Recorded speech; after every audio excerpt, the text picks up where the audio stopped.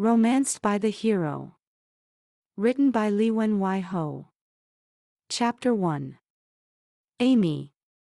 What was a romance blogger who'd lost all faith in love supposed to read?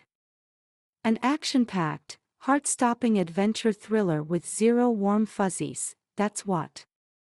That was exactly why Amy McCormick was listening to the latest Marcus Warner audiobook on her Monday morning flight from California to Colorado. This would help her check off another box for the December book challenge she had issued to her followers. An anti-romance book challenge, not that she'd specifically called it that. The official name was Written Winter Wonders, partly because she loved alliterations and partly for the season. Amy was certain her readers would all choose romance novels to complete their list of 14 goals. Not her, though.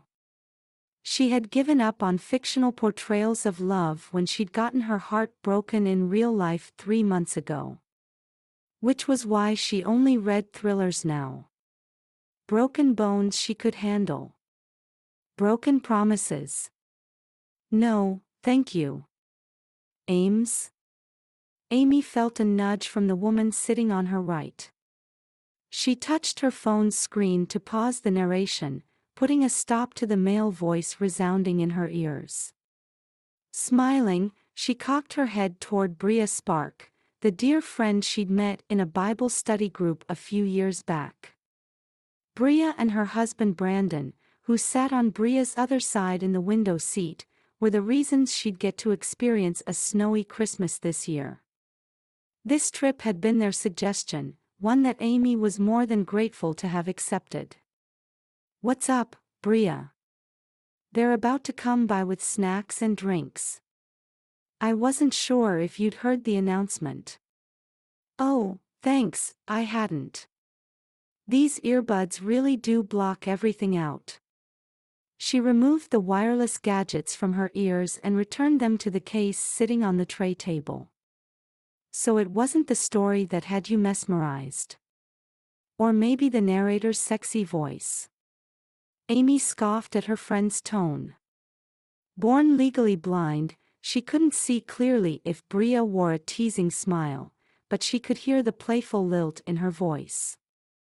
Bria was the most supportive friend Amy could have asked for, even if she couldn't get behind her new interest in everything non-romance. It didn't help matters that she'd married Brandon, one of the most lovey-dovey guys around. A romance author whom Amy had been a huge fan of back when she'd still believed in happy endings. As much as she hated to admit it, she did miss those days.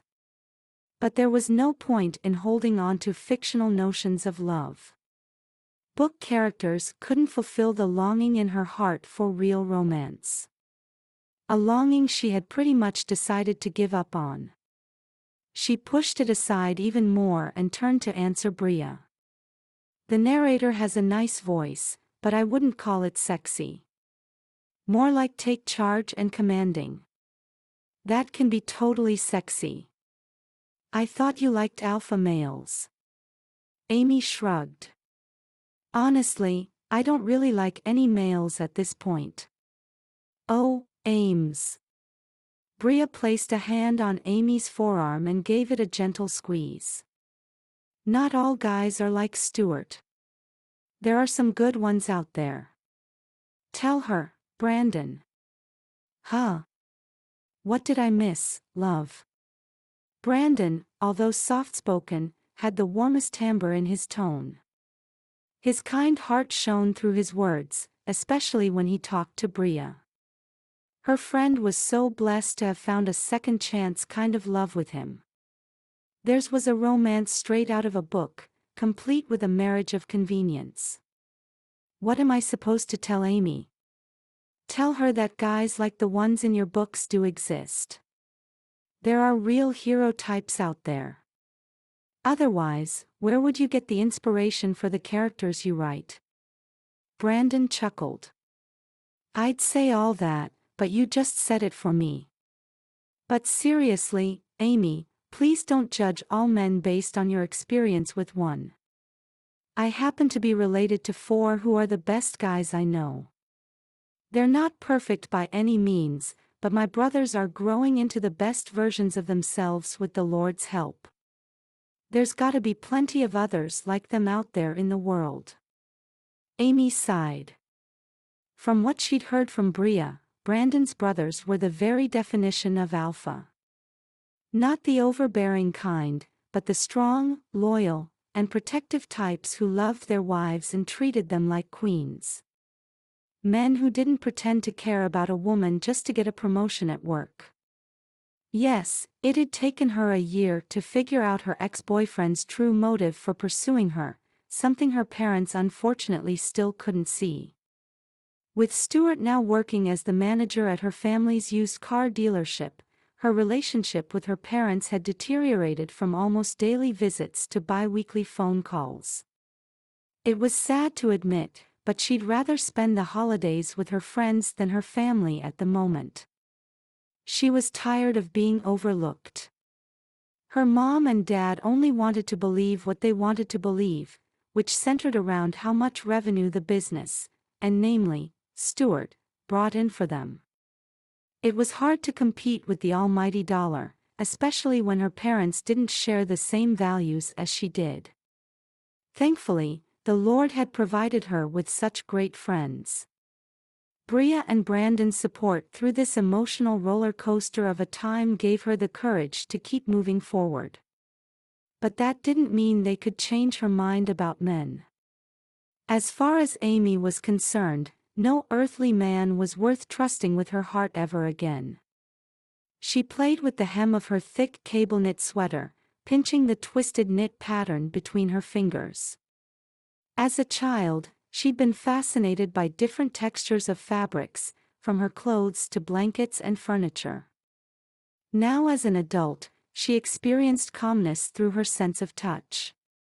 Her hands gave her a better view of the world around her. If only it could have warned her of Stuart's intentions the moment he first held her hand. "You and your brothers are all book-worthy heroes, but you guys are the exceptions. The men I know are nothing like the ones I read about, used to read about," she corrected herself with a wry smile. "I know you two are trying to make me feel better and give me hope, but you don't have to try so hard. I've accepted my fate. I'm okay being single. Before Stuart, I had never even expected to fall in love, let alone get married. Dating him helped make that reality more clear for me. But Ames, you can't just give up on love like that. Can you imagine if I'd done that, how much I'd have missed out on? Brandon and I wouldn't be together, Seth wouldn't have known what it's like to have a dad, and Sophie wouldn't even exist." Amy patted Bria's hand. She appreciated her friend's plea, but she was tired of hoping. Just as much as she didn't want to dwell on the past anymore, she didn't want to think about the what-ifs of the future either. The present seemed like a much safer alternative. One that wouldn't lead her on, only to let her down the moment she dropped her guard. Finding love wasn't as easy as Bria made it out to be. "Bria, I'm very glad you didn't miss out on any of that. You deserve every bit of happiness that's come your way. But I'm not you. God has different plans for me. Ames, don't close your heart off just yet. At least not until you meet Mac." "Mac." Squeak. The wheels of a metal cart clicked to a stop beside Amy. "Hi, miss," a woman with a nasally voice addressed her. "What would you like to drink today?" "We have," Amy forced herself to switch mental gears and focus on the flight attendant's spiel, even though she had half a dozen thoughts bouncing around in her mind. Who was Mac? Was he a friend of the Sparks who lived in Freedom Ridge? Why hadn't Bria and Brandon mentioned him before? Her gut told her that her well-intentioned friends had cooked up something fishy behind her back, and she didn't know whether to be touched or annoyed. Humph. If their plan was to set her up with this man, it'd definitely be the latter. As soon as the three of them had received their drinks and snacks, Amy could wait no more. Before the snack cart had moved past their row, she turned to her friends and asked, "Okay, guys, who's Mac?" "My cousin," Brandon piped up. "He's the one picking us up from the airport today." "He is? You never mentioned anything about a cousin." "Did I not?" He cleared his throat. "I guess I assumed Bria told you about him." Amy pursed her lips. Brandon was too much of a straight and narrow guy to fib well. The change in his voice quality, from even-keeled to low and creaky, gave him away so quickly, she almost laughed. Almost, because she now knew the real reason why Bria had told her to dress up for their flight. "So, this is why you offered to style my hair this morning, Bria, and why you insisted on me wearing red." "You're thinking too much, girlfriend," Bria answered. "I did your hair because that's what I do for a living. And red's your favorite color. You look so pretty in red." "It's my former favorite color." While Amy had no vision in her right eye, she had limited ability to see colors and light in her left. She'd loved all shades of red and often painted her nails a cherry color to match her favorite lipstick. At least, she used to before her breakup. Now, anything red reminded her of romance, something she no longer wanted anything to do with. That's why she'd opted for nude polish and lipstick today, a non-color that reflected her non-existent love life. "You know I care about you, right?" Bria continued, not deterred at all by Amy's lack of enthusiasm. "I want the best for you. We both do, Brandon and I. So, please trust us on this.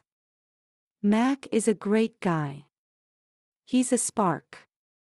They come from a good line of faithful, God-fearing men. Just give yourself a chance to get to know him." "As friends, you mean?" Amy tore open her snack bag and tossed a couple of pretzels into her mouth. She washed the saltiness down with a sip of ginger ale. "I can do that. And maybe more." Bria asked hopefully. "More? I'm only going to be in Colorado until the 26th. That's less than 2 weeks. And then I'll be heading back to California. I'm not looking for a long-distance relationship, if I were even interested in dating, which I'm not," she added for emphasis. She couldn't believe how adamant Bria was being. Or, could it be that she was the one being too closed-minded? Amy shook her head. No, she didn't think so. She'd rather be extra careful and responsible with her heart than let it get trampled on again. Even if that meant being a little cynical about men. If he's so great, Bria, then why hasn't some lucky woman snatched him up yet? Actually, one did a couple of years ago, Brandon spoke up, his voice thick with emotion, but she passed away 6 months before their wedding. Amy gasped. Her chest constricted as a wave of sadness washed over her. "That's horrible. Oh, I feel terrible now with all my whining and complaining. I can't begin to imagine what he's been through. He did have it rough for a while, but he's doing a lot better now. I think well enough to be open to dating again." "Mac's so excited to meet you," Bria gushed. "I told Brandon to text him a picture of you, and guess what he said?" "You did what?" "He said you're beautiful." Amy threw her head back against the headrest and groaned. "Bria Spark, I can't believe you did that. What else have you done behind my back that I'm afraid to find out about?" "Just one more thing, yes," she eked out through clenched teeth. "We asked him to be your tour guide." "Tour guide? I don't need a tour guide. I already have a list of places I want to visit and the GPS on my phone to get me there." Plus, you guys will be going with me, won't you? For some of the things. We'll be together at Brandon's book signing tomorrow, but the day after, we're hoping to go cross-country skiing. You're welcome to join us, but I know you're not a fan of sweating, Bria quipped. And anyhow, we're only visiting for 5 days. That's why we asked Mac to keep you company for the rest of your stay. Doesn't he have to work? Or is he some self-made billionaire who retired when he turned 30? Amy joked, thinking of the last romance she'd read with such a leading man. Or does he work as an actual tour guide in Freedom Ridge? Nope and nope. Mac's the head of security at the lodge, Brandon explained. He actually offered to take the week off to show you around. He did what? See how sweet he is, Ames. You're gonna love him. Oh. Amy yelped as the plane suddenly hit some turbulence. She clutched the armrest with damp fingers while they rode out the rocky patch, then released a sigh of relief when the plane leveled out. Her relief was short-lived, however. Her stomach dropped as Bria's words came back to her, "You're gonna love him." No way, no how. Amy vowed then and there that she'd have to enforce her own security rules.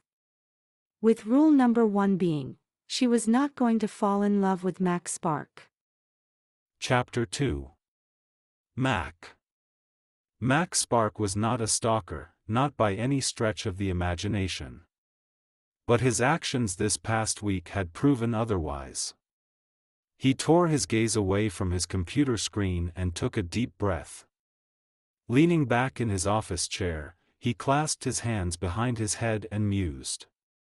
That's what his former fiancée had called his episodes of thinking. He didn't just think, he pondered, reviewed, and evaluated. Chewed up details and opinions in his mind, deliberated all the pros and cons, then churned out a carefully thought-out decision. Yep. That was how he mused.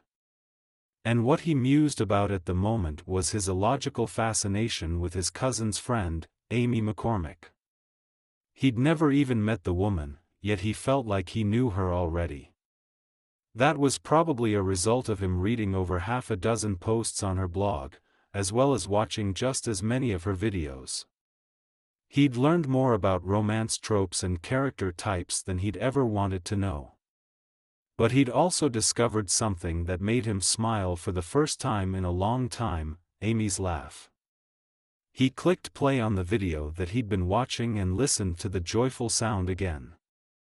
Bright and cheery, the laugh lifted the corners of his mouth and filled his chest with a burst of warmth. The woman on the screen had her head thrown back as she wiped tears from her blue-gray eyes. Eyes that he knew didn't possess the ability to see clearly, yet he felt seen. Amy's down-to-earth personality and wit shone through her words and expressions. Even with miles in between them, Mac felt a connection to her. The funny thing was that Amy was nothing like his former fiancée, but maybe that was a good thing. Sandy had been a force of nature, headstrong and adventurous.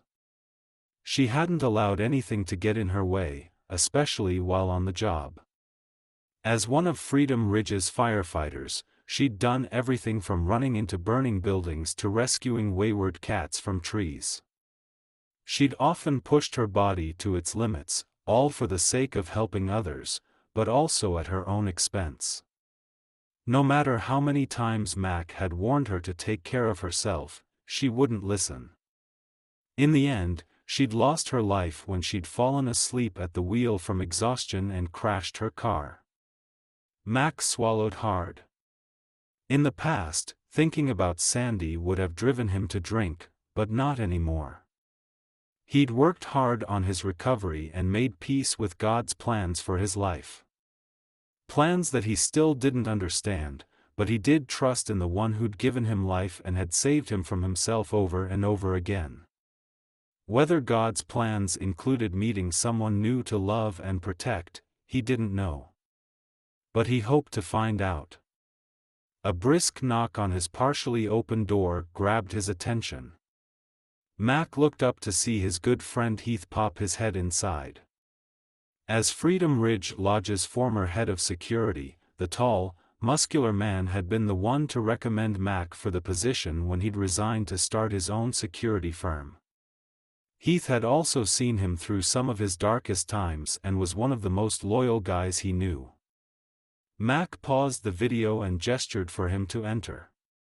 "Hey, man, how are you?" "Good." He strode across the office and took a seat in the chair across from Mac's. "How about you? Shouldn't you be enjoying your vacation right now?" "I'm getting there. I'm picking Brandon and his wife and their friend up from the airport in an hour. I just stopped by here to make sure everything was in order." Mac smiled gratefully. Heath had offered his and a couple of his men services for the lodge during the Christmas season. With a surge in visitors expected for these last 2 weeks of December and also with Mac taking time off, their extra eyes and ears were a welcome help. "I didn't want to leave a mess for you to handle while I'm gone." Heath scoffed. "You couldn't be messy if you tried. Except for the trail of dirty socks you leave around your house.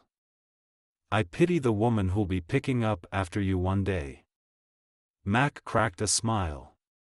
From the looks of his office, one would assume he was disciplined and orderly. Every book on the wooden bookshelf behind him had its own alphabetized spot. Not one pen, paperclip, or sticky note strayed from its rightful container on his desk. Even his computer keyboard was free of dust and crumbs. Yet, his home life was a completely different matter. Heath wasn't wrong, but he presumed too much. "No pity necessary, man. If I'm fortunate enough to find a woman who'll take me, warts and all, you can bet she won't be lifting a single finger at home.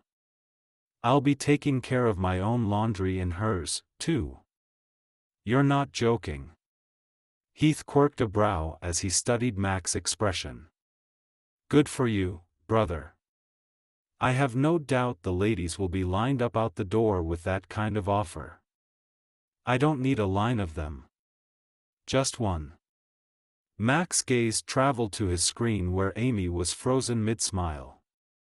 An inexplicable sense of joy came over him, puzzling him again. What was it about this woman that moved him so much? "Mac? Hello?" Heath leaned over the desk and waved his hand in Mac's face. "Earth to MacGyver spark." "Yeah, I'm here." Mac blinked and met Heath's curious eyes. "I guess my brain's already in vacation mode." A single glance at the screen had Heath grinning. "But I bet your heart's working overtime." "Who's this girl?" "Her name's Amy. She's Brandon and Bria's friend." "The one coming to Freedom Ridge today?" Heath sat down and rubbed his hands together. "Wait till I tell Claire about this." "Slow down, man. There's nothing to tell yet. But yes, she's the one. I'll be showing her around town while she's here." "Really? That's how you're spending your first vacation in years?" He whistled in appreciation. "She must be special. I can't wait to meet her." "Me, too." Mac ran a hand through his dark hair and laughed. "That's the strange thing about all of this. I haven't met Amy yet, but I already have a good feeling about her. It doesn't make sense. I had a good feeling about Claire the first time I saw her. Sometimes you just know. Love doesn't always make sense." Spoken like a man in love. Mac chuckled. Ever since his friend got together with his now wife, he'd turned soft, in a good way.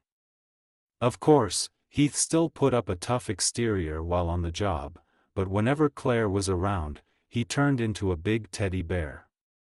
A big, happy teddy bear. The two of you are so sweet, it's enough to make my teeth ache. Hey, don't blame your sweet tooth on me. You down hot chocolate the way most folks drink coffee. I don't know how your teeth haven't fallen out yet. Don't worry, I'm saving up for dentures just in case. They shared a laugh that had Mac saying a prayer of thanks to God for this moment. There'd been a time not that long ago when he thought he'd never joke around again. When he'd been too caught up in grief and guilt to see the good still left in his life. With the help of Heath and other friends from their church family, he'd gotten back on track. Began attending AA meetings regularly and taking care of himself. Instead of wishing to turn back time, he now looked forward to the future. Especially with this upcoming vacation. It was time to set his work aside for play.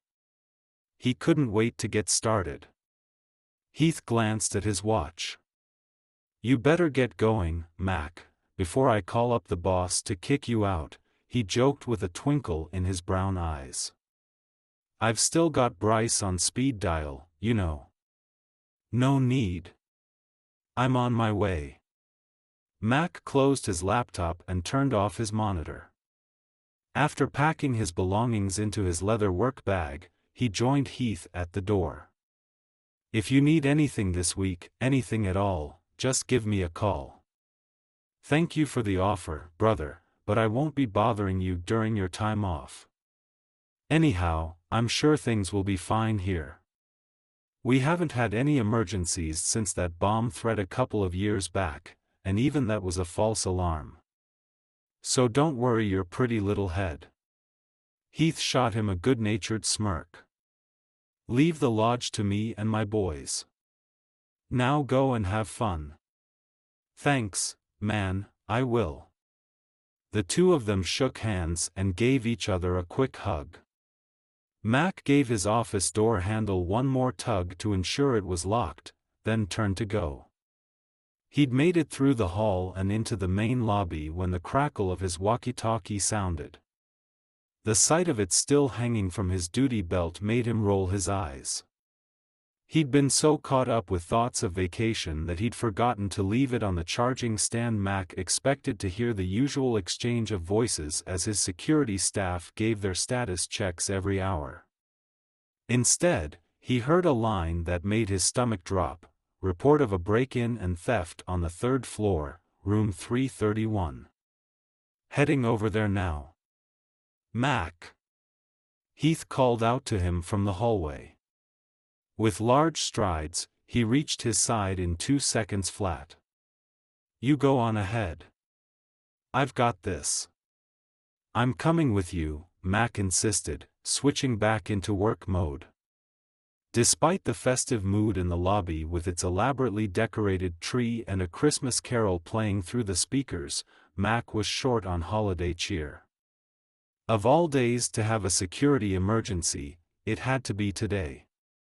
His vacation would have to wait. This lodge and the safety of its guests were his responsibility. Fingers crossed he'd get this incident contained ASAP. I need to find out what happened and get one of the guys from the precinct over here. We need to lock this down before it gets out of hand. Heath frowned and crossed his arms over his chest. Trust me, I will do just that. What you need to do is go pick up your friends. I have some time. No, you don't. If you don't leave now, you'll hit traffic on your way over. Go on, Mac. I'll keep you posted as soon as I find out any information. Mac blew out a long breath. His gaze wavered between the elevator and the lobby entrance, finally settling on the latter. Fine. Thanks, Heath. I'll be waiting for your call, he answered, then forced himself to walk out the door.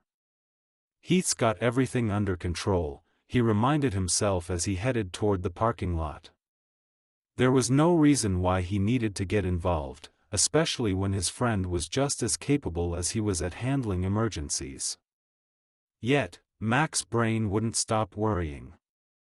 It had been a couple of years since Heath had worked on the lodge's property, and a few of the security protocols had changed. They'd also had a new surveillance system installed. This was a lot to manage, even without the report of a break-in. His steps slowed until he was standing smack in the middle of the road. He had two options before him: head to his car or go back to work. This time it only took 2 seconds of musing for him to turn around and retrace his steps back to the lodge. He hoped this was one decision he wouldn't regret. Chapter 3. Amy. I have a feeling we're not in California anymore, Toto, Amy joked to her friends as they walked out of the airport's main terminal. Their plane had landed later than scheduled due to visibility issues that had left them circling the airport for 15 minutes. Thankfully, they had all traveled with carry-ons, so there wasn't an additional delay in waiting for their luggage. After an almost 3-hour flight, she was happy to be stretching her legs. She shivered as a strong gust of wind blew her chin-length hair around her face. So much for Bria's attempt to tame her locks that morning. Dry, windy weather and her frizzy mane did not go well together, not that it mattered what she looked like.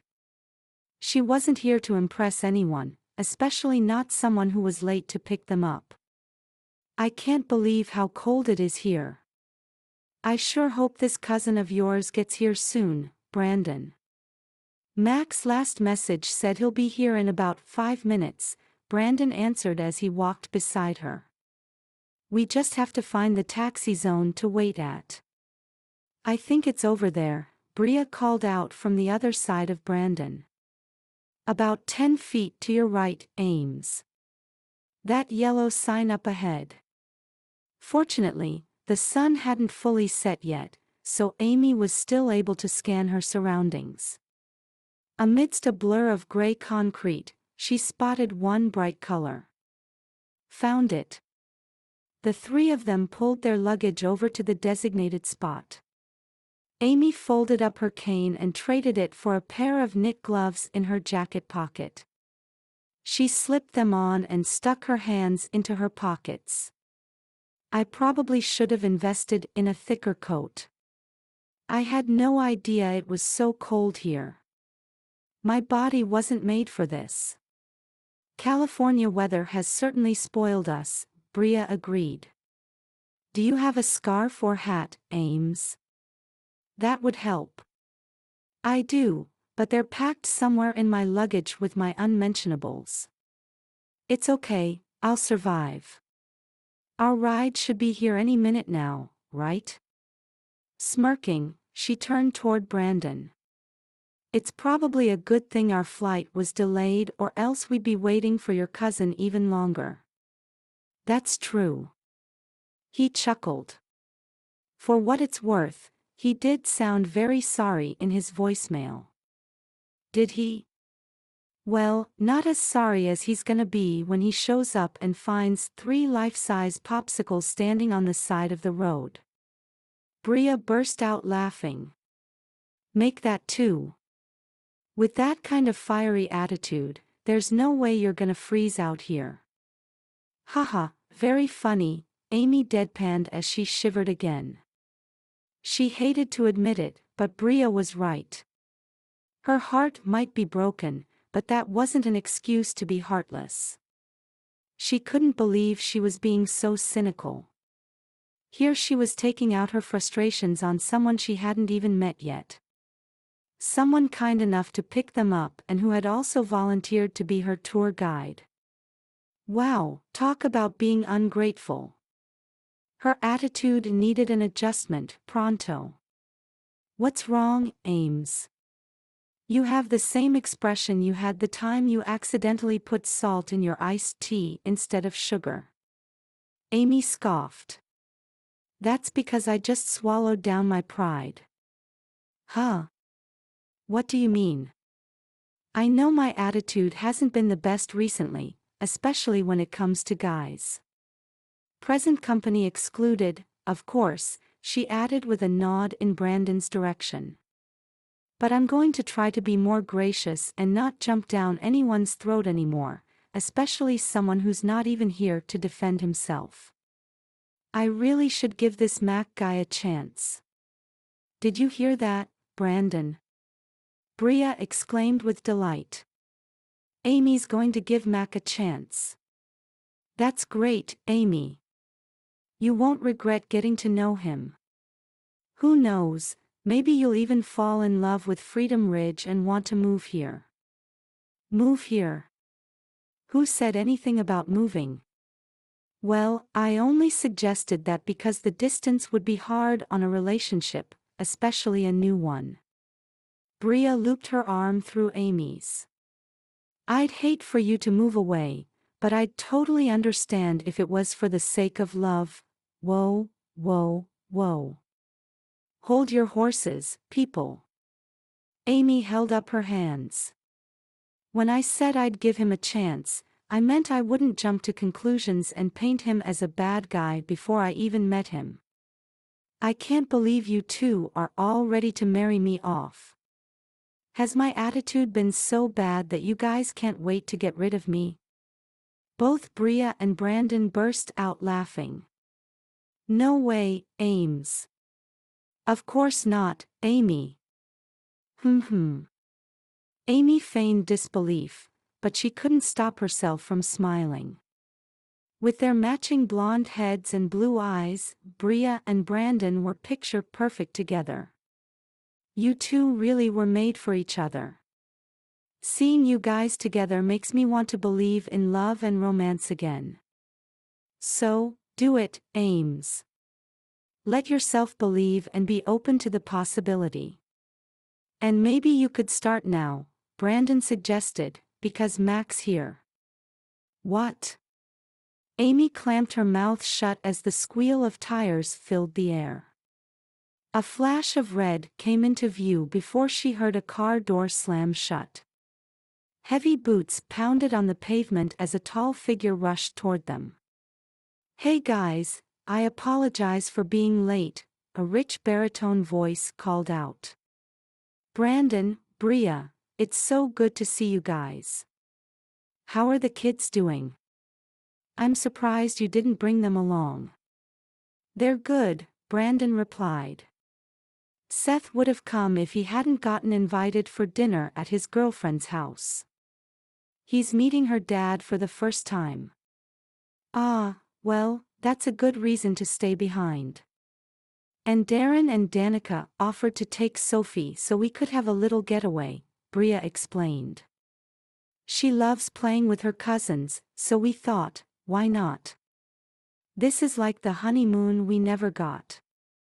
Amy stood by, cringing as she listened in on the conversation. Oh boy. If she'd known Brandon and Bria had meant for this to be a romantic trip, she never would have tagged along. She was officially a third wheel now, a role she didn't want to fulfill for any couple, much less her good friends. They deserved a child-free, spouses-only vacation where they could be as lovey-dovey as they wanted to be, whenever they wanted to be. Which meant she needed to give them as much space as possible for the next few days. Which also meant she'd need to rely on Mac a little bit, at least in the beginning while she familiarized herself with the lodge. But that was all. There would be no further fraternizing with the tour guide. No matter how much she enjoyed the sound of his voice. His smooth and warm as butter on pancakes voice. God, why did you have to give him such an amazing one? Hi there, you must be Amy. Mac stood before her now. He was about a head taller, with hair the color of dark chocolate. I'm Mac. It's so nice to finally meet you. Yes, I'm Amy. It's nice to meet you, too. She offered her hand, which he promptly took. His grip matched his presence, strong and sure. In fact, his whole being radiated an alpha quality that reminded her of the hero books she'd read for her blog challenge last month. A group of men living in a fictional tourist town who live to serve and protect their community. Who knew these guys existed in real life, too? Amy's so excited to have you as her personal tour guide, Mac, Bria declared all too enthusiastically. Brandon and I know she'll be in good hands with you. We're sure you guys will get along really well. Ames has the best sense of humor. Is that right? Apparently so, Amy replied through gritted teeth. Especially under pressure, not that Bria's comment puts me on the spot at all whatsoever. Bria snorted. See what I told you? I do see. Mac chuckled. I know you have a great laugh, Amy. I can't wait to hear it in person. My laugh. How do you know what my laugh sounds like? Brandon told me about your blog, so I checked it out. I watched a couple of your videos.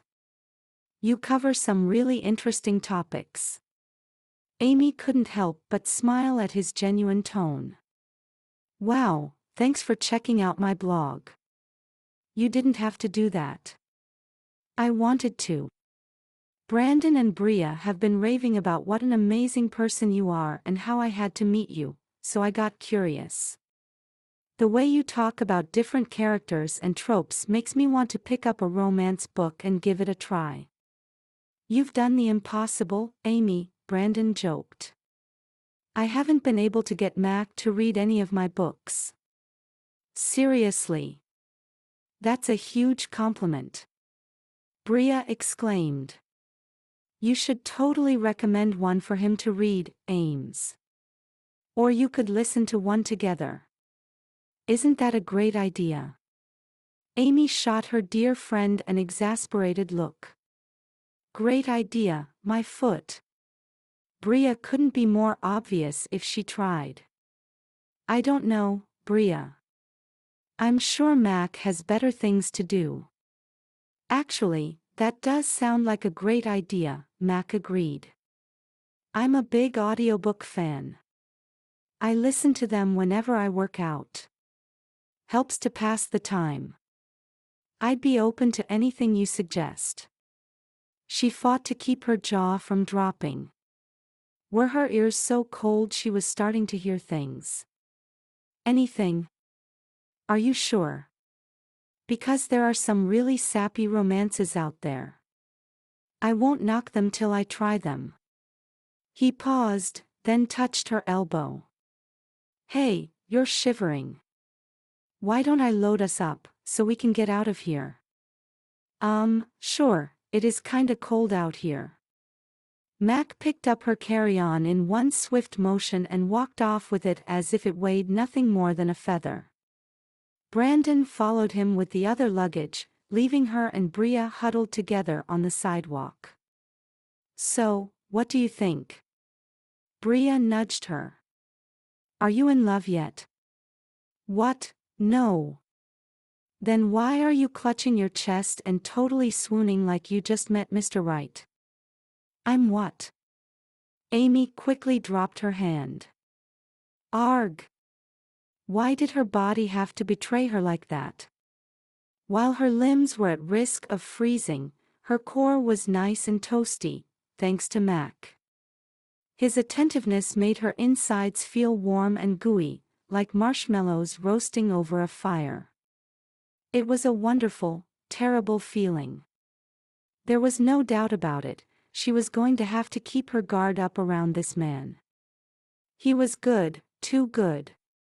You've been reading too many of Brandon's books, girlfriend. I am not swooning. Not swooning at all. If anything, Amy was suspicious. There was no way this hunk of a man was as dreamy as he seemed. He had to have some skeletons in the closet. She made up her mind to find out what they were. If she didn't, she had a feeling she'd fall hard for him. And with how bruised her heart was, she didn't know how much inevitable hurt it could take. Chapter 4. Mac. Morning, cousins, Mac called out to Brandon and Bria as they walked out of Freedom Ridge's lodge Tuesday morning. He'd parked his car in the loading zone, ready to chauffeur them and Amy to Stories and Scones. His stomach dipped in disappointment when he didn't see any sign of their gorgeous friend. "Where's Amy?" "She's getting some information from the event planner," Brandon answered as he hopped into the back seat. "We bumped into Haven when we were getting breakfast. She's telling Amy about all the places to go on Main Street." "Oh yeah? I was planning to show her around there today while you guys are at the book signing." "That's a great idea, Mac. I'm sure Ames will enjoy that." Bria gave his arm a pat before joining Brandon in the car. "She loves to shop." Mac smiled and closed the door behind them. With the temperatures dipping to the low 50s today, he'd left the car running to keep the heat on. He'd noticed how cold Amy looked yesterday and wanted to ensure she stayed warm. He was ready to do anything to make her visit to Freedom as enjoyable as possible. Safe, too. Which was why he'd asked Heath's men to pay special attention to Amy's floor last night. They still didn't have any leads on the robbery. The only suspicious activity the security cameras had picked up on recently were a couple of guys loitering in the parking lot. How someone had been able to break into a guest's room and make off with a pair of diamond earrings was still unknown. But Mac was determined to find out. Even though he wasn't officially on the clock today, he'd already touched base with Heath at the crack of dawn. His friend agreed to keep him apprised of the situation as long as he promised to stay out of the office. It'd be one tough promise to keep if it weren't for the fact that he couldn't wait to spend time with Amy. He pulled out his phone to check the police scanner text feed. While some folks liked to read about yesterday's news, he preferred to stay one step ahead of the action. It was the best way to protect the people he cared about. "Mac?" He glanced up to see Amy heading toward him. She wore a bright blue sweater with dark jeans that showed off her curves. Her dangling tortoiseshell earrings matched the frames of her sunglasses. A smile immediately found its way to his face as he opened the front passenger door for her. "Hi, Amy, right this way. Brandon and Bria are in the back seat, so you get shotgun." "Oh." She wrinkled her nose. "Why don't I sit in the back with Bria? That way you and Brandon can catch up." "Come on, Ames, get in." Bria called out. "You're letting all the heat out. It doesn't seem like the lovebirds want to be separated right now." Mac chuckled. "Take a seat. I promise I won't bite." Sure, okay." Mac mused about the hesitation in Amy's voice as they headed toward Main Street. She seemed so different from the woman in the videos, more reserved and quiet. Not that there was anything wrong with those qualities, but he couldn't help wondering when he'd get to witness the more talkative, lively Amy. He prayed God would allow him to get to know this woman better. "How'd you sleep?" he asked her, trying to make conversation. "Fine." She played with the hem of her sweater for a moment before asking, "You?" "Not bad. I had some work stuff on my mind, but I had to tell myself to stop thinking about it at midnight. Just had to put it all in the Lord's hands and force my eyes shut." Amy nodded before turning around to face her friends. "Bria, Haven told me there's a candle shop we have to check out later. It's got the coolest name. Guess what it's called?" "I have no idea." "Wit and Sarcasm. Isn't that a hoot? That's so fun and creative." "I know, right? I bet their name sparks so many conversations." Amy threw her head back as Bria groaned. "Sorry, I couldn't help myself." Mac grinned. Amy's enthusiasm was contagious and her humor spot on. What a treat it was to hear her laughter resonate throughout the car. That was a good one, Amy. I'd like to think that Brandon and I helped give you inspiration for that. Her tone immediately changed. What do you mean? Because our last name is Spark. Oh. Right, of course. She gave him a curt nod before turning to face the passenger side window. The entire car fell silent after that, leaving Mac cringing inside. A joke was never good if one had to explain it. But it wasn't only Amy's lack of appreciation for his humor that had him scratching his head. If he didn't know better, he'd say she was avoiding him. He spent the rest of the drive musing over this. When they got to Stories and Scones 10 minutes later, he was still as confused as ever. It wasn't an outright avoidance, more like little hints of them. The eager way she had offered up the front passenger seat for Brandon. How she'd only give him brief answers but talk to Bria without restraint. And how she'd managed to stay at least 3 feet away from him at all times since they'd entered the shop. All right, so those hints were as subtle as a bull in a china shop. If only he had a clue as to why he'd been relegated to the doghouse. As Mac helped Brandon unpack a box of merchandise for the book signing, his gaze traveled past a couple of bookshelves across the store. It was nearly empty except for a few customers milling about. He waved hello to the ones he recognized, including his boss's assistant, Sabrina. He spotted Amy and Bria standing beside a bakery display case talking to the shop manager. Amy listened attentively as Jan told them about the pastries available for the day. How he wished the gorgeous brunette would smile at him the way she was at the older woman. He sighed and turned to face Brandon. Did Amy say anything about me to you guys? Like what she thinks of me? His cousin glanced up at him in surprise. Why do you ask? I was hoping to get to know her better, but I get the distinct feeling she's keeping her distance, like she doesn't want to be near me. Mac rubbed his chin.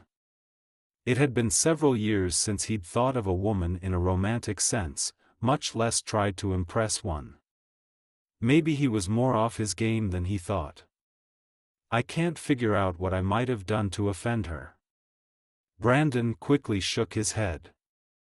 Don't worry, Mac, you didn't offend her. That's good to know. Then what is it?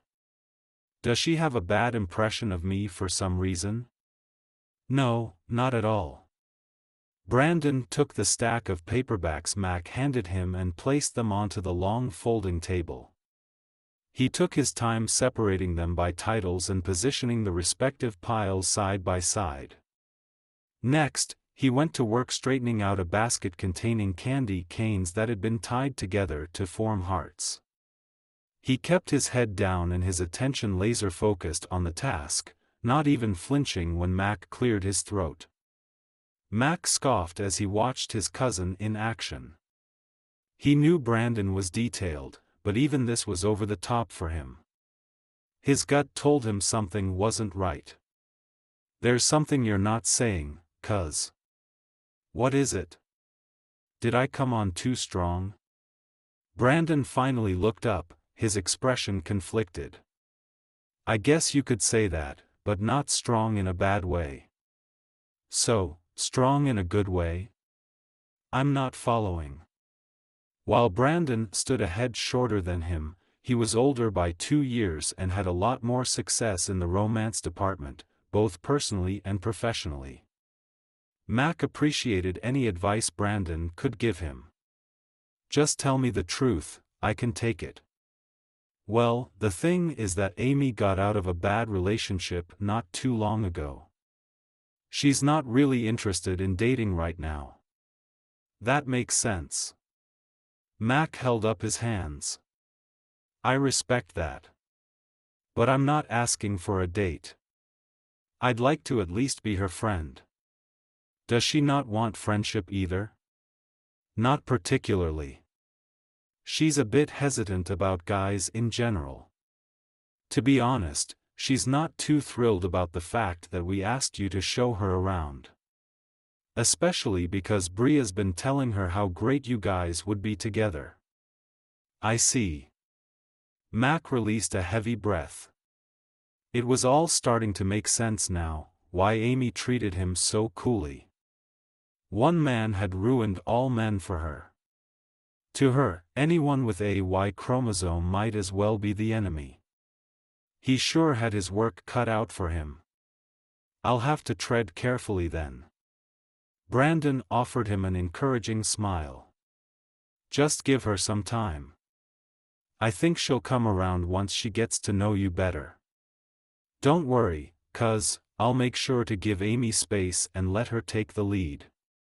I can just play chauffeur for her if that's all she wants me to do. Don't overthink it, Mac. Just be yourself.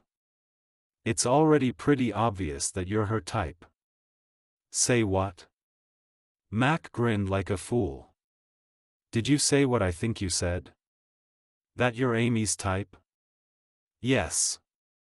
That's kind of what I meant about you coming on too strong.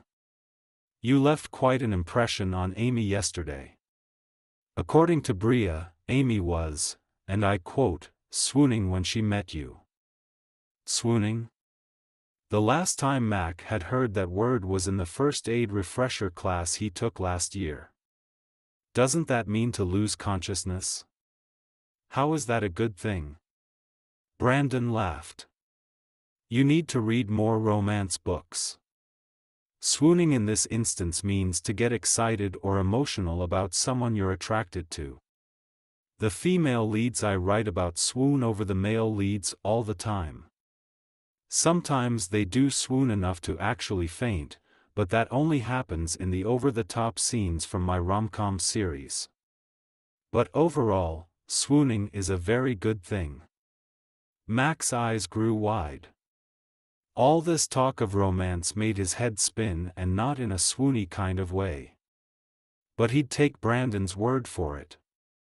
If he was able to make Amy swoon, maybe he had a chance to earn her trust, too. Chapter 5. Amy. Amy felt like a villain. Not exactly like the scheming, evil kind from the thriller she'd finished listening to last night, but a notch lower on the ruthlessness scale. Her gut twisted as she remembered the uncertainty in Mac's voice when she'd asked him to explain his joke. Under normal circumstances, one in which she wasn't trapped in a car with a swoon-worthy man, she would have gotten the pun. But she could hardly think straight with his spicy, citrusy cologne invading her senses, especially when his elbow had grazed hers on the center console. Yet, the real killer of the moment was when she'd left him hanging afterwards. Yes, she'd purposely turned away to hide her smile. The smile that would have told Mac how much she appreciated his sense of humor. I'm such a meanie. Amy whispered to Bria from where they stood near the front of the shop that doubled as a cafe and bookstore. This place was literally a reader's paradise, but she had a hard time immersing herself in the smell of baked goods and books. All she could think about was how rude she was behaving toward a man who had been nothing but nice since they first met. She shook her head and sighed. Why aren't you saying anything to make me feel better? Bria laughed. Because if I do, you won't change your ways.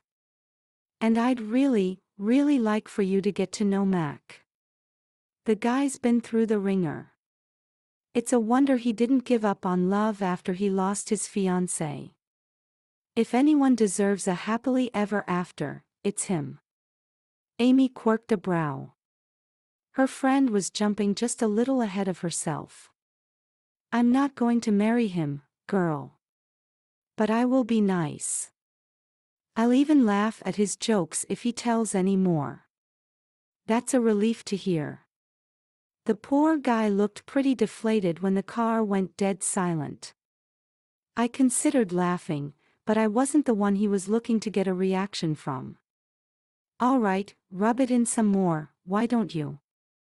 I'm just speaking the truth, in love of course. Ha ha. Amy smirked.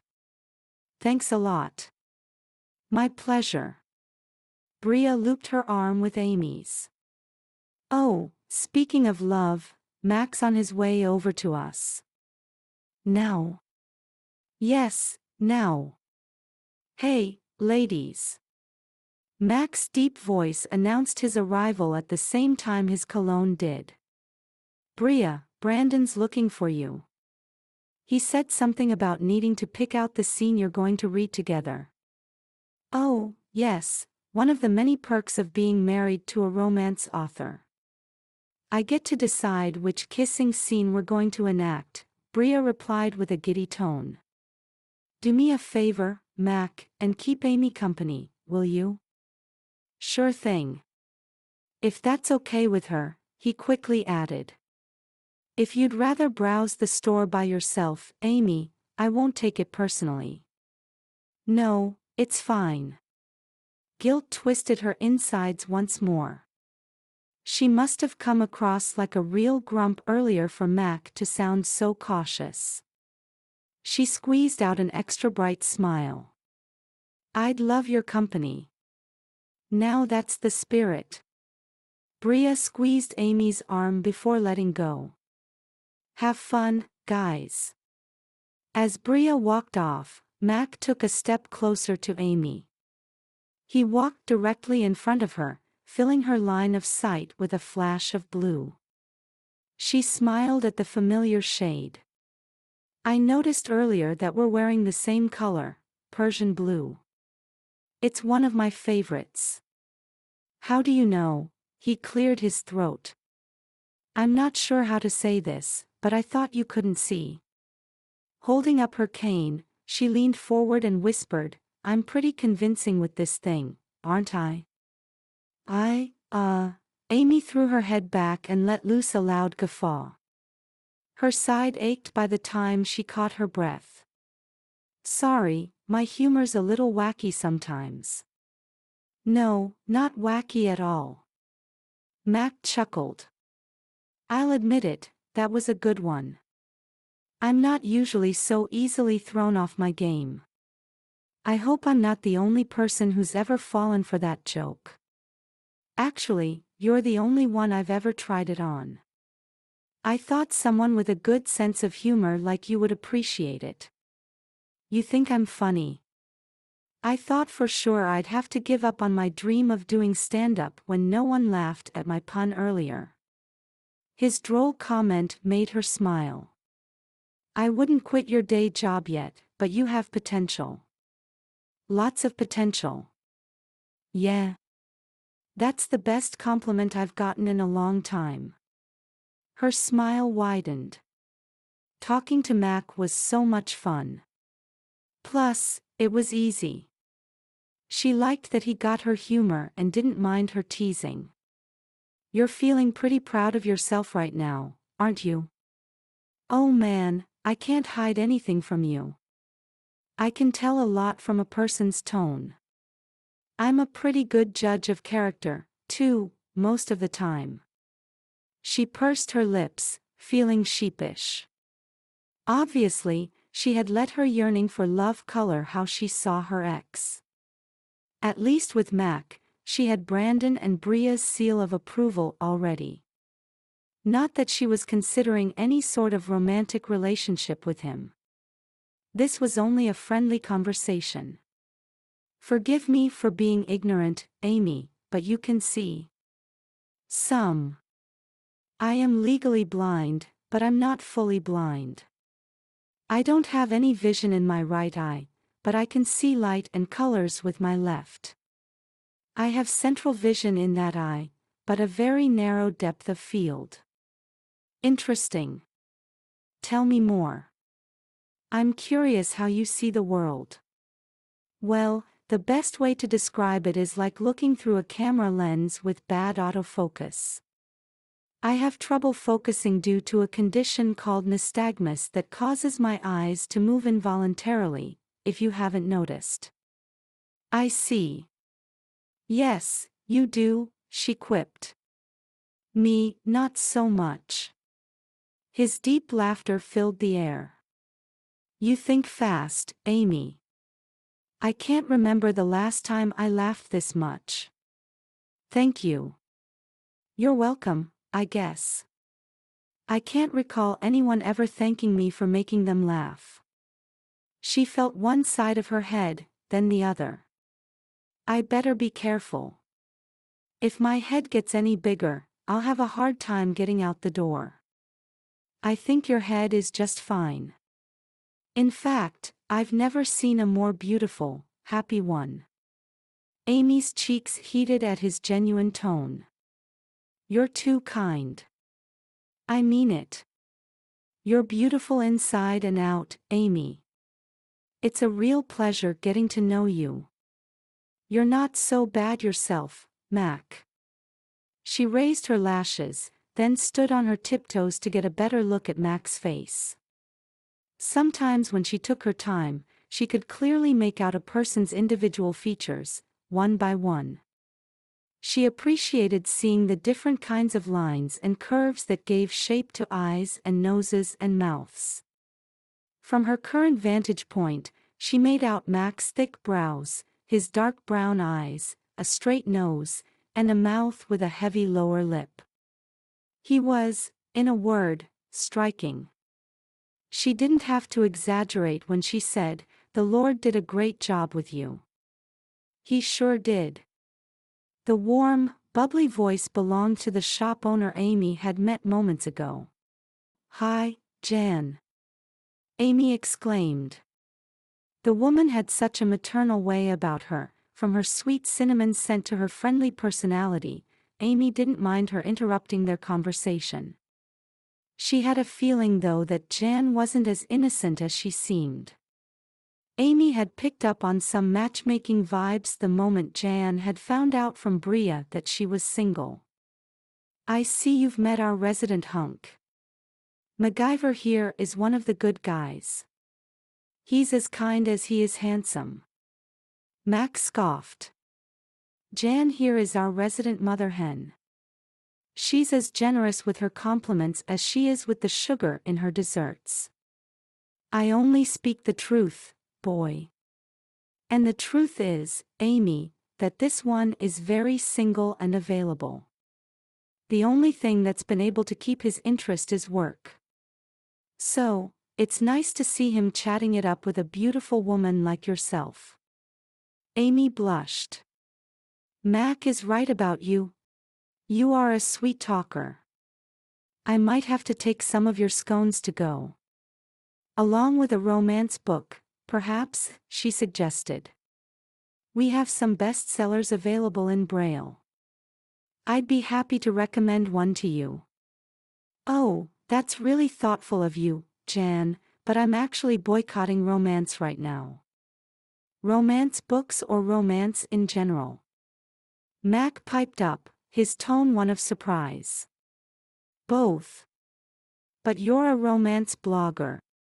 Isn't reading romance part of your job?" "Technically, yes." With two pairs of eyes on her, Amy shifted her gaze from one person to the other as she debated how to answer Mac's question. She could either go with the long explanation involving her ex or make up an excuse. To save face, she chose the latter. "Sometimes I like to switch things up. Romance gets boring after a while. It's like if you were to eat the same scone every day, you'd get tired of the flavor. That's how I feel about romance right now." Jan expressed her disapproval with a loud tisk sound. She placed an arm around Amy's shoulder and gave her a gentle squeeze. "Girlie, whoever got you feeling down about love like this doesn't deserve you. You're better off without him." "How did you?" Amy cut herself off before she gave any more details away. It was one thing to tell her sob story to another woman, but she wasn't about to bear it all in front of a man. Especially not one she hardly knew. She took a breath to compose herself. What makes you think there was a man involved in my decision? Maybe I decided it was time for a change. I've been through loss myself. There's no need to hide your disappointment, dear, it's a part of life. But rest assured, the good Lord can redeem each one of our heartbreaks. Don't lose hope. There are plenty of good men around here in freedom. I found a second chance at romance not long ago. It can happen for you too, I'm sure of it. Amy squirmed under Jan's arm, feeling the weight of her concern like a noose around her neck. While she appreciated the older woman's kind words, she didn't have the faith to believe them. She also didn't want anyone's pity, least of all Max. To be honest, even though she shouldn't care what he thought of her, she did. He wasn't like other men. The level of comfort she felt with him was beyond anything she'd experienced before. What must he think of her now? She tried focusing on his face to gauge his reaction, but her left eye wouldn't cooperate. Stress and fatigue, both of which she experienced at that moment, hampered her ability to see clearly. She could rely on her other senses, but Mac was too quiet and still for her to discern anything. Just before the silence between them stretched to the point of awkwardness, Jan dropped her arm and clapped her hands. Speaking of good men, mine just walked in the door. I need to go help Pete bring in some things from the car. You kids go on and chat. Amy and Mac were left standing alone again. She cleared her throat, wondering how to return to the lightness of their previous conversation. Life would be so much easier with a delete button. Just one push and any unpleasant memory could be wiped away. If such a device did exist, her button would certainly break from overuse. A wry smile tugged at her lips at the thought. Let me guess, you're amused by Jan's subtleness? Mac asked. Ha! She scoffed. She's perceptive, I gotta give her that. Or maybe I just look like the poster child for heartbreak. Not at all. You're much too radiant for that. But what Jan said, was that all true? You've given up on love because of a guy. Amy debated how to answer Mac's question. He seemed like such a genuine person, she didn't want to lie. And honestly, what was the harm in telling him the truth? It wasn't like she was going to see him again after this visit. She might as well air out her dirty laundry. Yes, it was because of a guy. But it's more than that. I don't think it's good for women to expect to be romanced by men. It's this kind of thinking that creates unrealistic expectations, which results in disappointment, crushed hearts, and shattered dreams. Max sucked in a sharp breath. Ouch. Sorry. It's a touchy subject for me. Don't apologize, Amy. Your feelings are valid. But I'd have to agree with January, whoever this guy is, he's not the one for you. I know that now, but that doesn't change how I feel about romance. Mac grew quiet for a moment before he snapped his fingers. I think I know what could help. What you need is a do-over. What do you mean? You had a bad experience with the wrong guy. In order for you to believe in romance again, you need a new, better experience with the right guy. That sounds nice and all, but it's not like there's a service I can call up to find someone who will be the right guy, if he even exists, she added with a smirk. Well, Amy, you're in luck. I could be the right guy. Her jaw dropped. You? I'd be a representative of sorts, on behalf of all the guys in the world who get a bad rap because of what the wrong guys have done. Oh. That's an interesting idea. She furrowed her brows. I appreciate your offer, but I honestly don't know if you're joking or not, Mac. I'm being serious. I figure we'll be spending a lot of time together, so why not take the opportunity to show you how a real man treats a woman? A real man, huh? Real men aren't afraid of romance. You'll see, Amy. By the end of your visit, I'll have you believing once more that good men exist. What do you say? Do you accept this challenge? She took a moment to consider his words. This sounded like the sort of fun she needed to move on from her ex. If Mac could change her mind about men, it could be worth a try. All right. Challenge accepted. Amy offered Mac her hand. The moment their palms touched, all thoughts of fun flew out the window. A trail of heat sparked along her skin and traveled all the way up her arm. Her knees felt as wobbly as pudding. Oh dear. If a simple handshake could produce such an effect, what would a whole week and a half's worth of romance do to her? She wasn't sure she wanted to find out. Chapter 6. Mac. You sure look happy today, MacGyver Spark, the young woman working at Freedom Ridge Lodge's coffee bar remarked as she set Mac's order on the countertop. She tossed her hair over her shoulder and gave him a bright smile. Are you going to tell me who the other cup of hot cocoa's for? Or are you drinking both of them yourself? Not today, Casey. I learned my lesson the last time I did that. I had such a bad sugar crash afterwards, I nearly fell asleep at my desk. Mac smirked. This other cup is for a friend visiting from California. I've been showing her around town. A female friend? Casey's brows shot up.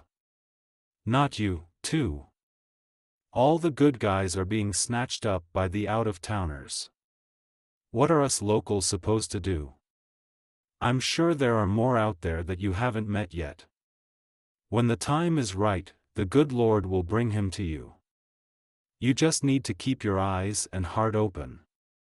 Casey balked. You make it sound so easy. It's not always so, but sometimes things fall into place better than you could have imagined. When that happens, there's no telling what amazing things will come out of it. Mac placed a $5 bill in the tip jar, then picked up the drink tray that held the 2 cups and pastries that he'd bought. Thanks for breakfast. Have a great day. Mac left Mountain Mug with his purchase and a spring in his step that was enthusiastic even for a Friday. He shook his head, not quite believing his own sudden burst of faith. One would think it was a byproduct of the holidays and the warm, feel-good spirit of the season. But as the past couple of Christmases had proven, this time of year usually brought nothing but loneliness for him. It was the first time since Sandy's passing that he felt like celebrating. And it was all thanks to the lovely woman he was on his way to meet. Amy was just as special as he thought she was.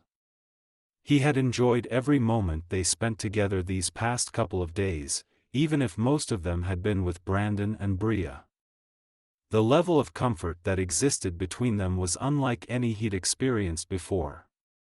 He appreciated her sense of humor and forthrightness, as well as her willingness to go along with his unconventional proposal.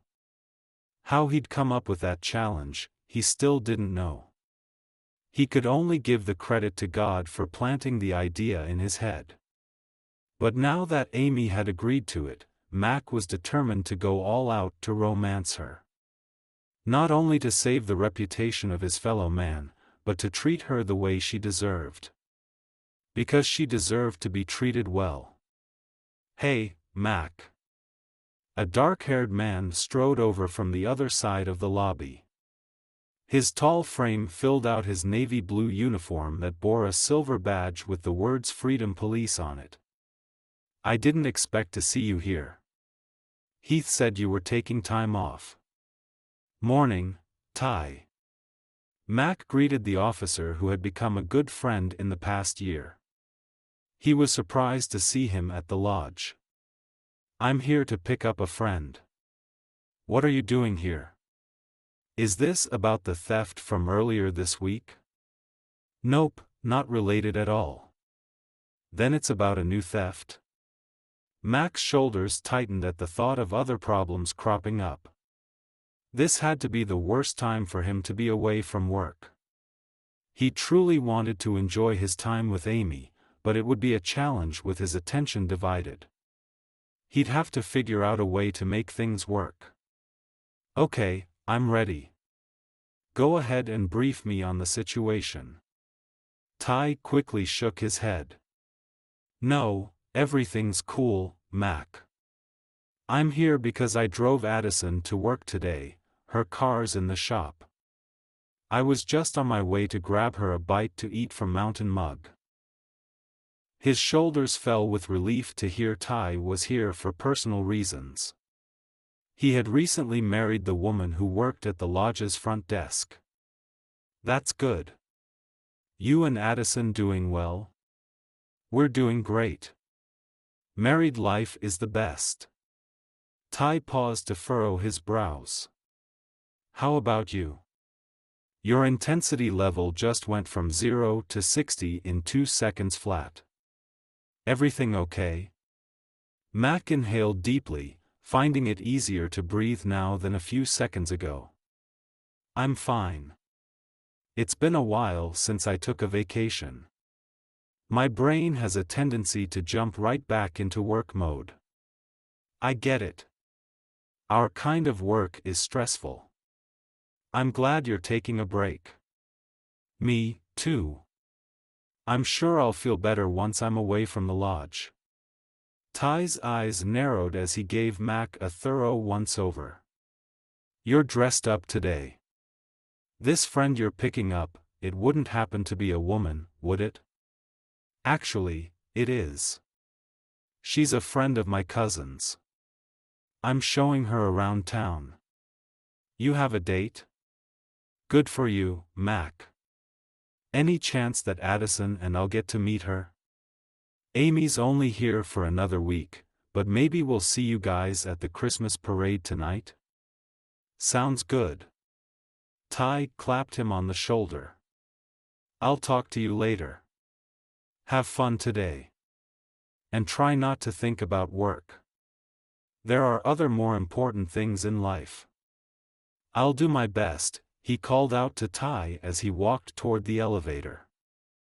On the ride up to the 3rd floor, Mac couldn't shake off the frustration he felt at his reaction earlier. Work was a big deal for him, but he hadn't realized how much it affected his outlook and even his mood. His body had gone into fight mode at the thought of trouble. What would he have done if there really had been a problem to deal with? Would he have rushed off to tackle it and left Amy waiting? He sure hoped not. But then again, he put work before his friends the other night when he'd been late to the airport to pick them up. He really needed to get his priorities straight. It was times like this when he remembered how important balance was in life. Sandy had let her job consume her to the point that she hadn't taken care of herself. If only she'd considered her own needs. Ding! The elevator's doors opened as it arrived on Amy's floor. Mac ran a hand down his face, trying to clear his head of the past. He couldn't dwell on the if-onlys, he'd done that before to no avail. That kind of thinking had left him beating himself up at the possibility that he could have done something to save Sandy when the truth of the matter was that he couldn't change the past. He could only move forward. Sandy would have wanted him to continue living. He wanted to as well, in her honor and for his own sake. What Ty said was true. There were more important things in life other than work. Thank the Lord for this well-timed vacation where he could discover some of those things with a special someone. A few steps later, he stood in front of Amy's hotel door. Room 303. This would be his and Amy's first full day alone together. He knocked and announced his arrival with a hearty hello. "Coming," her familiar voice called from the other side of the door before it swung open. "Good morning, Mac. Happy Friday to you." "Happy Friday to you, too, Amy." Seeing Amy was like a balm to his soul. Her bright smile warmed him from the inside out. He grinned as he took in her emerald green sweater and dark jeans. Once again, her outfit was similar to his own. "I see you got the memo." "Oh. You're wearing green, too. What are the odds?" "In our case, pretty good. You look beautiful." "Thank you." She sniffed the air, then gasped in delight. "Let me guess, you brought me chocolate?" "Wow, you're good. I got us hot cocoa and chocolate croissants. I hope those are to your liking." "Oh, that sounds perfect." She slipped on her coat and stepped into the hallway, her cane in hand. "I've been told I have the nose of a greyhound. I can sniff out sugar from a mile away. I sort of have a sweet tooth." "Same here, several sweet teeth, in fact. No cavities though. Haven't had one in all of my 34 years. God blessed me with good genes." "Me, too. 33 years and cavity-free. My dentist jokes that I'm going to put her out of business." Amy laughed. "I can't believe how much we have in common, Mac. If you weren't Brandon's cousin, I'd suspect you were just telling me these things to make me like you more." His ears perked up. "Does that mean you already like me?" She placed a hand over her mouth. "Did I let that slip out?" "I'm afraid so." He chuckled. "Don't worry, your secret's safe with me, Amy. I like you, too. Well, aren't we two peas in a pod? You sure know all the right things to say, MacGyver Spark. You make it easy." Mac held out his elbow for her to hold on to. "Let me lead the way. We've got a busy day ahead of us. Are you ready?" "Yes, definitely. I can't wait to see what's in store for us today." Mac grinned. That made two of them. Chapter 7. Amy. Amy couldn't stop smiling. Mac was the best tour guide, friend, and possibly, man ever to exist, other than Jesus, of course. He'd brought her breakfast, then taken her around town as she requested. From opening her car door to every shop door they entered, he treated her with the utmost care. It was all a bit mind-boggling how considerate he was. She couldn't believe guys like him existed. Which was why she kept waiting for the proverbial other shoe to drop. "Here we are," Mac announced as he helped her out of his car. At his suggestion, they had come to Evelyn's, a restaurant located on Main Street not far from Wick and Sarcasm where they had just visited. They stood on the sidewalk facing a tall blue building. "Just to let you know, there are 6 steps leading to the entrance. Thanks for the warning." Amy took her cane out of her purse, ready to unfold it. "It really helps to know what to expect. Here, why don't I be your guide instead?" "All right then, if you don't mind." Amy pocketed her cane, then took the arm he offered her, happy to have a reason to be close to him again. She really ought to keep her distance and not let his kindness, or muscles, sway her, but it was hard to stay away. He kept impressing her time and time again with how detailed and sensitive he was toward her needs. She'd need to have a heart of stone to not fall under his influence. Last she checked, her heart was beating strong and fast, especially in Mac's presence. The cool thing about this place is that it used to be a Victorian home, Mac told her as they climbed the steps. It's about 125 years old, but the owner fixed it up nicely. She goes all out with the decor for Christmas. As soon as Thanksgiving's over, everything's red and green inside. One year, she even kept the Christmas tree up until July because she couldn't bear to take it down. Really? That's so festive. It makes sense, too, if you want to celebrate Christmas in July. That's one event I still don't understand. Why do folks want to celebrate Christmas during the summer? Seems counterintuitive to me. It's actually for people who live in the southern hemisphere.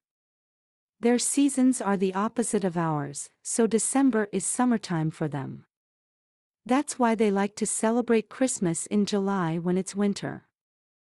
Huh. Now that makes a lot of sense. Are you sure you're not the tour guide here? He joked. Only for random facts that you never knew you wanted to know. Those are the best kind. I can wow the guys at work with this newfound trivia of mine. Thank you, Amy. The playfulness in his voice made her smile. You're very welcome. She followed him past a creaky metal gate, then through the front door of the restaurant. Once inside, a female hostess who knew Mac by name greeted them. Amy wondered how often Mac frequented this place that he seemed so familiar with. Do you bring all your dates here? Amy asked half-jokingly as she and Mac followed their server to a table near the window.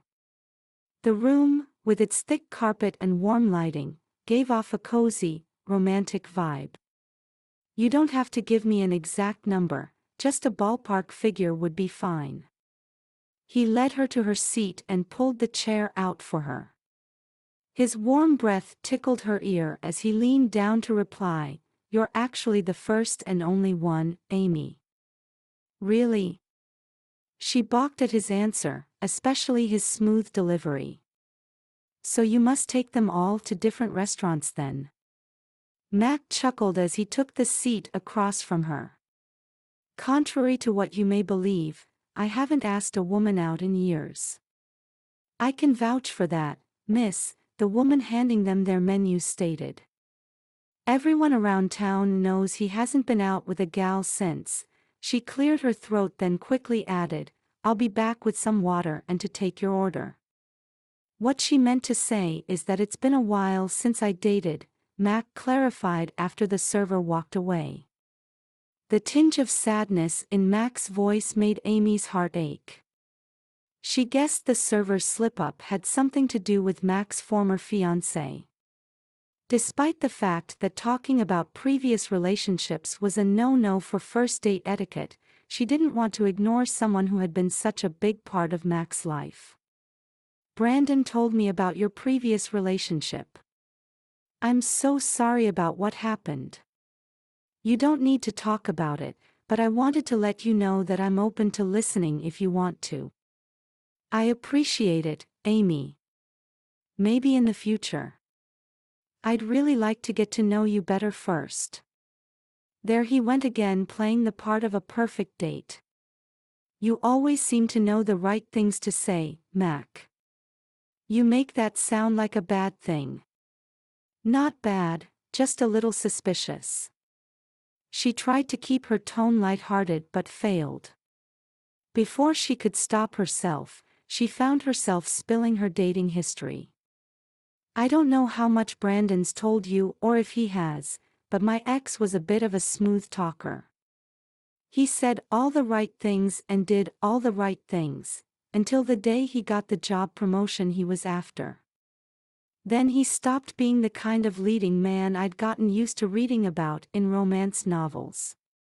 She inhaled sharply as her cheeks heated.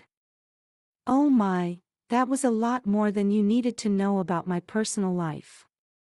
I didn't mean to overshare. You're not. I meant what I said. I want to know more about you, and that includes your past. He placed his hand over hers and gave it a reassuring squeeze. And I understand why you have hesitations. I can be the same way. When things seem too good to be true, I find myself waiting for something to happen that proves otherwise. It's like that saying, waiting for the other shoe to drop. Yes, Amy exclaimed, nodding.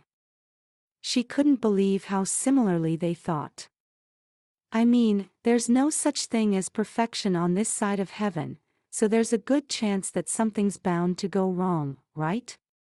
I know it's a very glass-half-empty type of mentality, but that's kind of where I'm at these days.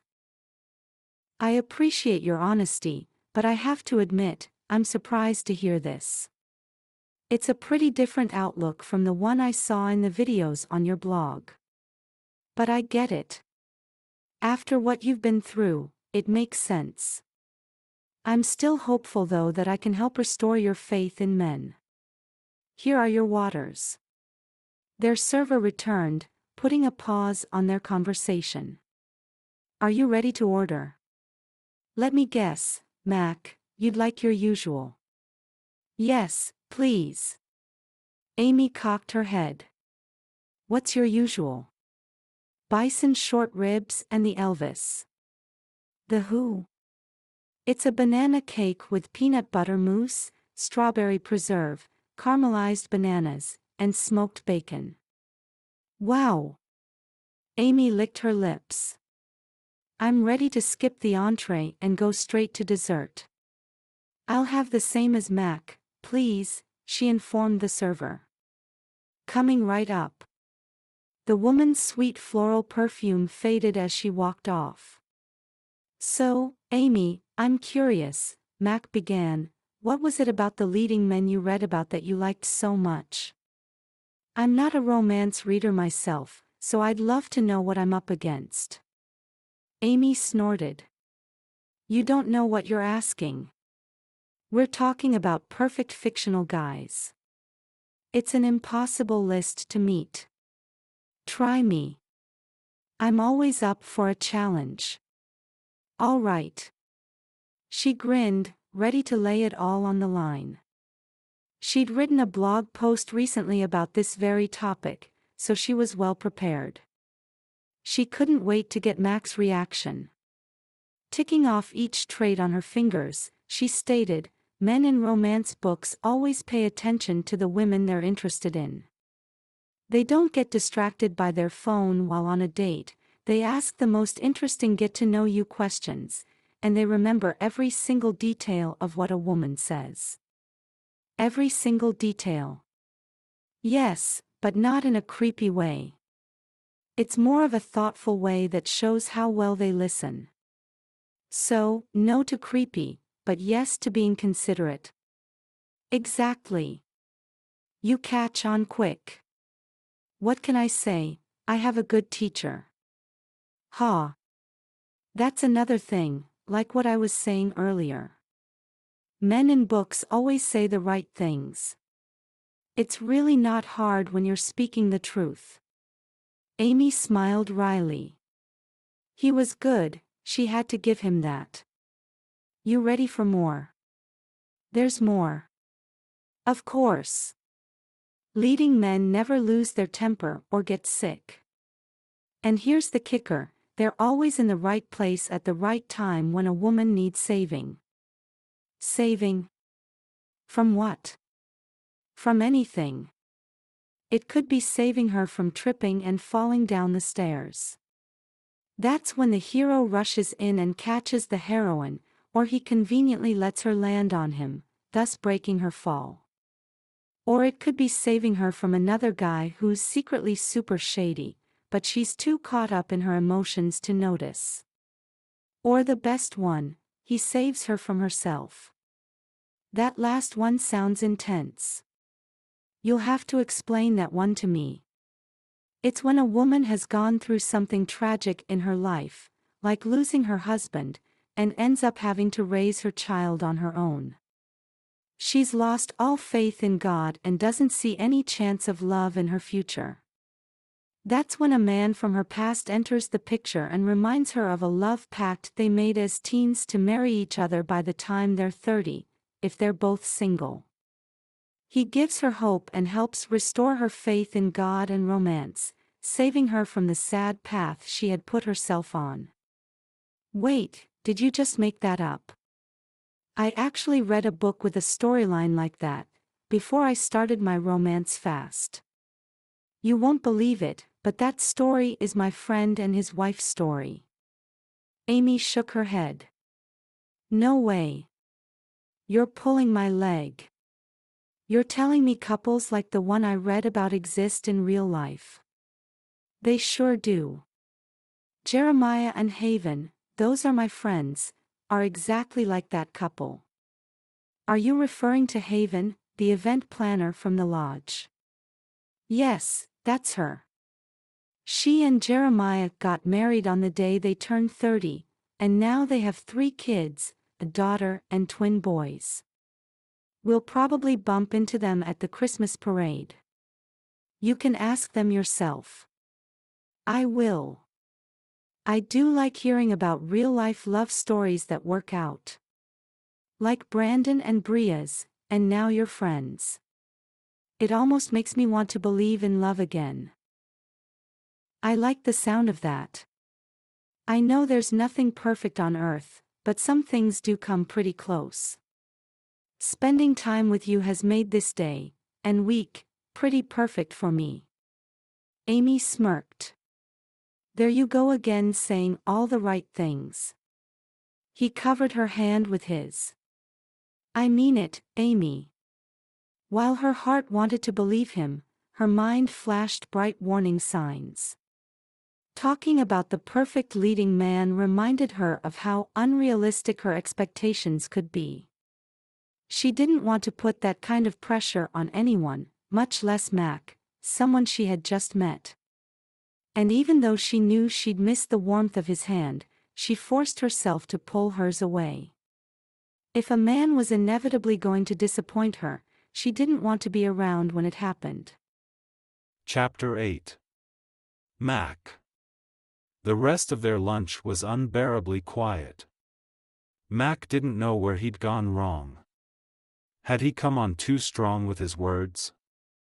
Or had he crossed a line when he touched Amy's hand at the beginning of their meal? He sure wished he knew how to get back to that fleeting moment when they had seemed to be on the same page. "How's your dessert?" he asked as he set down his fork. He'd just polished off his own serving. Normally, he'd be full by this point, but there was a hollowness in his stomach that even the sweet cake couldn't satisfy. He hoped Amy was at least enjoying it. "Is the Elvis everything you thought it'd be?" She looked up from her nearly empty plate, smiling for the first time in the last hour. "It's delicious. I wonder if the restaurant would be willing to give me the recipe."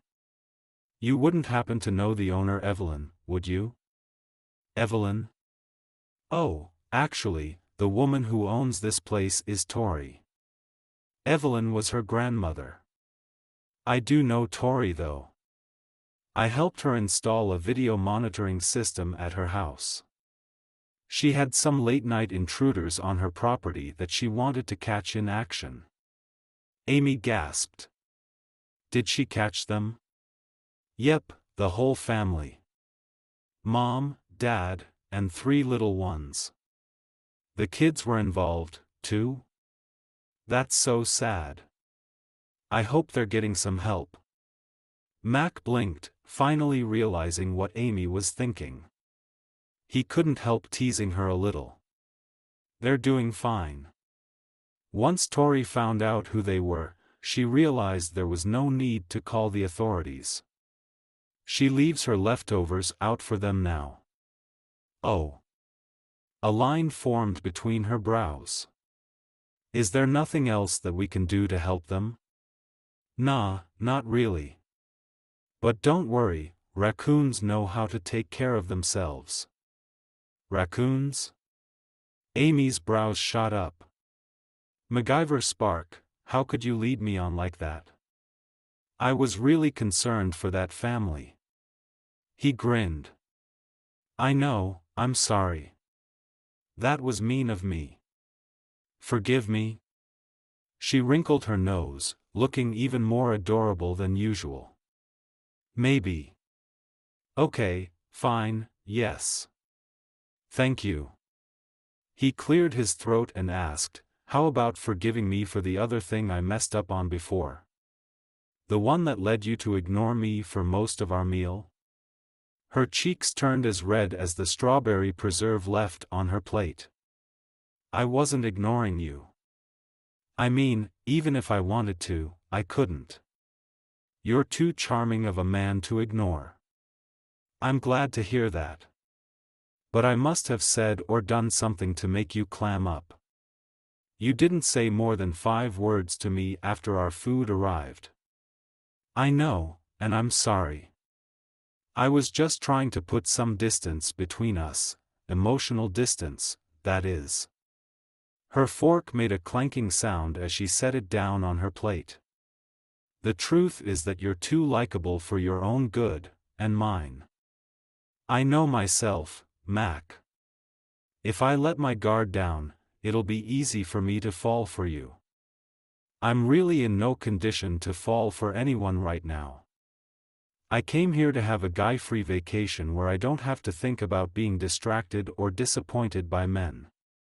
Yet, here I am being distracted by one, which is ironic considering the town is called freedom. I can't seem to be free from the very thing I've been trying to escape. Max swallowed hard. He hated that he was causing Amy grief, even if it was unintentional. Hey, I get it.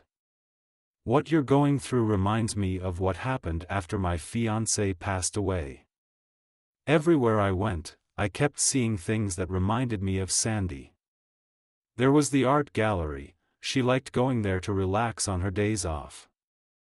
And Valentino's, the pizza place where we had our first date. I couldn't even go to church for a while because that's the place we first met. It took me some time to get to a point where I could go to these places without feeling overwhelmed. So, I understand how you're feeling. I'd also understand if you'd rather sightsee on your own. Or if you like, I could ask Jan to show you around town. I'm sure she wouldn't mind taking you to the parade tonight.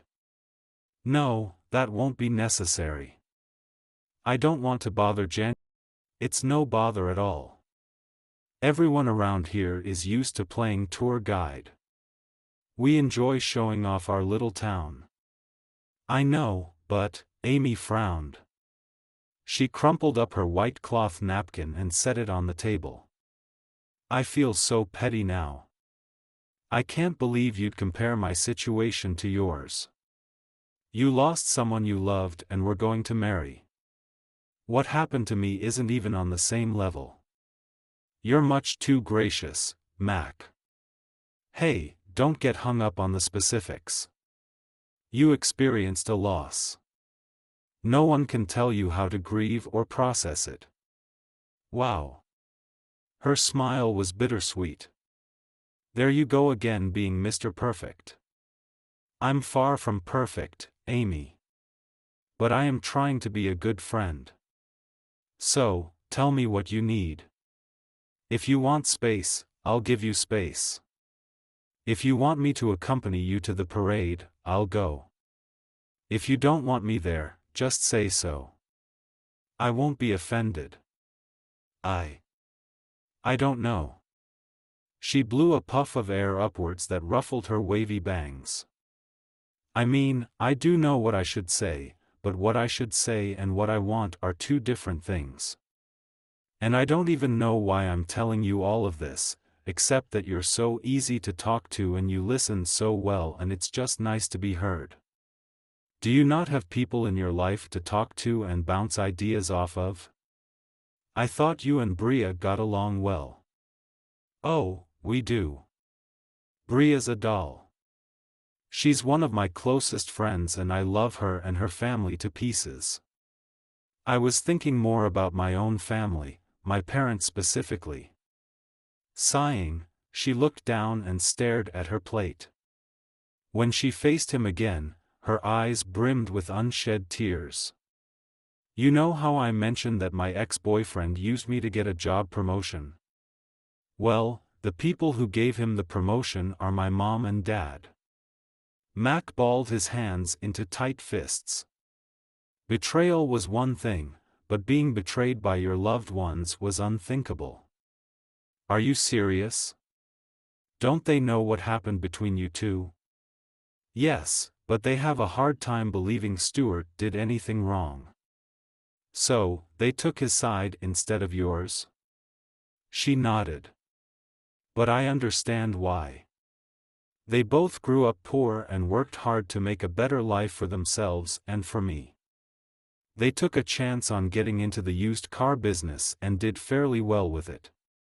When Stuart came along, business really started booming. Because of that, he's almost like a savior in their eyes. They believed him when he said he needed to end our relationship so he could focus more on work." "I'm so sorry, Amy." "It's fine." She sniffled and dabbed at the corners of her eyes. "It's for the best, really. I'd rather be single and slightly miserable than dating and mostly miserable." Mac's chest tightened. The hurt in Amy's voice hit a nerve. She didn't deserve to be treated this way. Although they'd only met a few days ago, he already had a good sense of who she was. The woman sitting across from him had such a soft, empathetic heart. "You deserve more, Amy. I hope you know that.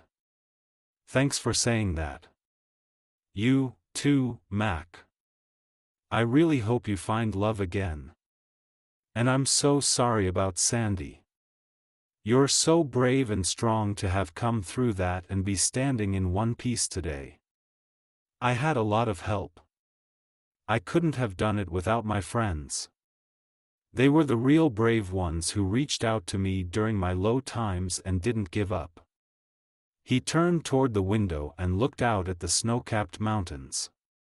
There'd been a time when he'd wished to get lost up there, never to be found. When he'd considered giving up on living. It wasn't only his grief that had weighed him down but the guilt he carried at not having tried harder to stop Sandy from driving the night of the accident. Why hadn't he offered to pick her up instead? Why hadn't he told her to stay the night at the firehouse? Why? "Mac, are you okay?" Amy's voice freed him from his pondering. He turned back to her and forced out a smile. "Yeah, sorry, I just got lost in some memories." "Of Sandy?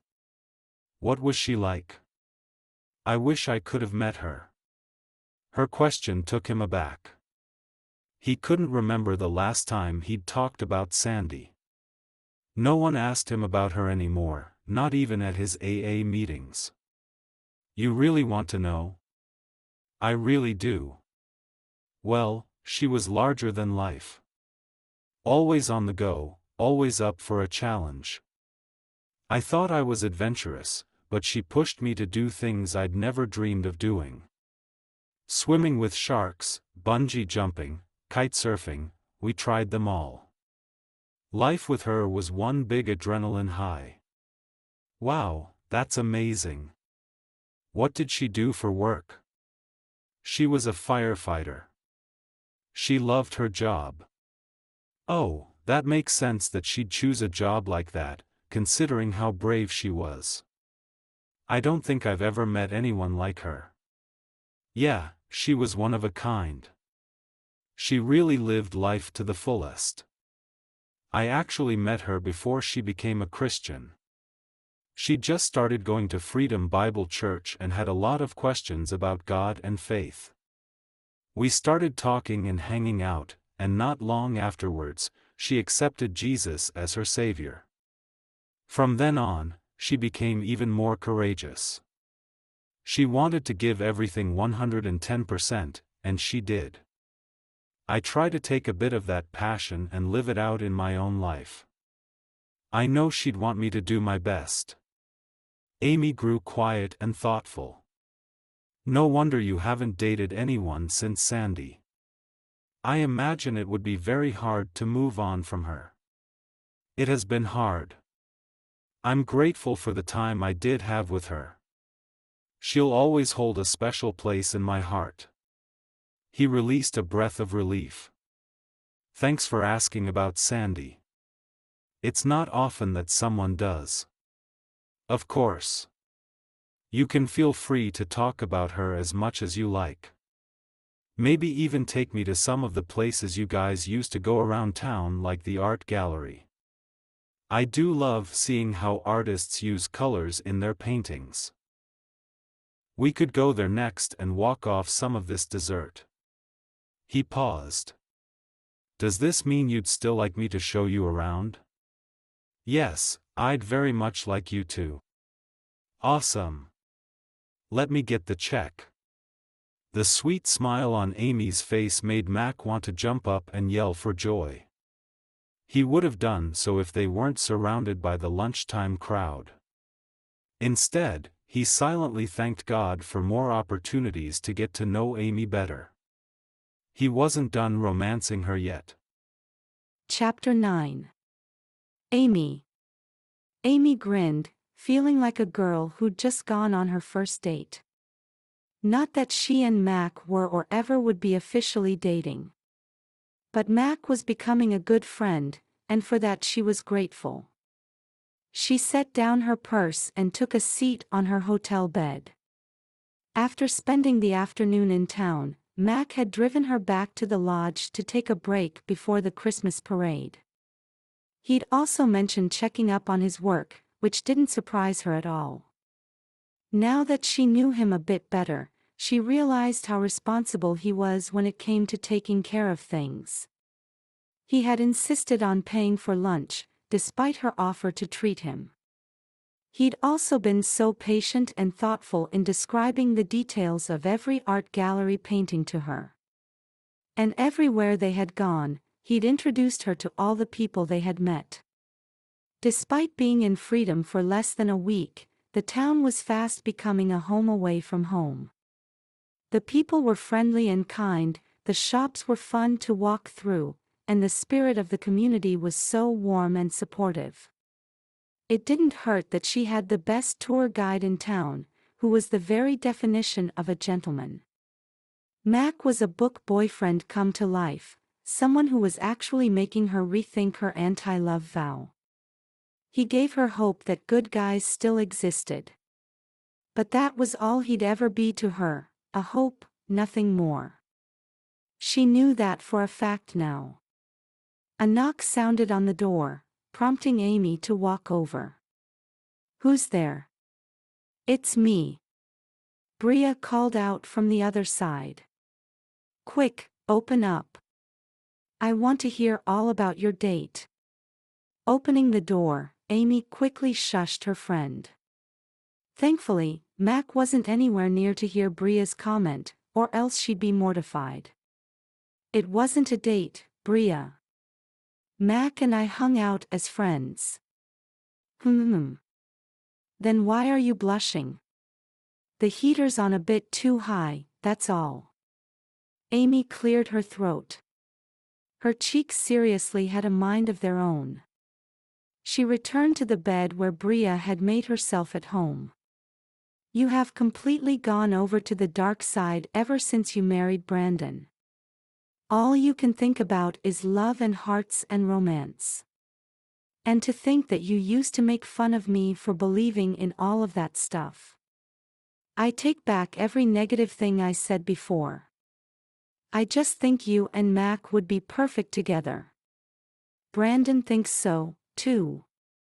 Well, regardless of what you both think, I know for sure that nothing's going to happen between us. I'm not his type," she declared confidently. "There's no way he'd be interested in me." "Not his type? Where'd you get an idea like that?" "He told me about Sandy today. How she was this amazingly brave person who loved taking risks and going on adventures. We're talking about scary things like swimming with sharks.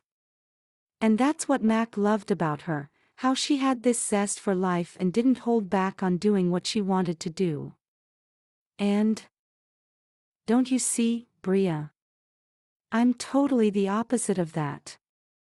I like having both feet on the ground. I prefer staying home and reading a book. When I do go out, it's to the bookstore, not to go bungee jumping. If you look up the word boring in the dictionary, you'll see my picture there.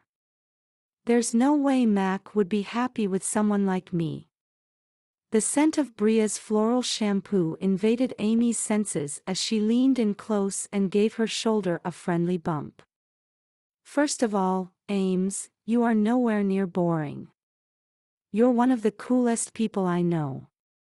I meet a lot of people as a hairdresser, so I should know. You're only saying that because we're best friends. If you were to admit that I'm boring, then you'd be boring by association. Bria laughed. See what I mean? You have a great sense of humor. Amy groaned. And you, my friend, are easily amused. And second of all, who says Mac can't be attracted to different types of women? Don't you like reading about different kinds of leading men? You told me before that you used to only read books with alpha males, but then you discovered ones with beta males, and you love those, too. Sure, but those are fictional people. In romance books, the guys may be different personality-wise, but they're still somewhat cookie-cutter. That's why it's not hard to like them. They always treat their leading ladies like princesses.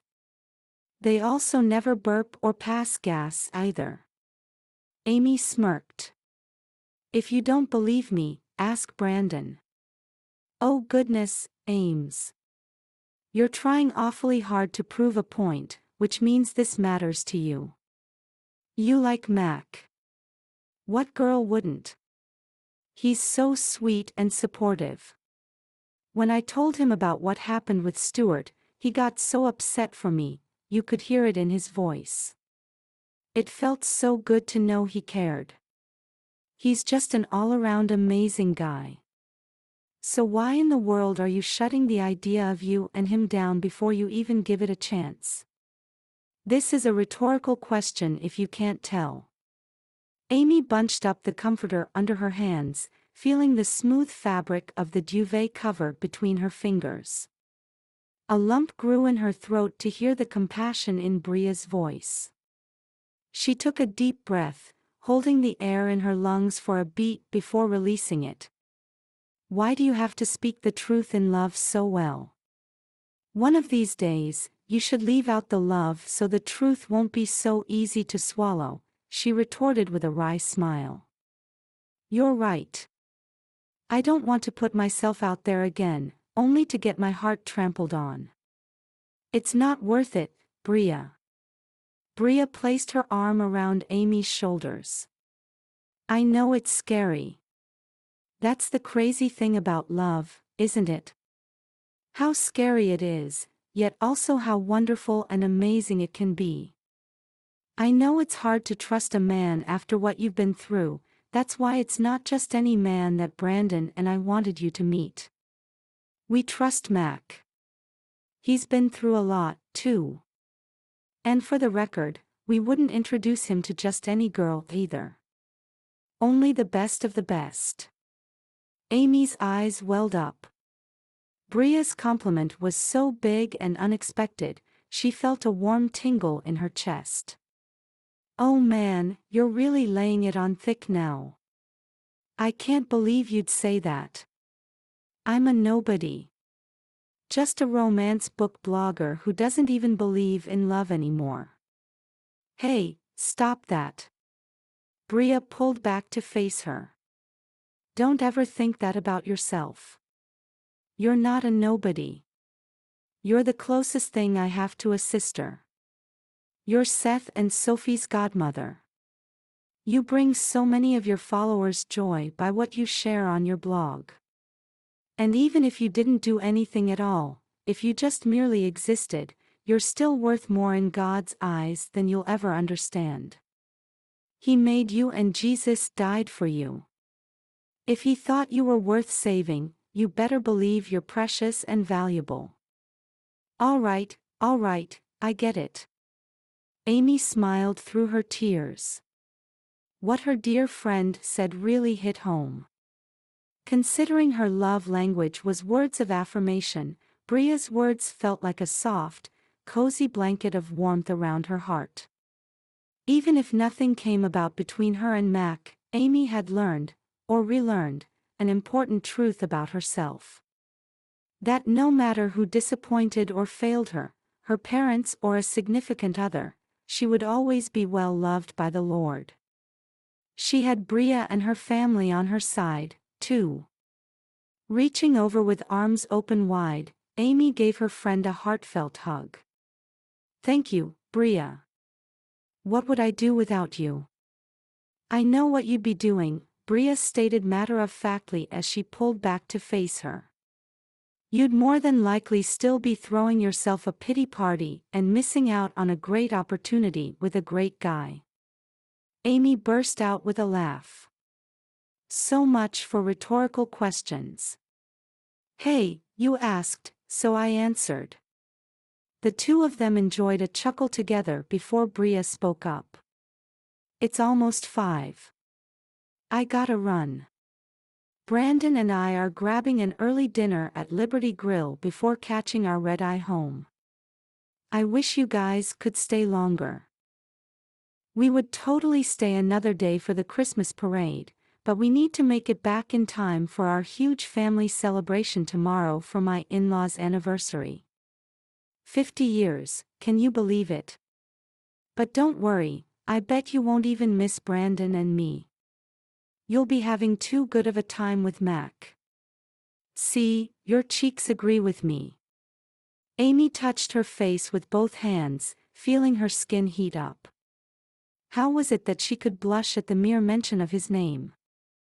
There was no more use in denying how she felt about Mac. I'll admit it, I do enjoy his company. Now that's what I like to hear. Bria stood up from the bed and headed for the door. I hope you guys have a good time tonight. You, too, Amy responded, following after her. She wiped away the last traces of tears on her face, feeling much lighter. Thanks again for the pep talk. Anytime, Ames. Oh, you might want to redo your eye makeup before you go out. Oh, bother. Amy winced. How bad is it? Are we talking about panda or raccoon eyes? Maybe a baby raccoon. I can work with that. See you in California when I get back.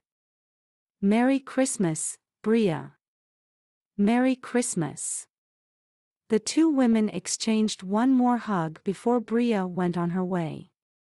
Now that Amy was in a better mindset and mood, she decided to make the most of her days left in freedom.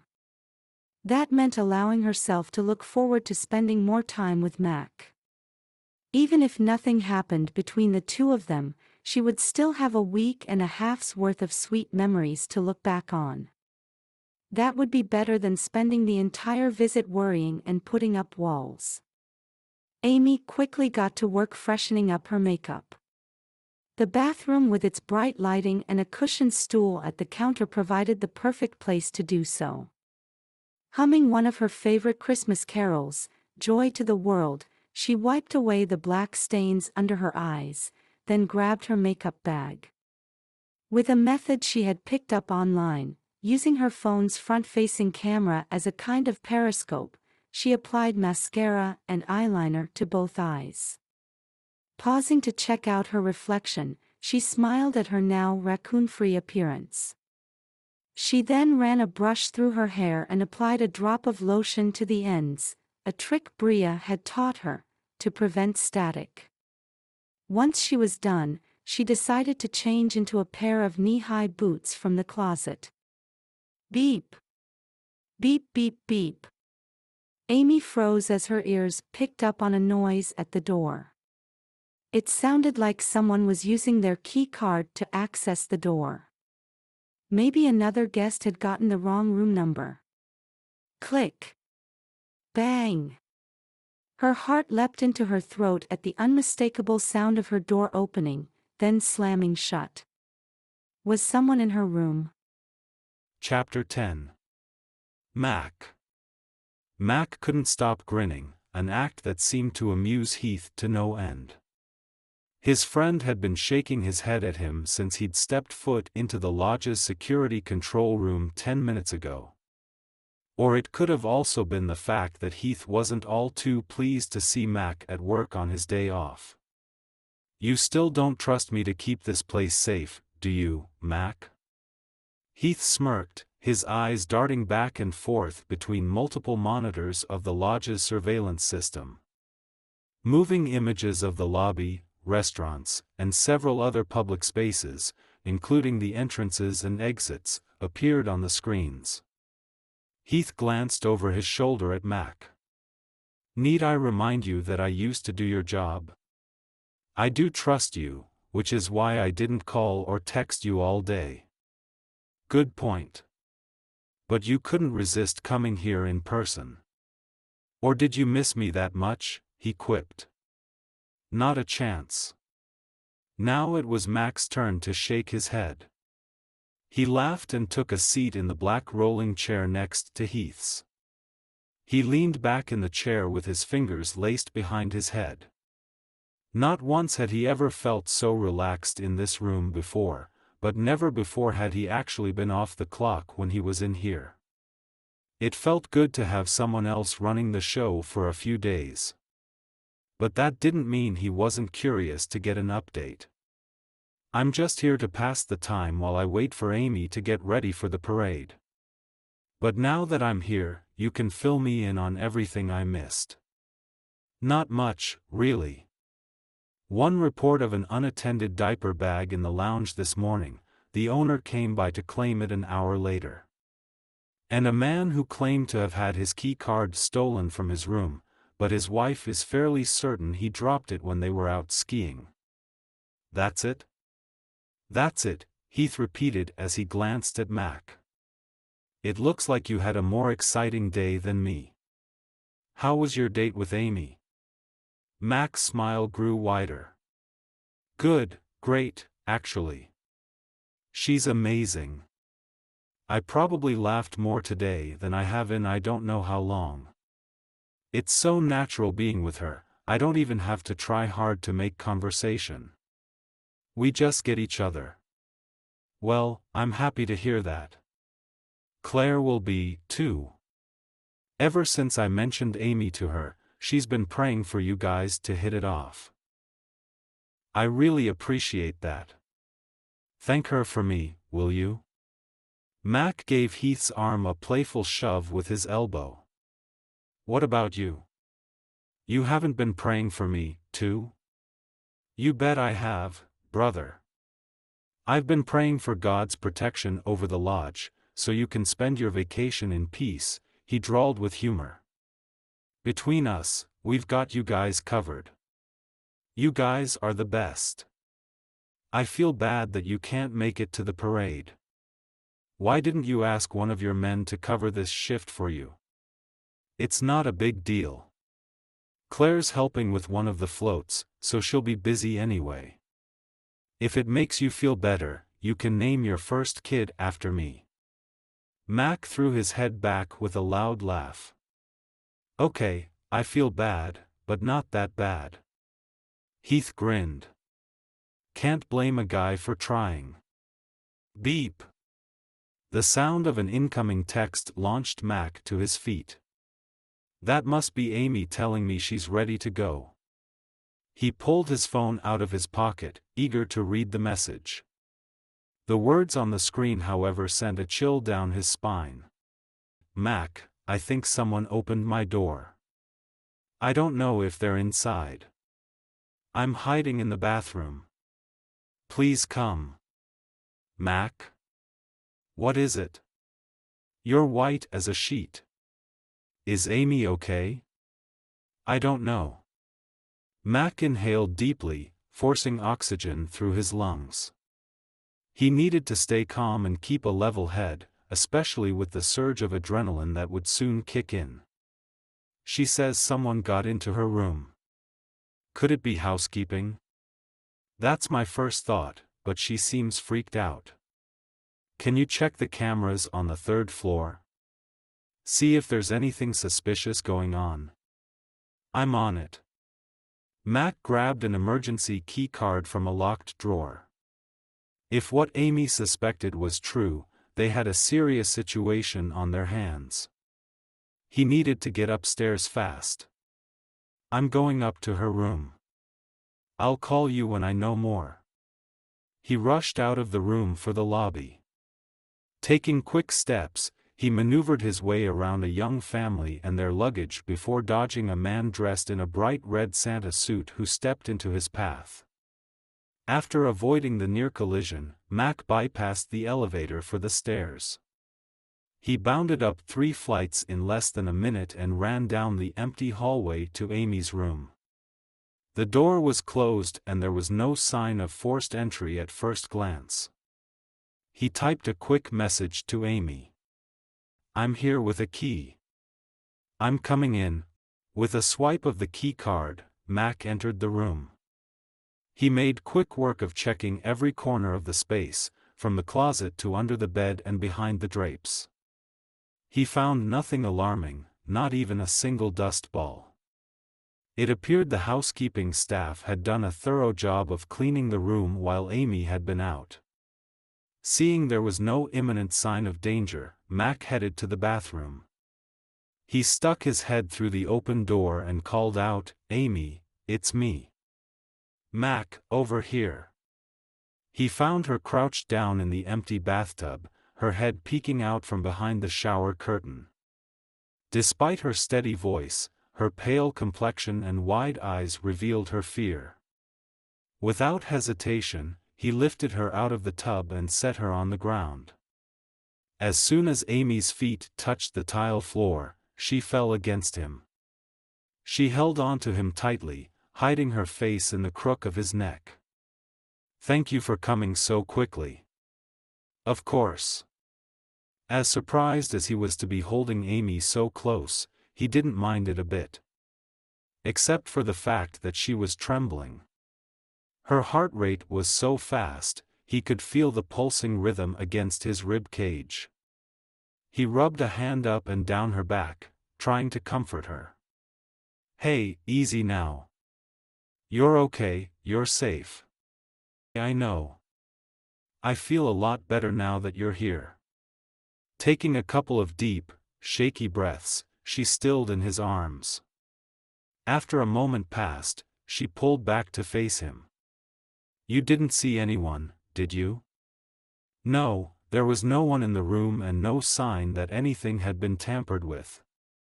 "Can you tell me what happened?" "I was in here doing my makeup when I heard the door open and shut. Or I thought I did." She chewed on her lower lip and winced. "Could it have been housekeeping?" "That's a possibility, but they're supposed to knock and announce their arrival and get permission before entering a room." "Did you hear anyone do that?" "No, but maybe I missed it." She frowned.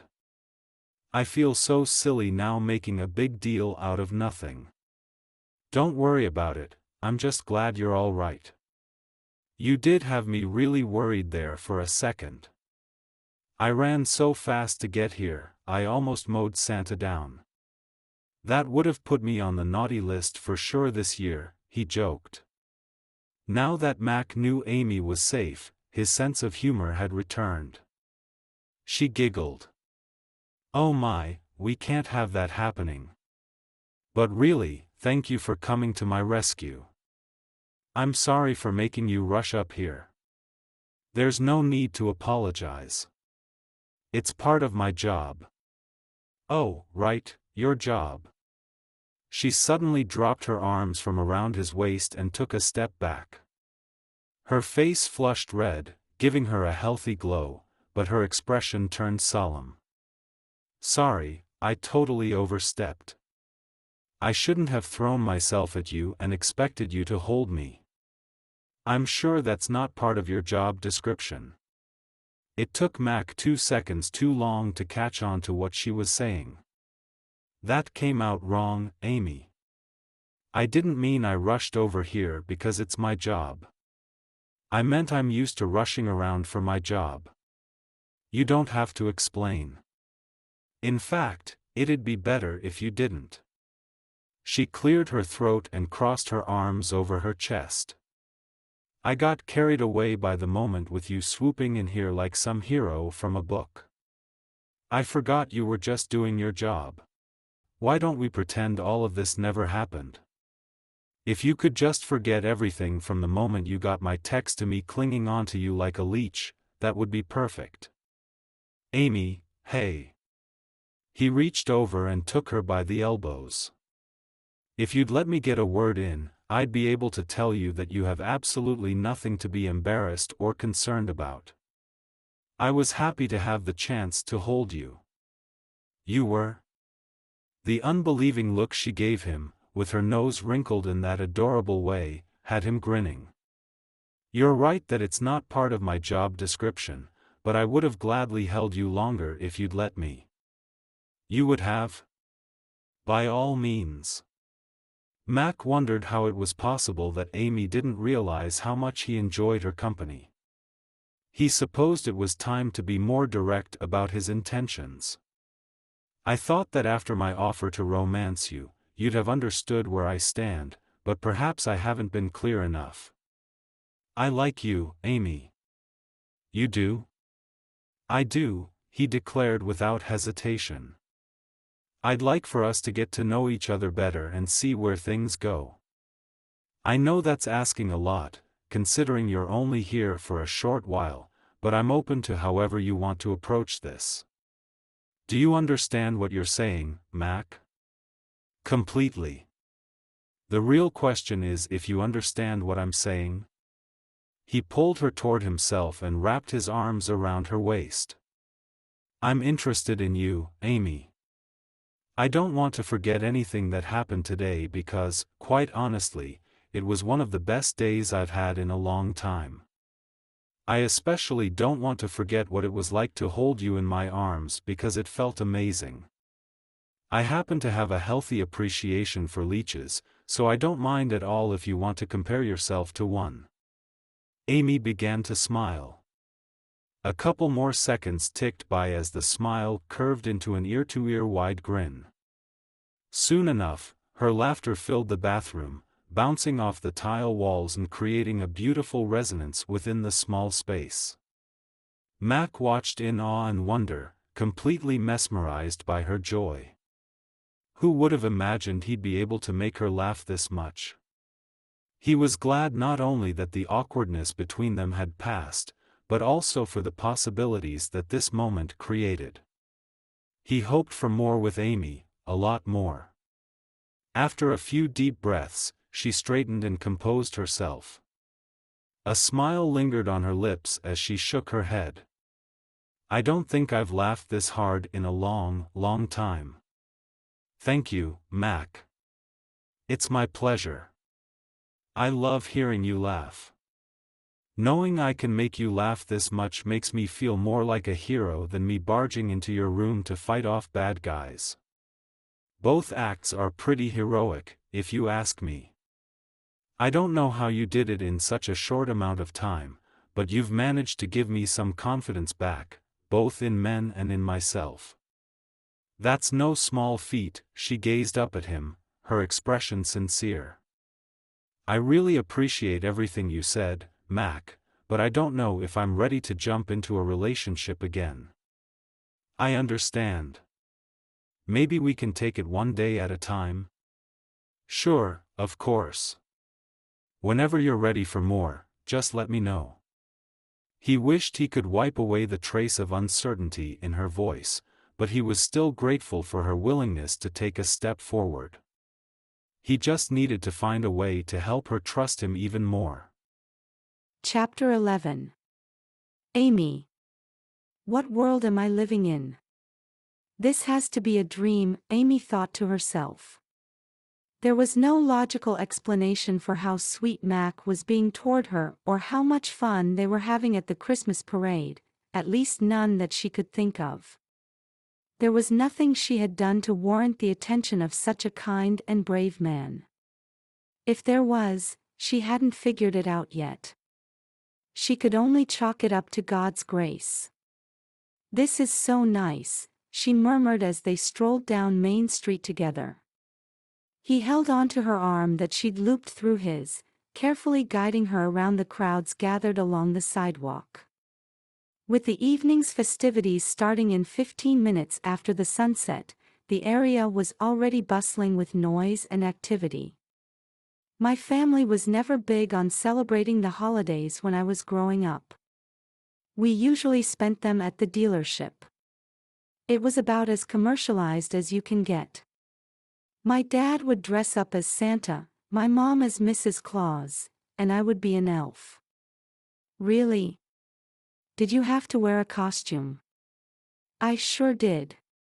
Pointy ears and all. I would pay good money to see that." "I bet you make a cute elf." "I don't know about cute, but I did look somewhat believable as one." Stuart, on the other hand, has his work cut out for him. "That's who inherited my job this year," she added with a giggle. Mac laughed. "You're kidding, right?" "Nope.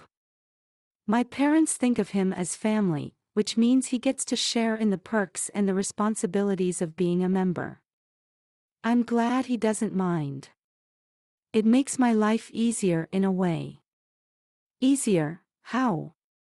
"Having him at the dealership frees me up to do more of what I like to do, like traveling. I don't feel obligated to always have to be there to help out." Amy smiled thoughtfully. "It's strange how things worked out. I mean, I never would have wanted to get my heart broken, but I'm kind of thankful for what happened between us. My life has revolved around doing what my parents wanted for as long as I can remember. It's nice to step out on my own a bit. Coming here to freedom really has given me a taste of freedom." "I'm so glad to hear that, Amy." Mac squeezed her hand gently before lacing his fingers through hers. "I hope you're getting a taste of romance, too." This was one moment Amy wished she hadn't been so well prepared for the cold weather. The thick fabric of her knit gloves made it difficult to feel the warmth of Mac's hand. But she still sensed its strength and care, both of which made her feel valued and treasured. She quickly nodded. "I am, thanks to you. Not just a taste, but a whole meal. I'm a chef and I didn't even know it." Mac chuckled. "Speaking of food, do you want anything to eat or drink? One of the booths over here sells hot chocolate, roasted chestnuts, and peppermint bark. What sounds good to you?" "Peppermint bark for sure. And hot chocolate. Oh, we might as well throw in some chestnuts too while we're at it." Amy grinned. "I want to do it all. Give me the whole Freedom Ridge experience." "All right. That's what I like to hear. This way, milady." They got in line in front of a small building with white lights strung across the roof. The smell of sugar mingled with chestnuts hung in the air. Amy inhaled deeply, taking in the wonderful scents. The chilly air invaded her nose as well, but all she felt was warmth. With Mac's arm wrapped around her shoulders, she huddled close to his side as he shielded her from the wind. She couldn't feel safer with him by her side. Any concerns she'd had back at the lodge disappeared like breath vapors into the darkening sky. Especially given the fact that none of the security cameras on the third floor had picked up anything unusual. The consensus among the security team was that someone from housekeeping had accidentally opened her door. That conclusion satisfied Amy enough to not worry about the incident anymore. All that occupied her mind at the moment was the idea of romance. She couldn't believe how much had changed in a matter of days. Who would have imagined she'd be spending time with a man and contemplating a relationship with him? Yes, she was jumping the gun a little with the latter thought, but just the fact that she wasn't scared silly or feeling jaded about love said something. It said something big. That God was slowly but surely putting the pieces of her heart back together, an act she hadn't thought possible. "Hey Mac, is that you?" a friendly male voice called out from the front of the line. Mac greeted the man who brought with him the smell of freshly roasted chestnuts as he walked over. "Jeremiah. I was hoping we'd bump into you and the family here. I'd like you to meet Amy, she's visiting from California." "Hi, Amy, welcome to Freedom Ridge. My wife mentioned meeting you the other day. She works as the event planner at the lodge." "Oh, you're Haven's husband. It's nice to meet you. I was going to ask how you're enjoying your stay, but from the look of things, I'd say Mac's doing a good job of making you feel right at home. I don't recall him giving me the same kind of welcome when I first moved to town." Jeremiah's teasing tone made her blush. She cleared her throat and replied, "He takes his job as a tour guide very seriously. If I'd have known that you'd prefer my company to Haven's, I would have gladly shown you around," Mac joked to Jeremiah. "Speaking of, where's your better half and the kids?" "Haven's waiting for the rest of our order. The kids are with her folks at Stories and Scones picking out some new books. There's only so many more times that I can read we're going on a bear hunt. Would you believe I even dreamed about bears the other night? But you do the sound effects so well," Germ, a woman who joined in on their conversation, exclaimed. She reached over and gave Amy's arm a gentle squeeze. "Hi, Amy, we meet again." She recognized Haven's voice. In the glow of the streetlight, she also picked up on the bright red color of her hair. "Hi, Haven, thanks again for telling me about the candle shop. We enjoyed checking it out." You got Mac to go with you?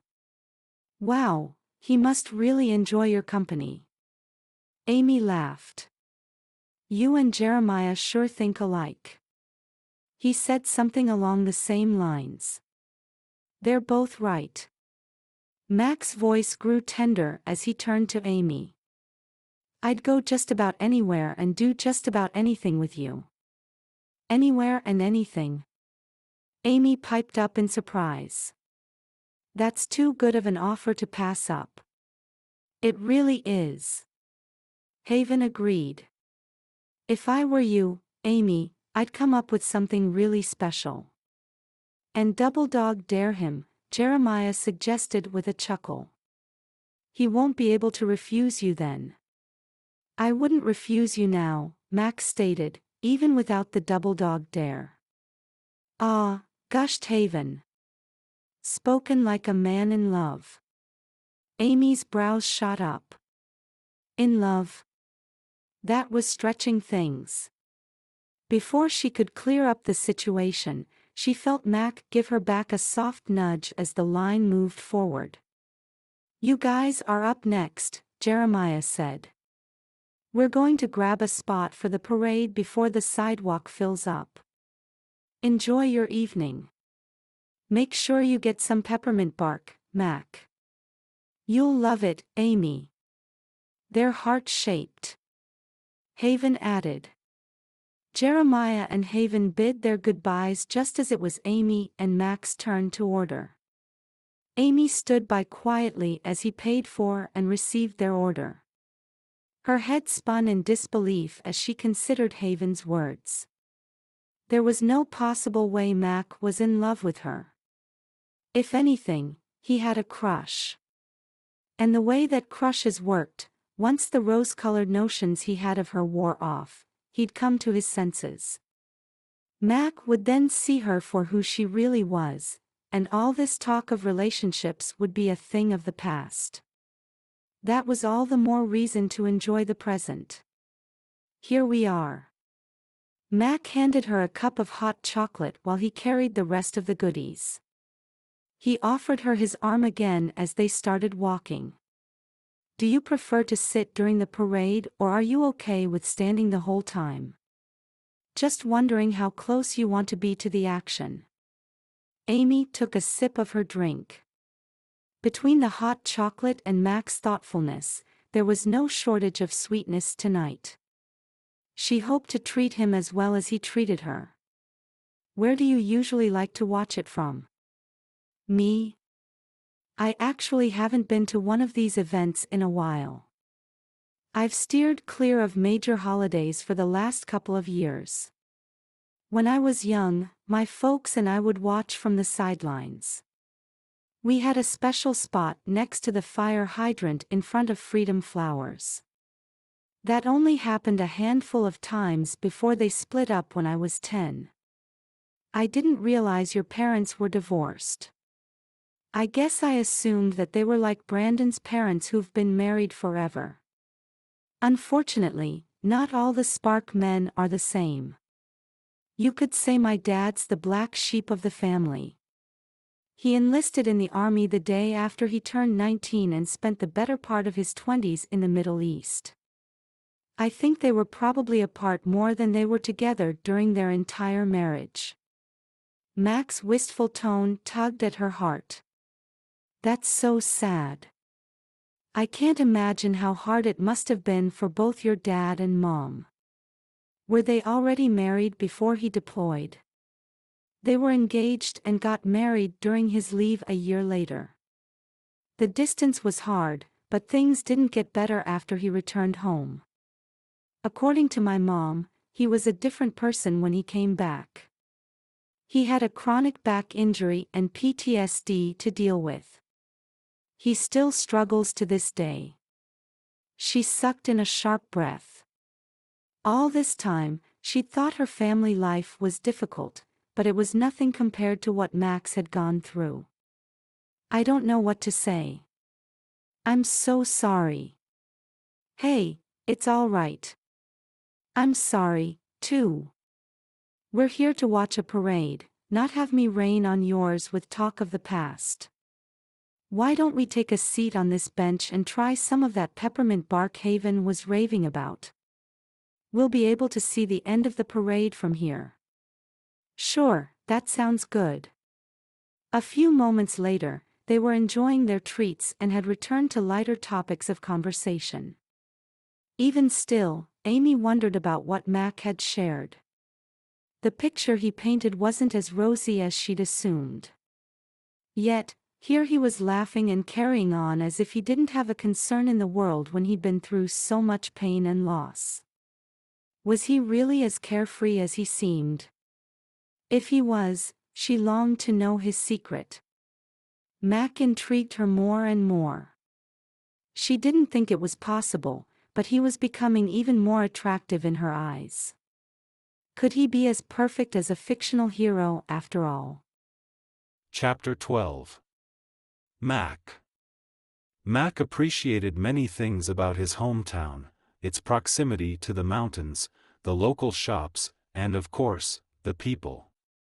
But what he liked the most were the holiday events. He hadn't been to one in years, yet everything about tonight was the same as the last time he'd come out for the parade. There was plenty of delicious food to eat. The decorations on Main Street, from the living wreaths and garlands to the icicle lights strung along the storefronts, provided plenty of festive cheer. Seeing Mayor Starling and his wife dressed up as Santa and Mrs. Claus made him smile. While he himself had changed a lot in the past few years, so much about Freedom Ridge hadn't. Mac thanked God for the sense of comfort that came with familiar territory. "What's coming up next, Mac?" Amy asked before taking a bite of her peppermint bark. She shivered as a gust of wind blew past them. "The crowd's going wild." "The float for the lodge," he answered as he reached over to adjust the red and blue checkered blanket around her shoulders. He'd grabbed the blanket from his car 10 minutes ago before the parade had started. It was the perfect size, allowing them to huddle together on the bench. "Are you warm enough?" "I'm feeling as warm as can be under the circumstances." The hot chocolate helped a lot. "Good." He watched as she craned her neck and leaned forward in her seat expectantly. "I'm sorry we couldn't find a closer spot to watch the parade from." "Are you sure you're okay here?"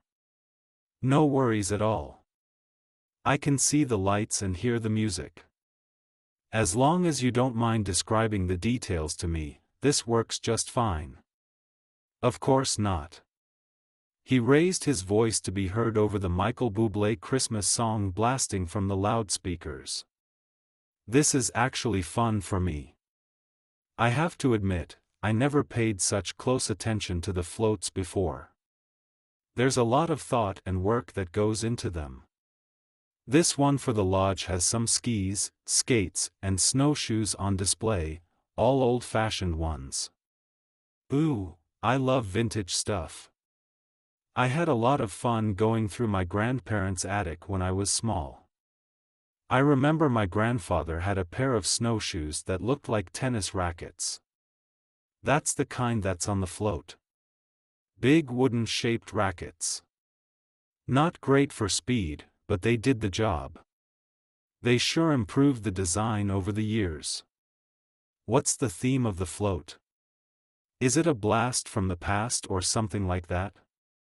"It looks like they're showcasing the history of the lodge."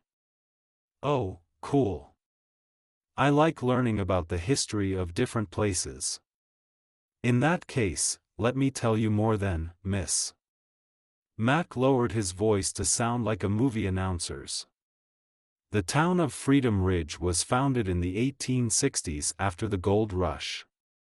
The lodge, however, didn't come to be until a century later. Its doors opened in the late 1960s after the city council decided to ramp up the town's tourism business. It worked, too. Our town's ranked as one of the top 5 places to visit in Colorado. "You've really done your research." Amy grinned. "I didn't expect to get the lowdown on the town's history. It's all part and parcel of working at the lodge. The owner, Bryce, likes us to be prepared in case a guest ever asks. I've never had the opportunity to share my vast wealth of knowledge before today though," he joked. "The people who contact security usually have other things on their mind." She leaned in close and asked, "Did you always want to do security work?" "Yeah, I did, but not in this capacity. I haven't always worked at the lodge. I was part of the Freedom PD before." Her jaw dropped. "PD as in the police department?" "I had no idea. I was on the force for almost a decade." "Did you like being a cop?" Mac's thoughts flashed to the past. There'd been a time when he had loved being one of the guys in blue. The camaraderie among the officers and the satisfaction of serving the town had been like no other. The stress, on the other hand, had far outweighed the benefits. "I enjoyed the people I got to work with. The long hours, not so much." "Is that why you switched careers?" Mac released a long breath and pondered how to answer her question. Did he want to go there now?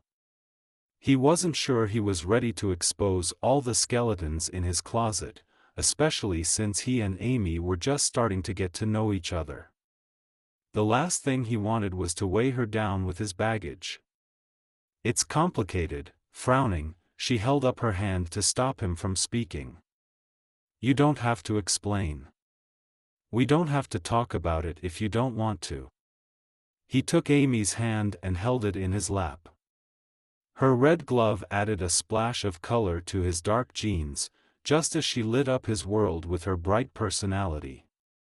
What they potentially could have together was so special, he didn't want to jeopardize their chances. He prayed for wisdom to know what to say.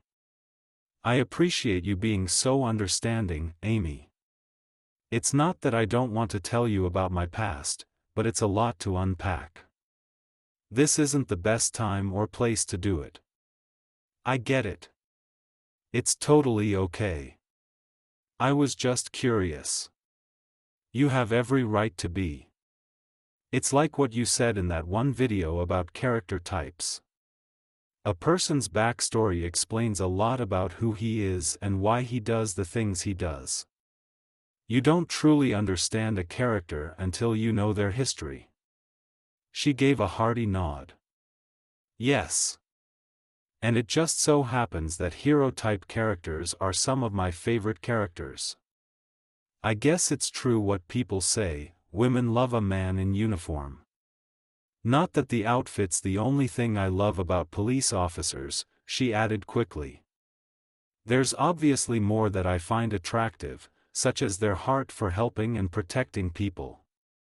I'm really not that shallow, despite how shallow I sound right now. Laughter erupted from Mac's belly. Any worries he had dissolved like the whipped cream in his hot chocolate. He ran his thumb along Amy's palm, marveling at how easy it was to be with her. Who would have imagined he'd laugh so freely again or be in the mood to celebrate? All this was possible because of Amy. Thank you. For what? For coming to Freedom Ridge. For allowing me to show you around town. For being the amazing and beautiful woman that you are. You've turned what would have been a very lonely Christmas into one of the best I've had in years. Despite the roar of the crowd around them, her gaze never left his face. She tipped her chin up and rewarded him with a sweet smile. You're welcome, I guess. I really don't feel like I did anything special. It's not anything you did. It's just who you are. Her brows furrowed beneath the brim of her red knit hat. I should be the one thanking you, Mac. Spending time with you these past few days has felt like a fresh new start for me. You make me feel like I am special. I don't have to prove myself with you or try to be someone I'm not. For some strange reason I can't explain, you seem to like me for me. So, thank you for that. Mac sighed. She still didn't get it. Let me clear things up once and for all for you right now. He set his bag of chestnuts down on the bench, then turned to face Amy. There had to be a way to convince her of her worth in his eyes. There are plenty of reasons why I like you. You're right that some are a little less tangible than others and hard to put into words. The best way I can explain it is like this: remember those landscape paintings we saw at the gallery? The ones by your friend Heath's wife? I loved those. She uses such bold colors that make the images pop from the canvas. The trees in her Freedom Lake series looked almost 3D. They make me long to see the real one someday. That's exactly it. How you feel when you see those paintings is how I feel when I see you.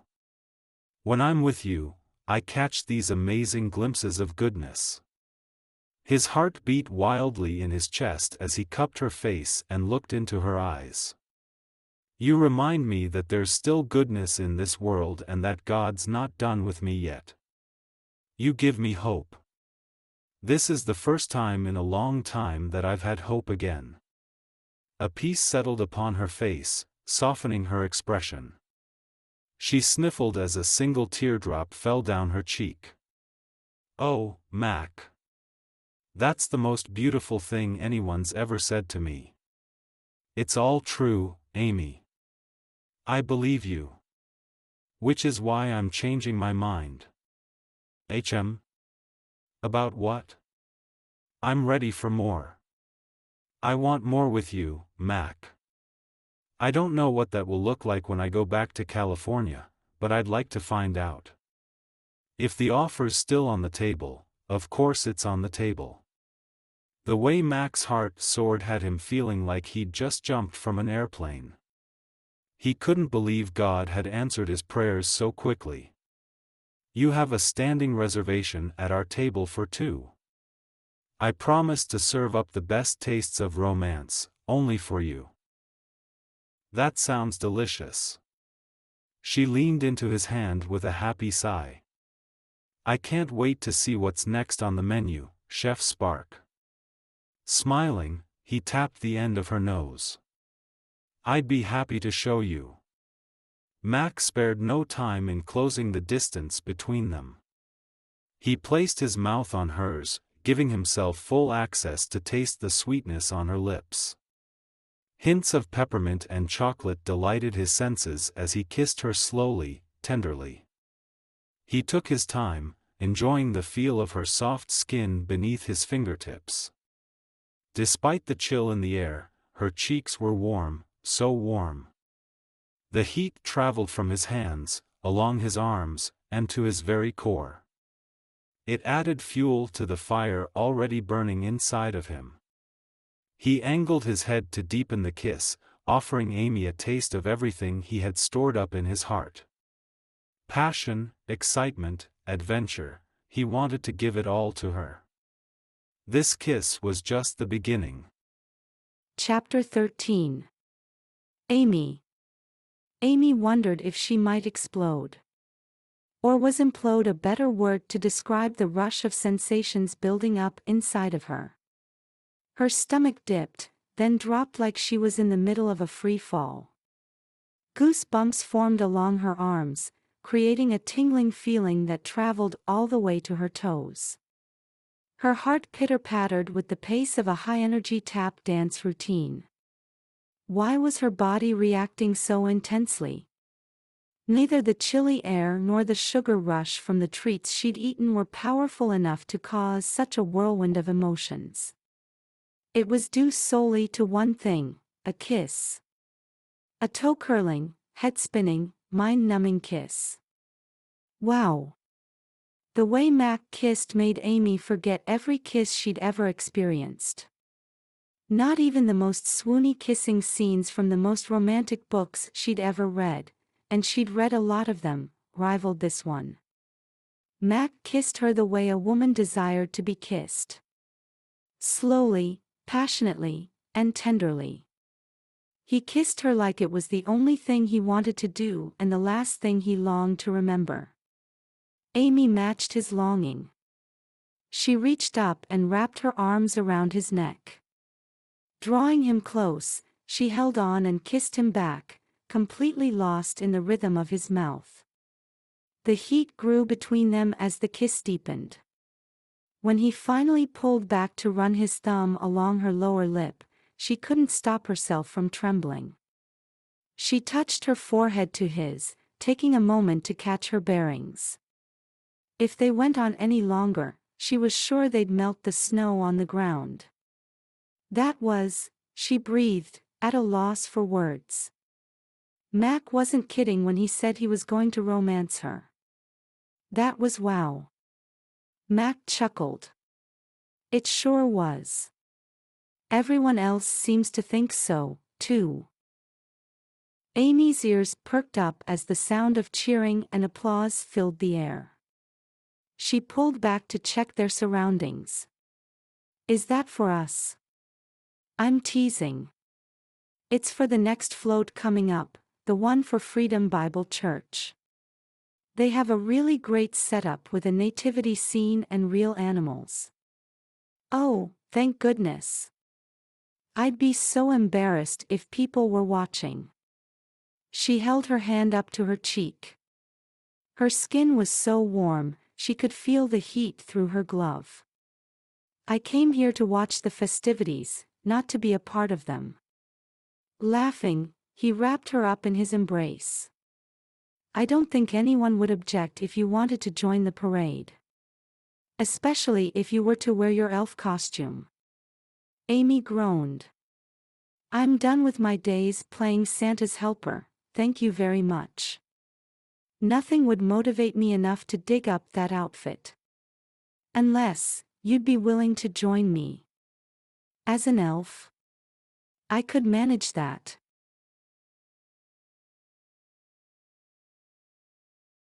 No pointy ears or shoes though. Those would be fun to try on. She tilted her head to look up at him. Really? I'm going to hold you to your word, MacGyver Spark. Before I leave freedom, I want to see you dressed up as an elf. It's a deal. You, me, and 2 elf costumes on Christmas Day.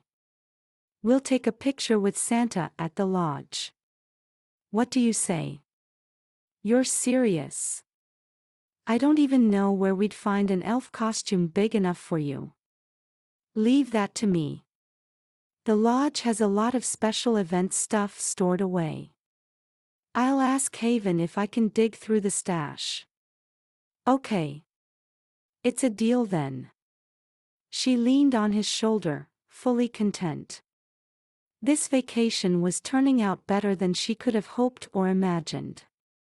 If she'd known the perfect man would be here waiting for her, she would have made the trip months ago.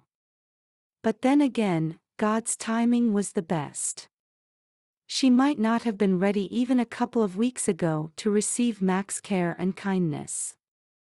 She'd had a lot of emotions to process and work through first. She also had to take a step back from dating and relationships and evaluate them without the rose-colored glasses of an avid romance reader. And yet, she still ended up meeting a man who defied all her expectations. It was too good to be true.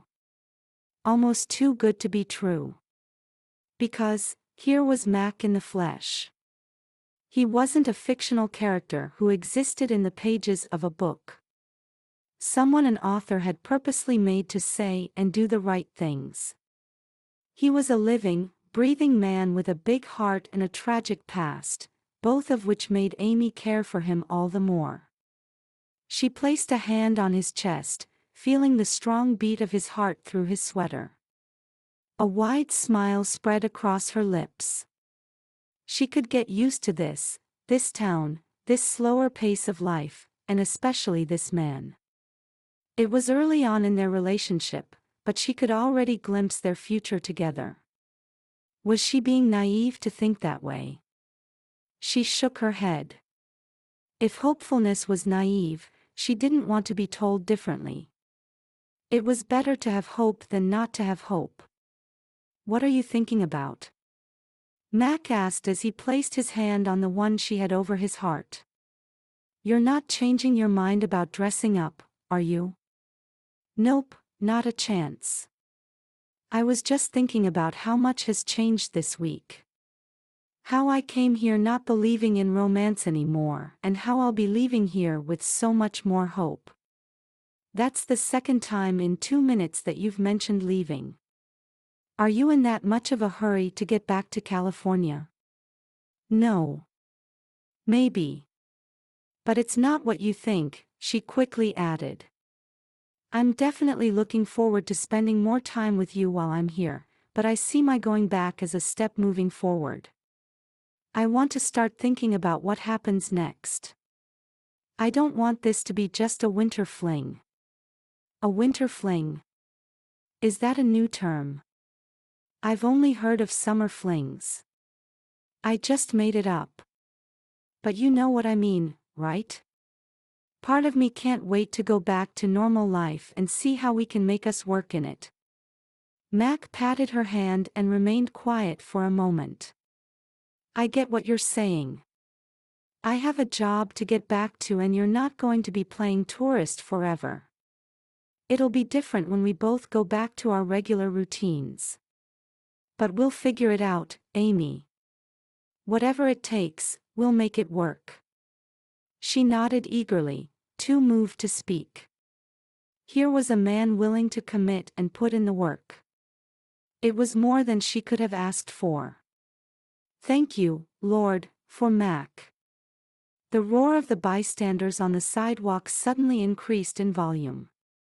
A siren cut through the air, followed by the blasts of multiple car horns. The ruckus grew louder and louder, second by second. Hoots and hollers went up around them, adding to the excitement in the air. Amy's heart rate increased in anticipation, but not as much as Max. She was surprised by how hard his pounded beneath her hand. Was there a real emergency, or was this part of the parade? "Is everything okay, Mac?" she shouted to be heard over the noise. "What's going on?" "We're nearing the end of the parade. The fire engine's the last to go through." "Oh, nice. I thought it was a fire truck from the sound of it." Amy peered up at him, trying her hardest to get her eyes to focus on his face. In this low light, she couldn't make out his expression clearly, but she knew something was off. His words were neutral, but his tone seemed distant. It had to be difficult for Mac to be reminded of Sandy in this way. Amy wondered if there was anything she could say or do to support him. She reached her arms around his waist and held him tight. "Are you okay?" It took him a while to answer, so long that she wondered if he'd heard her question. "Yeah, I'm fine. Just, I didn't expect it to hit me so hard. One of the last things we did together, Sandy and I, was decorate the fire engine for the Christmas parade. It looks the same tonight as it did 2 years ago." Amy followed Mac's gaze to where a large rectangular-shaped vehicle was making its way past them. Shiny lights of red, blue, and green covered literally every inch of the fire engine, except for 2 squares that she assumed were the windows and 2 semicircles that made up the tires. It was the brightest, most festive float of the parade and obviously a crowd favorite. But for Mac, it was a source of heartache. She took a deep breath and turned to face him. "I'm sorry. Do you want to go? The parade's over now, isn't it?" "Thanks, but it's better if we stick around a bit and wait for some of the folks to leave first. That way we won't get caught in traffic." "Okay." She picked up her bag of roasted chestnuts from the bench and offered it to Mac. "Want some?"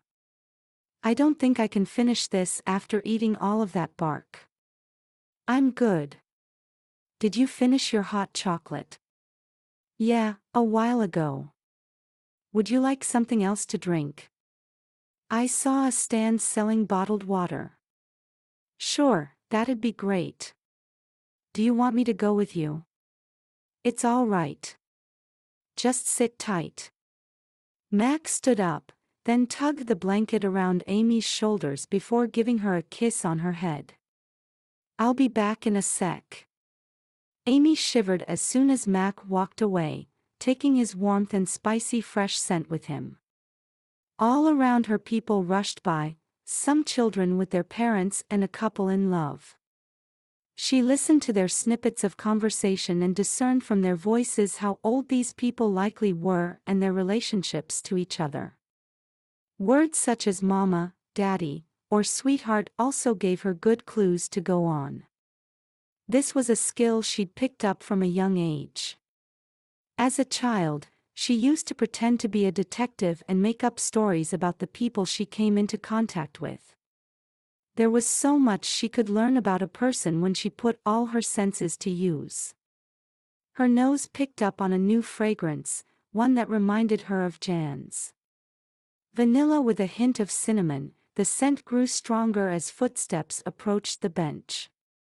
A figure stopped in front of Amy, blocking part of the glow from the street lamp. "Excuse me. Was that MacGyver you were sitting with?" The voice reminded Amy of her mother's, stern and unforgiving. Her shoulder muscles automatically tightened out of habit. "Yes, ma'am, it was. Can I help you?" "You best stay away from him. That man doesn't care about anyone but himself." Amy gasped, reeling from the force of the woman's words like they were a punch to her gut. "Who are you? Why would you say something like that?" "He didn't protect my daughter when he said he would. He let her down, Mama." Another woman cut in, her tone one of exasperation and embarrassment. There you are. I've been looking everywhere for you. She needs to know the truth. The older woman's voice shook with emotion. Tell her, Ellie. Tell her to stay away from him. Ellie leaned toward Amy and apologized. I'm sorry, miss. My mama's not feeling so well. Please don't mind her. Before Amy could ask for more information, the younger woman urged her mother to go. Amy was left alone on the bench again, but this time with a heavy sense of dread to keep her company. Was there any truth to what the woman had said about Mac? Chapter 14. Mac. Mac had needed to get away. Not from Amy but from the parade and its festivities. As soon as the fire engine had disappeared from view on Main Street with its sirens still ringing in the distance, he'd gotten that hollow feeling in his gut. A sense of emptiness and despair that had plagued him for the better part of a year after Sandy's accident. Perhaps he'd come back too soon and expected too much of himself. He'd thought that with Amy by his side, he wouldn't be haunted by memories of the past. But he'd been wrong. He stood in line at the same booth where he'd bought food earlier, shifting his weight from foot to foot as a nervous energy ran through his body. Taking several slow, deep breaths, he forced himself to focus. On the pattern of his breathing, the conversations around him, the flicker of the snowflake-shaped lights hanging from the booth's roof, anything that kept him from thinking about his growing need for relief. It'd be so easy to walk away and head to the small convenience store 2 blocks down, grab a six-pack, and numb his pain with alcohol. He could still recall its bitter taste and could almost feel the chilled liquid coating his throat. His hands clenched into tight fists as he fought the urge to flee. I need help, Lord. In the past, when faced with similar circumstances, Mac would find the nearest AA meeting to run to. He hadn't attended one in a couple of weeks, a decision he now regretted. He'd been too caught up with getting matters at work in order before taking time off, and then his actual vacation had taken precedence over everything else. He shouldn't have let his health take a back seat. He'd come too far and made too much progress. But how could he help himself now? He reached the front of the line and paid for 2 bottles of water. After stepping off to the side, he took a drink from one of them, hoping to quench his need. The water satisfied his physical thirst but not much more. His only option now was to hurry and take Amy back to the lodge and get himself to a meeting. Placing the bottles in his coat pockets, he headed back to the bench. On his way there, he was so lost in his thoughts, he nearly knocked someone down. Sorry, he mumbled to the tall man wearing a black wool beanie and matching scarf. Mac? The man grabbed a hold of his shoulders and gave him a friendly pat. Hey, I didn't expect to see you here. Mac's gaze focused on the dark blue eyes studying him with concern. A huge weight immediately lifted from his chest, allowing him to breathe freely again. Duncan. You are an answer to prayer. I am? What's going on? He couldn't believe it, but God had sent the perfect person in his time of need. Duncan Franklin, his former partner on the force, was as faithful and reliable as they came. He'd been the man with him on that awful night when they got a call to respond to a one-car crash. The friend who'd had the presence of mind to radio for backup when they'd arrived on the scene and had kept Mac away from the wreckage. Mac would forever be grateful to him for having done everything possible to try and save Sandy's life.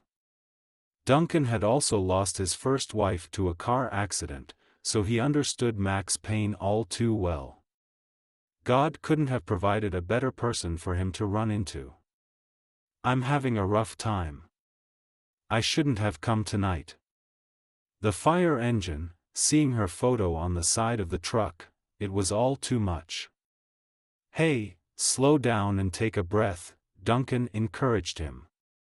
He pulled Mac out of the way of a group of people heading down the sidewalk and over to the entrance of Freedom Fudge Factory. "Tell me what's going on with you." A woman suddenly poked her head out of the shop's front door, wearing a baby carrier strapped to her chest. Duncan's wife smiled and waved at the men. "I thought I'd lost you, sweetie." "Oh, hey Mac, it's good to see you. Is everything okay?" "Yeah, I just need to talk to Mac for a minute," Duncan called back. "I'll be in soon, Jess." She nodded before closing the door. "Sorry to interrupt your evening, Duncan." Mac wiped a hand down his face. "I just need to talk to someone who understands." "It's all right. I told you to reach out whenever you needed to. It looks like God put me in the right place at the right time tonight." "He did. I was this close to giving in." He swallowed hard as he held up his index finger and thumb a mere inch apart. "I was that close to throwing it all away. It's been a while since I felt this way." "But you didn't." Placing a hand on Mac's shoulder, Duncan repeated, "You didn't give in, Mac. Celebrate that victory and give thanks to God. I'm impressed you even came tonight. That was a big step." "I told Amy." "I left her waiting on the bench. I need to get back to her." "Who's Amy?" "A friend." Mac hesitated, knowing she was so much more to him than that. He cared for her in a way that was deeper than friendship. Not to mention, they'd shared one of the best kisses he'd ever had. He looked at Duncan squarely and shook his head. "No, she's not just a friend. She's become a lot more." Surprise registered on Duncan's face. "You're dating again?" "Yeah, you could say that." Mac blew out a heavy breath. Had he pondered this enough? Was he ready to receive the opinions, and possibly also criticism, from other people for pursuing a new relationship already? "Do you think it's too soon? Be honest with me." "No, I don't think that at all. I'm surprised, but in a good way. I know how hard it is to put yourself back out there again. It's great that you're moving forward." Moving forward. Those were the same two words Amy had said earlier. She was ready to move forward and go back to their regular lives, so they could start dating like any other couple. But the idea of moving forward meant leaving this temporary and comfortable stage and entering an entirely new one. Was he ready for that?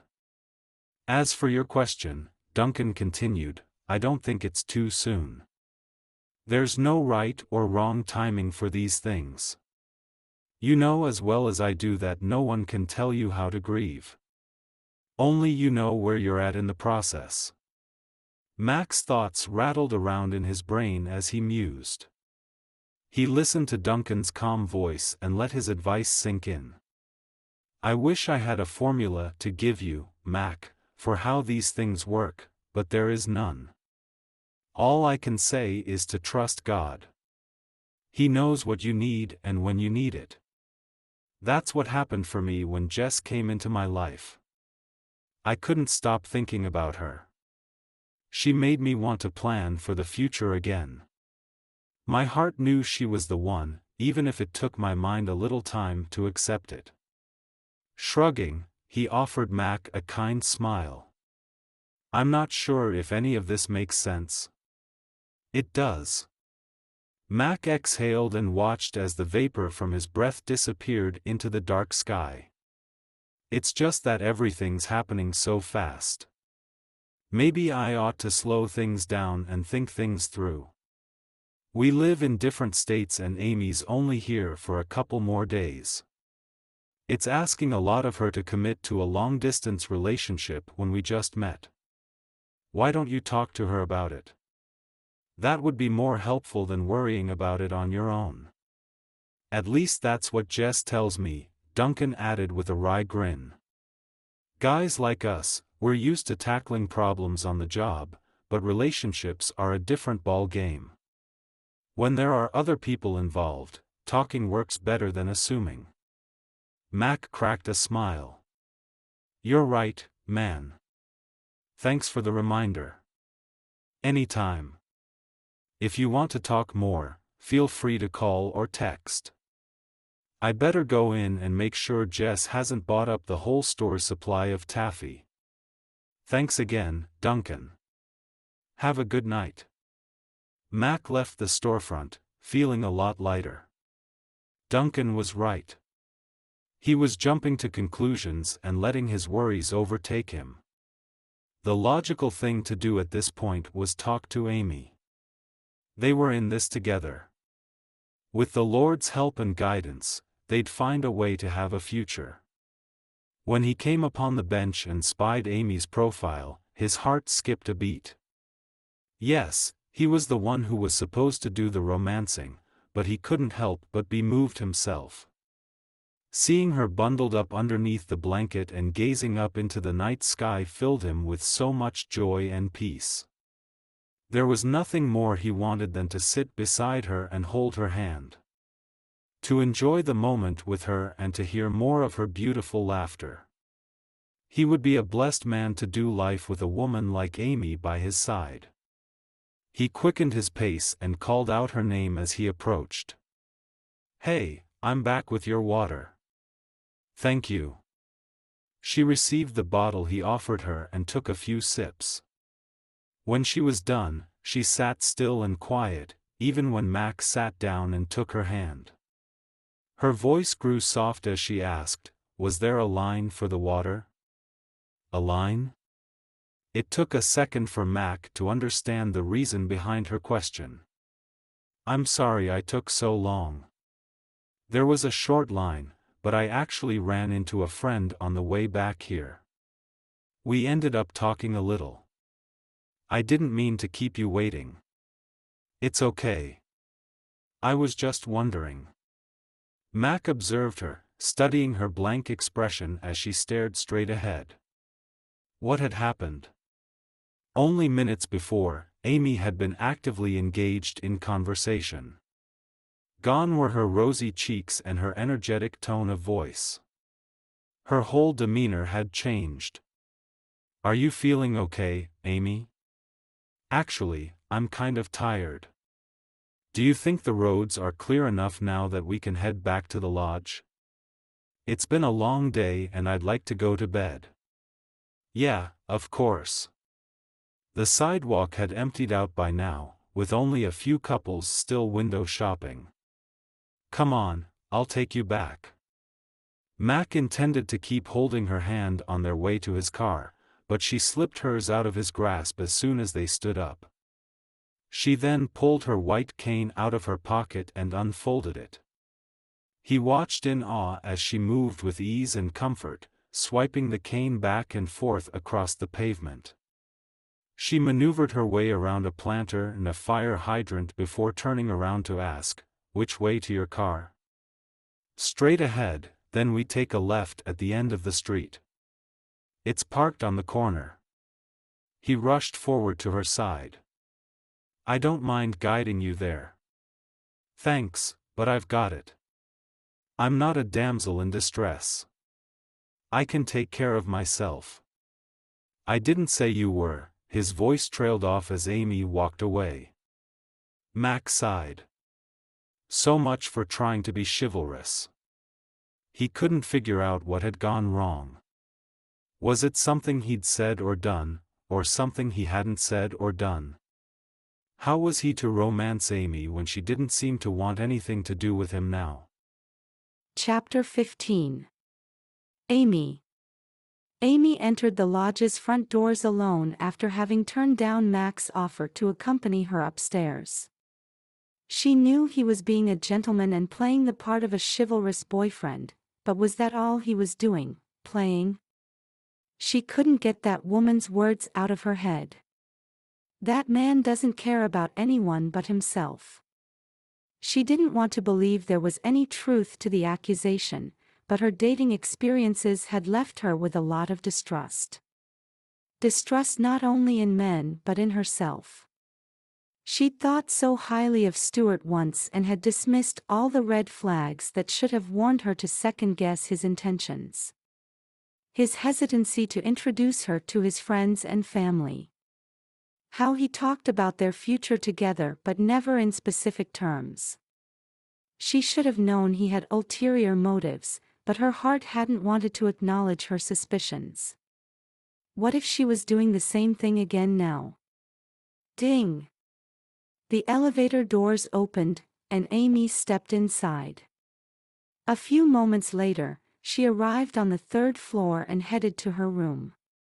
Once inside, she tossed her belongings onto the bed, then sat down on it with a sigh of relief. She hadn't been fibbing when she told Mac she was tired. A full day for her usually consisted of reading and blogging. She couldn't remember the last time she'd stayed outdoors from morning till evening. Closing her eyes, she blocked out the dim light from the lamp on the nightstand and fell back onto the pillows. Her body longed to rest, but her brain chose to kickstart itself into high gear, replaying the events that had happened that day. Honestly, everything had been perfect from the moment they'd finished lunch to when they'd shared a kiss, especially the kiss. She touched her hand to her lips and swallowed hard, past the lump growing in her throat. Could Mac have kissed her like that and not meant it? Her heart hurt to think that such an intimate, passionate act could be faked. It couldn't be possible. Mac had been nothing but kind and caring since the moment she met him.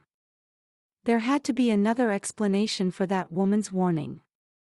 What's the truth, Lord? Please help me figure this out. Amy startled at the sound of an incoming call. As soon as she answered, Mac's deep voice greeted her. Hey, did you make it to your room okay? I did, thanks. That's good to hear. An uncomfortable silence settled on the line before Mac spoke again. Listen, I was thinking, since today was a full day, how about we take tomorrow off? You can get some rest in, then we'll meet up on Sunday morning for church. Oh. This change in plans came as a surprise. Did Mac not want to see her? What happened to them spending every day of her vacation together? Her stomach dipped in disappointment, but she fought to keep her tone light. Yeah, sure, that's a good idea. I could use some time to catch up on work. All right. I'll pick you up at 9 on Sunday. Have a good night, Amy. Good night, Mac. As the phone went silent, she realized she still held it to her ear, waiting and hoping to hear more. She missed the sound of Mac's voice already. She also missed the way he held her hand. With their fingers laced together, he would run his thumb along the back of her hand in a circular pattern. While the motion was likely a subconscious act for him, it spoke to Amy of his consistency and gentleness. She felt safe with Mac by her side.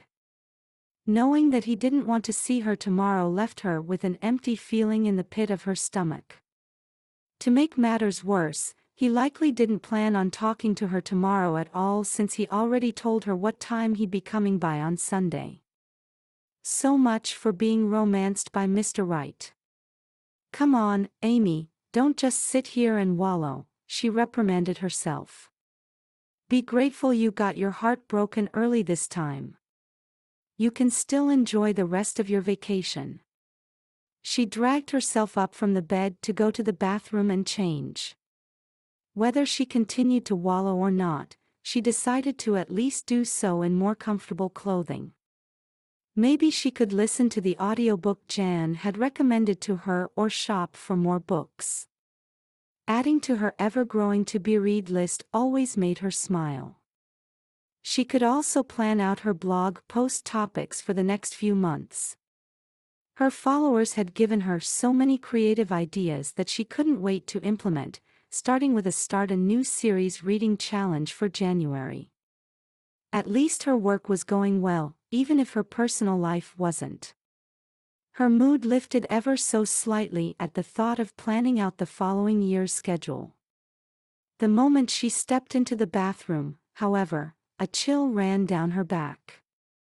Hadn't she left the light on earlier? Darkness enveloped her as she fumbled for the switch on the wall. Her heart pounded and her fingers grew clammy with each passing second. Without the ability to focus quickly and properly, she had a tendency to let her imagination run wild. Common objects got mistaken for much scarier things. She once thought a robe hanging off the back of the bathroom door at her parents' place was a person. At home she relied on the convenience of motion sensor lights, but here at the lodge, she always kept the lights on. Fighting the urge to panic, she reminded herself that the oddly shaped things around her were nothing more than towels. At least she hoped they were. What if whoever had turned off the lights was still in this room hiding 5 feet away from her? Amy sucked in a sharp breath and spun around. There was only one place she wanted to be right now, and this wasn't it. She moved as fast as her feet would take her and grabbed her cane before making a break for the door. Only when she was in the elevator did she finally breathe freely. Back in the lobby, she bypassed the large Christmas tree strung with lights and made her way to the front desk. A woman with short blonde hair and a friendly voice greeted her. "Hi, can I help you, miss? Is everything okay?" I don't know. This is going to sound crazy, but I think someone was in my room." "You're saying someone broke into your room?" "The door was locked when I got back a little while ago, but I know I left the bathroom light on before I left, and it was off when I came back." "It doesn't make any sense." Amy massaged her temples, wondering if she was making a big deal out of nothing. Could it have been housekeeping again? That had been the reasonable explanation for what had happened earlier in the day with her room door opening and shutting. Maybe someone had come by to tidy the bathroom while she was out. Or had Mac turned the lights off on his way out? She didn't think so, but she didn't know for sure. "Do you know if anything's missing from your room, miss?" "I'm not sure. I didn't have a chance to check." "That's all right. Tell you what, I'll call up security and ask them to take a look at your room." "Hold on a moment, please." Amy wrapped her arms around her torso as she waited for the woman to place the call. Without her coat, gloves, and hat, she shivered each time the front doors of the lodge opened. Even still, she preferred these kinds of bodily chills over the ones she'd felt upstairs in her bathroom. In fact, she'd rather spend the night here than in her room. The lobby, with its festive red and green decor and soothing instrumental Christmas carols playing over the speakers, gave her a sense of warmth and comfort, and most of all, safety. Would it be too much to ask if she could camp out on one of the sofas? "Miss, someone from security will be right over. Would you like to have a seat while you wait for him? It's a lot warmer next to the fireplace." "You read my mind," Amy answered with a small smile. "Thank you for your help." "It's my pleasure. My name's Addison. Feel free to ask for me if you need anything else." "I will. Thanks again." Before Amy had a chance to sit down, she heard heavy footsteps approaching. A tall man with dark hair stepped to her side and cleared his throat. "You must be Amy. I'm Heath from security. It's nice to meet you, although I wish it were under different circumstances."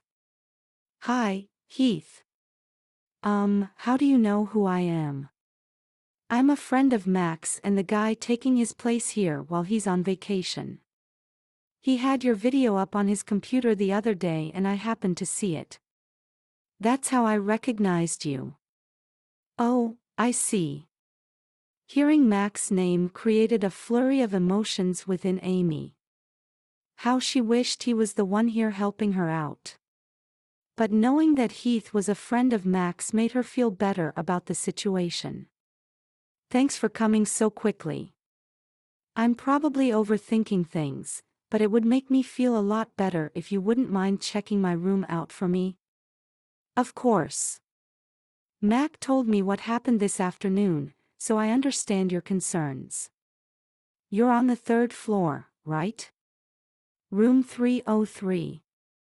Yes. If I could borrow your key card, I'll go take a look. She reached inside her pants pocket but came up empty. That's when she remembered she'd left her room in such a rush, she hadn't bothered to take anything with her.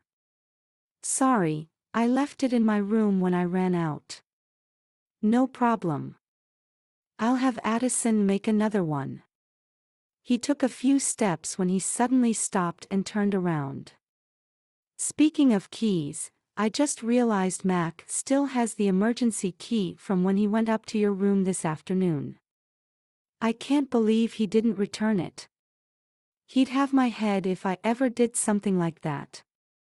He must have been seriously distracted. Amy's cheeks immediately flushed as she realized the cause of Mac's forgetfulness, their kiss.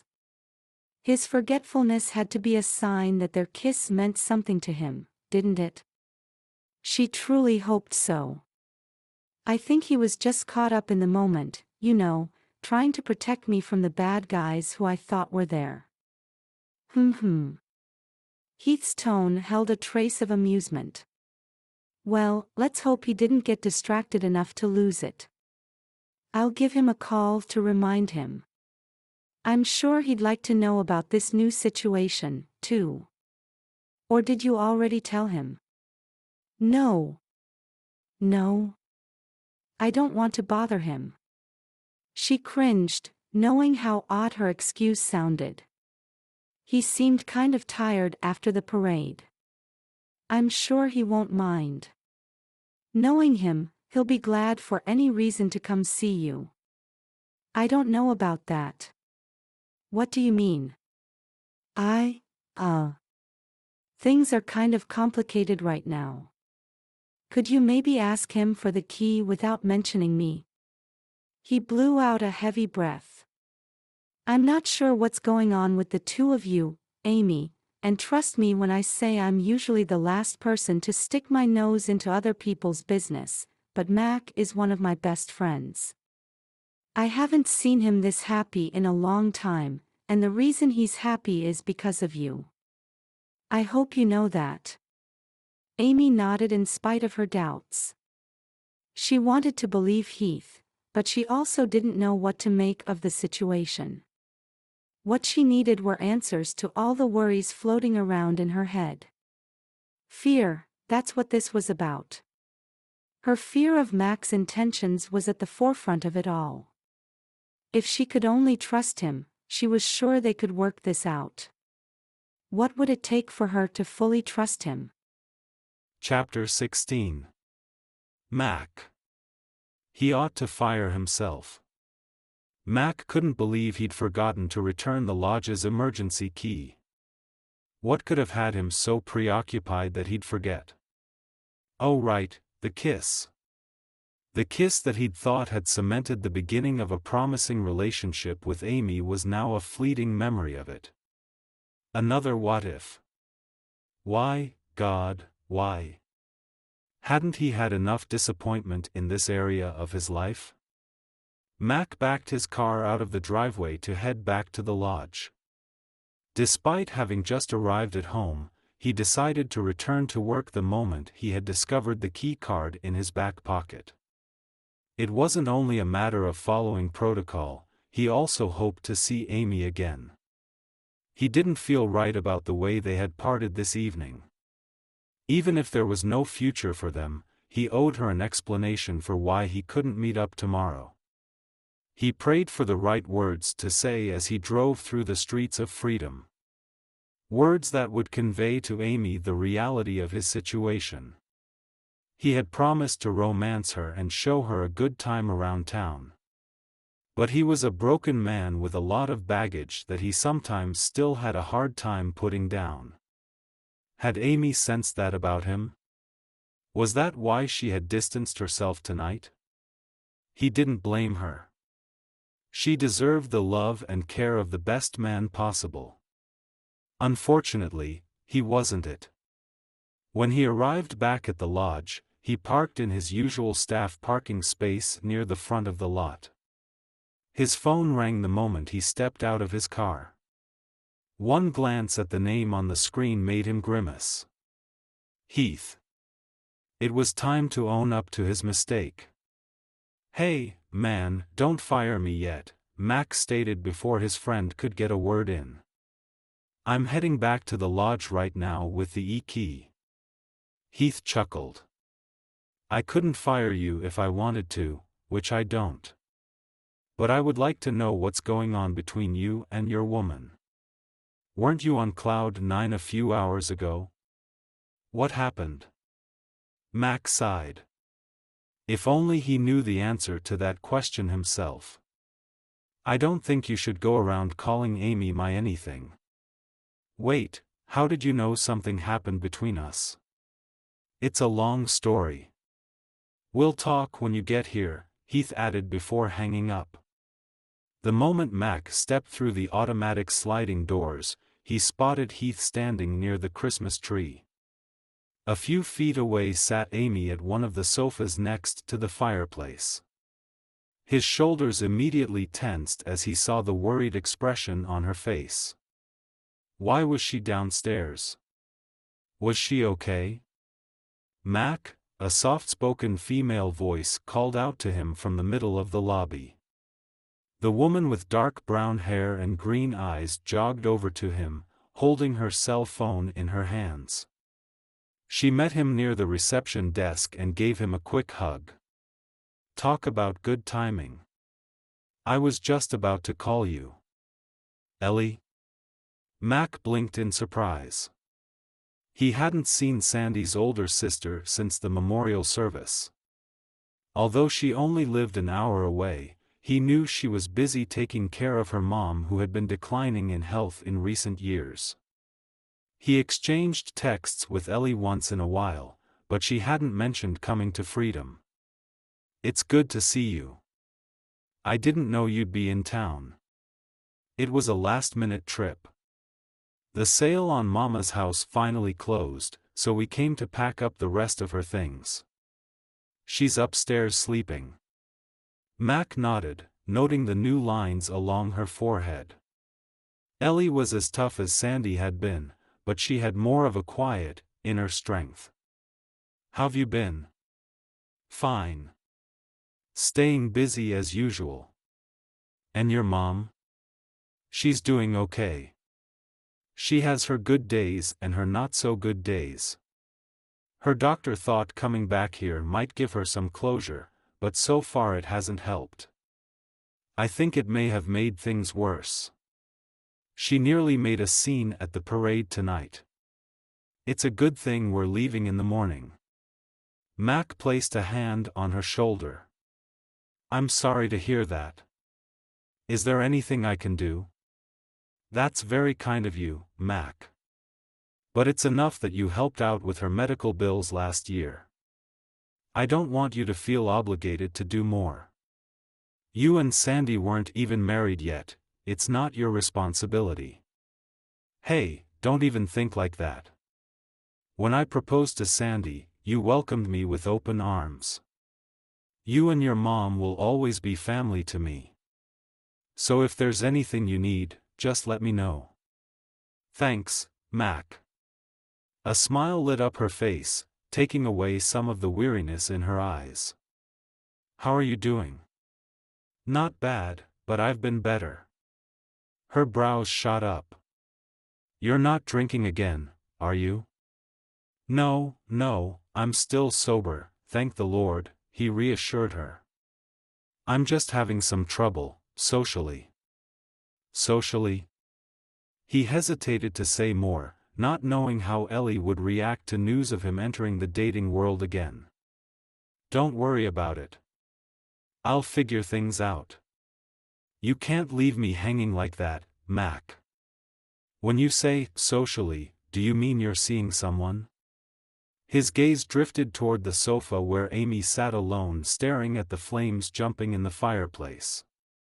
I want to, but it's complicated. I thought things had been going well, but something changed tonight. Ellie looked over her shoulder to where Mac's attention had gone. She gasped and exclaimed, "It's her." She was the woman Mama was talking to at the parade. Amy? Why was your mom talking to her? Oh no. I think I know what happened. Her ponytail swung around as she faced Mac again. Were you with your friend at the parade? I saw her sitting on a bench by herself. Yes, but I stepped away for a few minutes to buy some water. Mama must have seen the two of you together. She wandered off when I stopped to talk to someone. When I found her again, I overheard her telling your friend to stay away from you. She frowned. I hope what she said didn't stir up trouble for you. If it'll help, I'll go over right now and tell her what happened.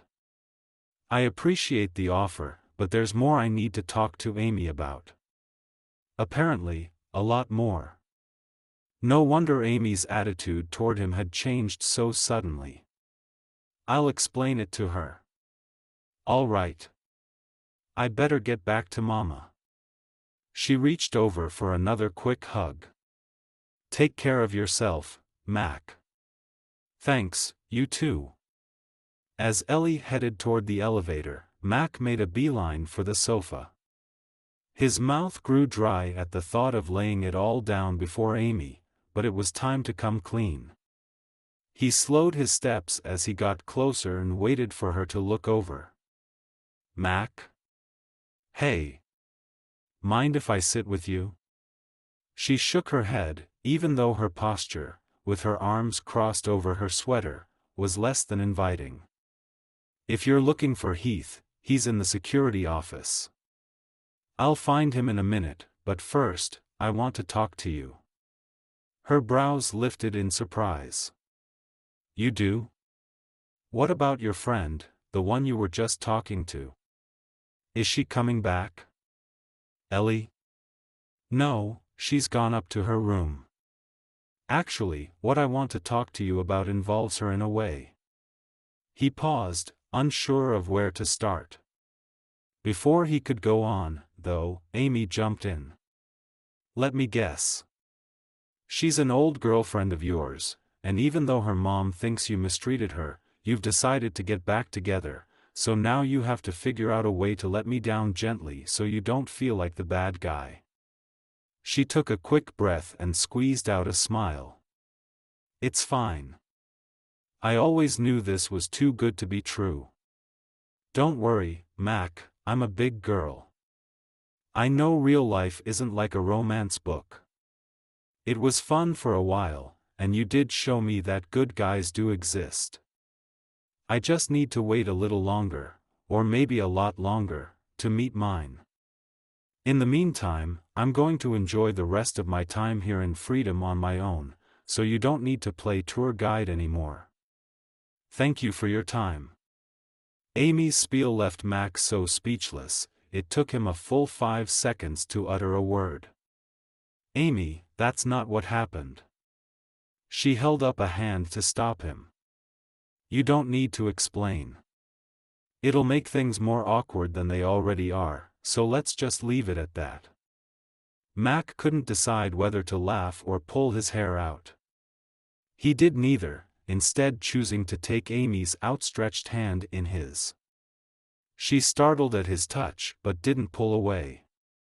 He placed her palm on his chest and let it rest over his heart. Do you feel that, Amy? For a long time, I didn't know why this part of me was still beating when the rest of me felt dead. I did everything I could to numb my pain. I drank, a lot.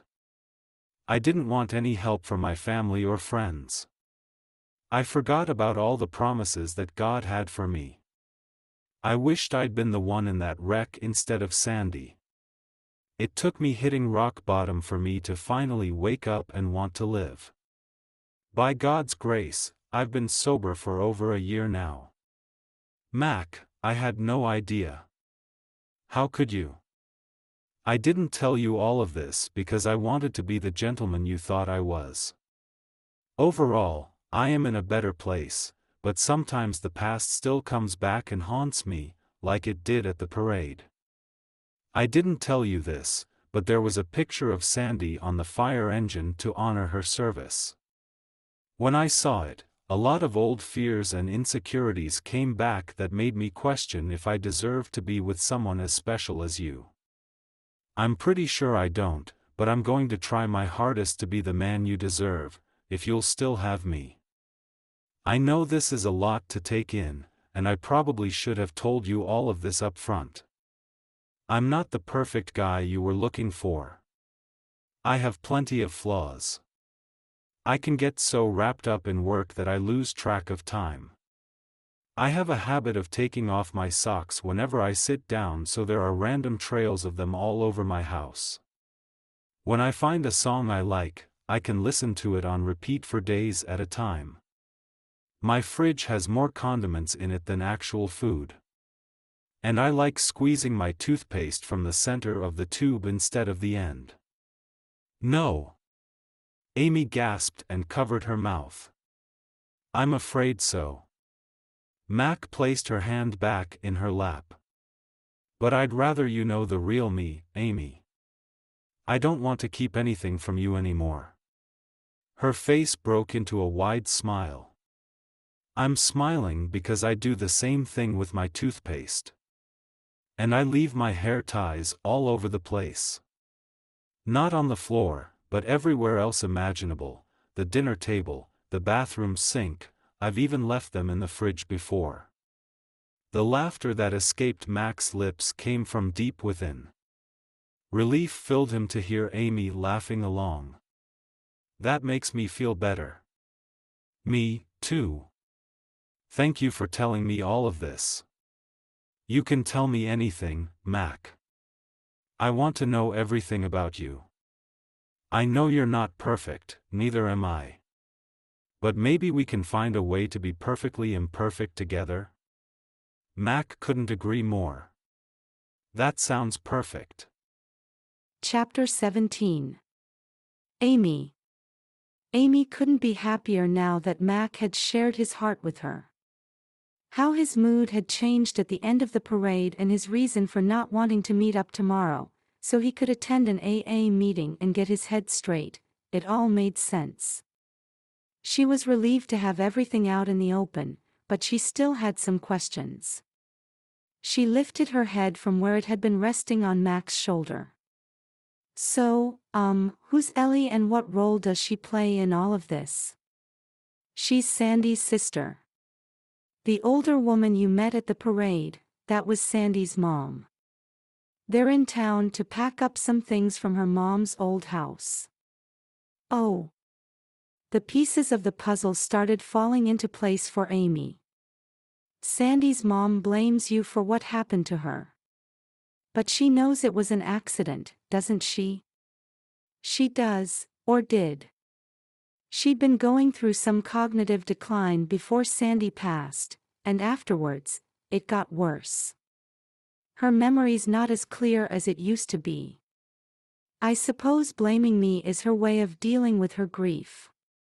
Mac shifted in his seat as he sighed. To be honest, I blame myself, too. I should have done more to stop Sandy from driving that night. I knew she was exhausted from working a long shift. I should have insisted she stay at the station or gone over to pick her up. Amy took his hand in both of hers. She turned it over, feeling the evidence of his strength in his large palm and the calluses along his skin. It must have been so hard for a man who was used to protecting people to not have been able to keep someone he loved out of harm's way. Her heart ached to imagine what Mac had been through. It wasn't your fault, Mac.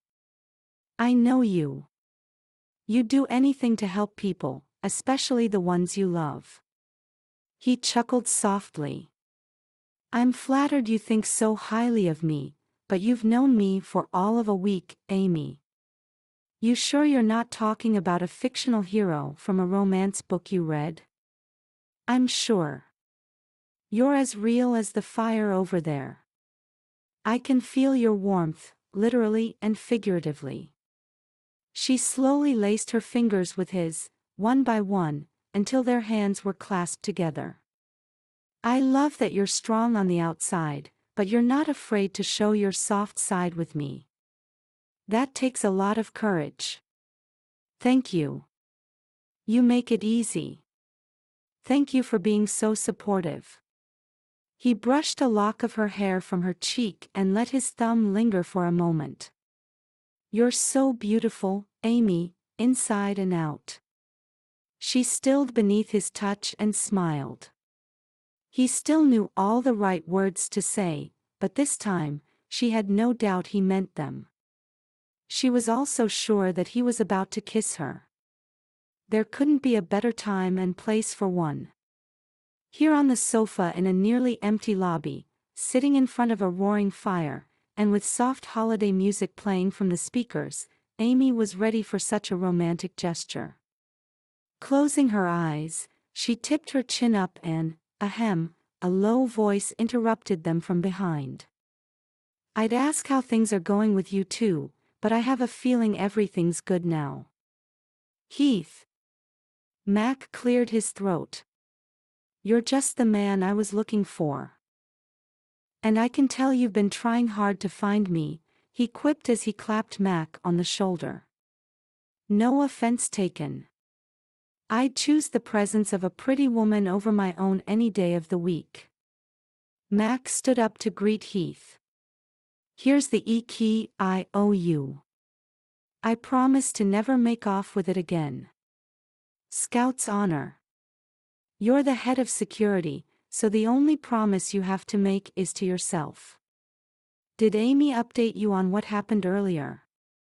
No, what happened? Mac turned to face Amy.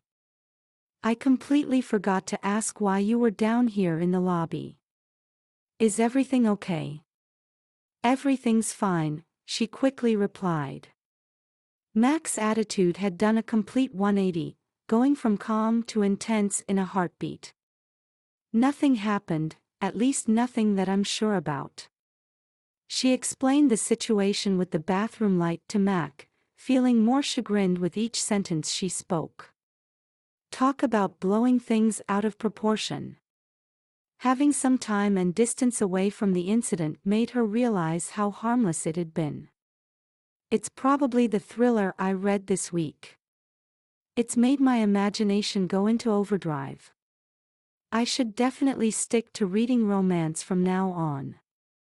I wouldn't blame it all on a book, Amy, Heath interjected, his tone serious.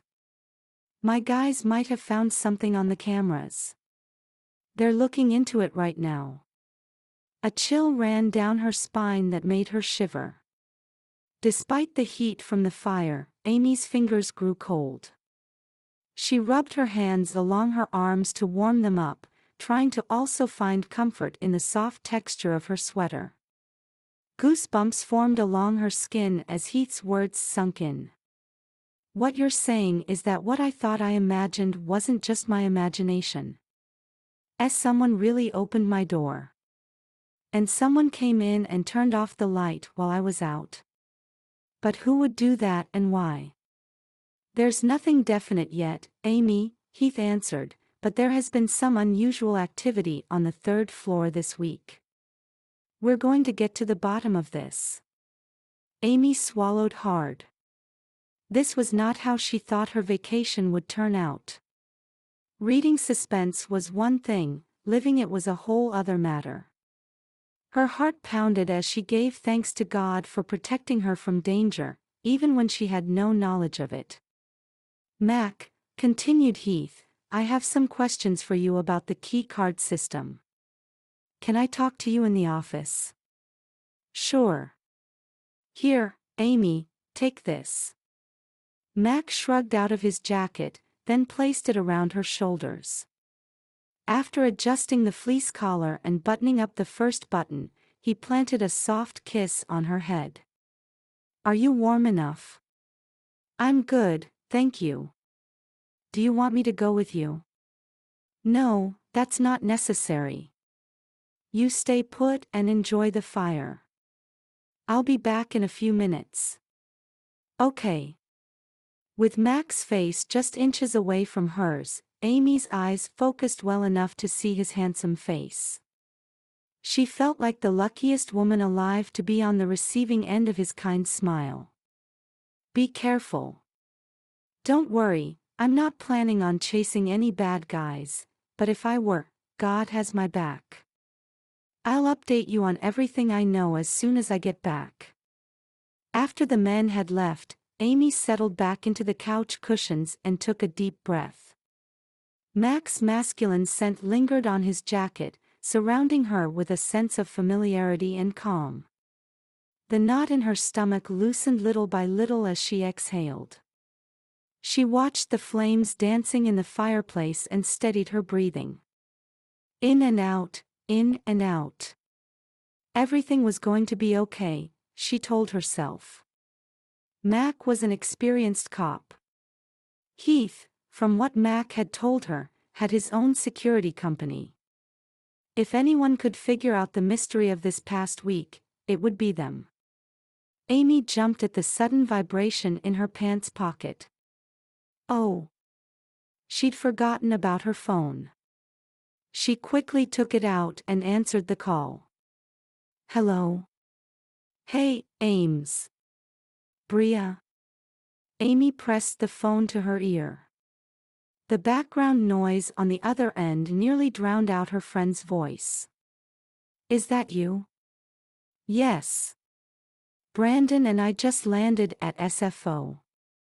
Sorry, there's so much traffic here and everyone's honking like there's no tomorrow. Let me get in the car. No problem. A door slammed shut on the other end, cutting off the racket. Oh, that's better. Bria sighed. I know some people don't like small towns because they think they're quiet and boring, but I sure do miss freedom right now. Amy scoffed. Quiet and boring. She wished that was the case. Trust me, Bria, you're better off back home right now. What do you mean? Are you not having fun? She gasped. Did something happen between you and Mac? I thought you were looking forward to going to the parade together. We did and it was great. Everything about tonight was great, except for the part before the parade and after. Okay, this sounds intriguing. Do tell. Amy quickly filled Bria in on what had happened earlier and also about Heath's suspicions. The more she shared, the faster the words came as a burst of adrenaline shot through her body. They had a true mystery on their hands that begged to be solved. Oh my goodness, wait till I tell Brandon about this, exclaimed Bria. I really hope Mac and his friend figure out what happened. You are so brave, Ames. I don't know if I'd still be able to stay at the lodge after going through what you did. Not that you have anything to worry about, she quickly added. I'm sure there's a logical explanation for all of this. Amy forced out a droll laugh. Thanks for trying to make me feel better. You have nothing to worry about, girl. God is watching out for you, and you have your very own hero there with you. Mac will keep you safe. I know. Amy tugged on the front of Mac's jacket and snuggled into the warm fabric. He's amazing. Ames? Did you leave something out of your story? What else happened tonight that you didn't tell me about? Well, there might have been a kiss. A kiss. You and Mac kissed. Yes. It was the best kiss of my life, Bria. More swoon-worthy than any I've ever read. You guys kissed. Did you hear that, Bran? She repeated to Brandon, who chuckled on the other end. Amy and Mac kissed. Tell my cuz, way to go. Brandon called out happily to Amy. I'm so excited for you guys. We knew you guys were a match, declared Bria without hesitation. This is one of the best Christmases ever. Amy grinned. She couldn't agree more. It really is.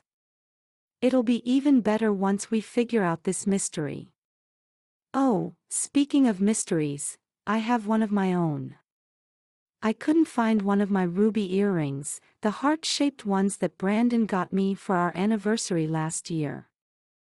I looked all over the room before we left, even under the bed and on the closet floor, but it was nowhere to be found.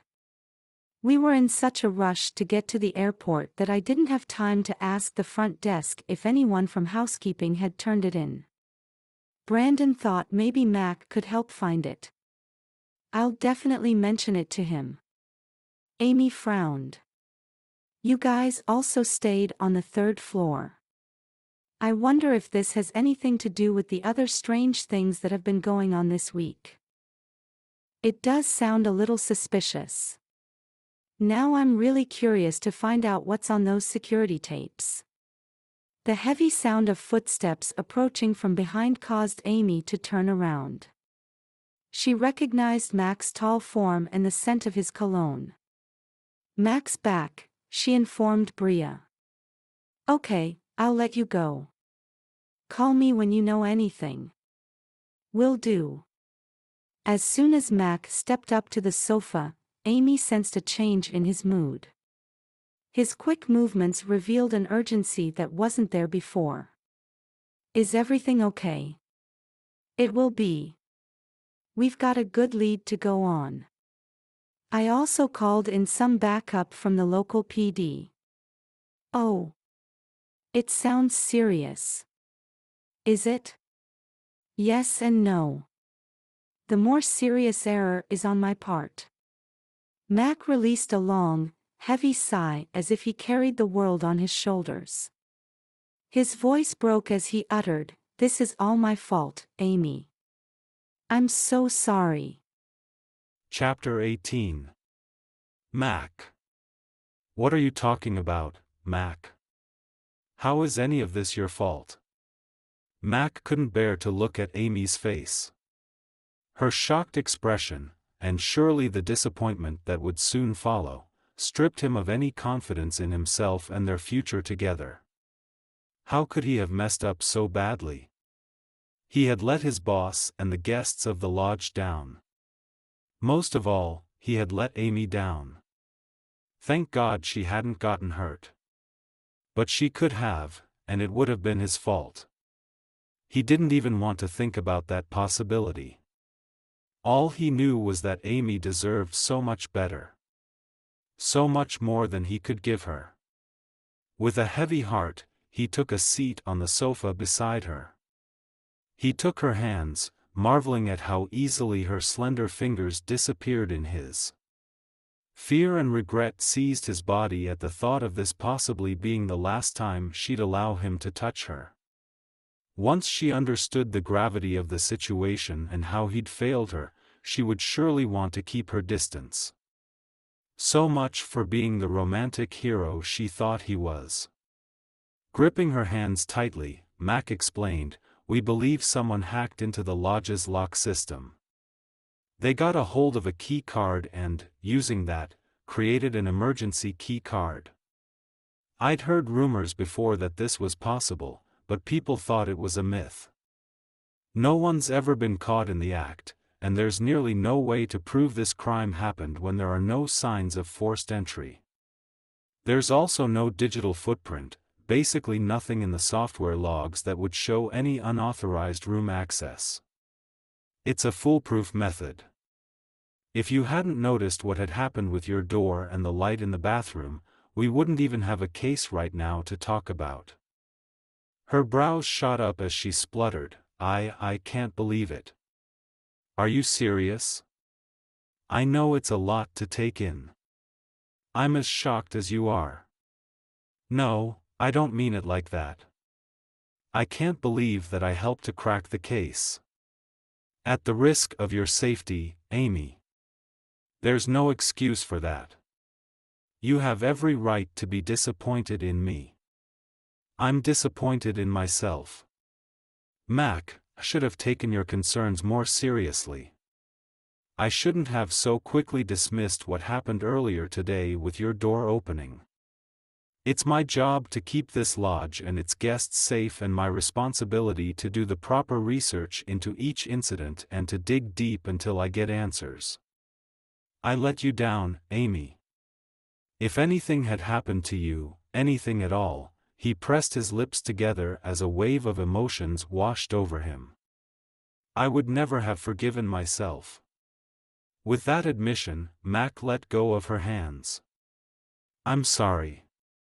An uncomfortable silence fell over them before the sound of Heath's voice broke through from the other side of the lobby. Mac, Ty, and the other officers are here. I'll be right there, Mac called back. I need to go, Amy, and clean up this mess. I've asked Addison at the front desk to prepare a new room for you. You'll be staying in one of our executive suites, compliments of the lodge. It's the least we can do to compensate you for the inconvenience you've experienced.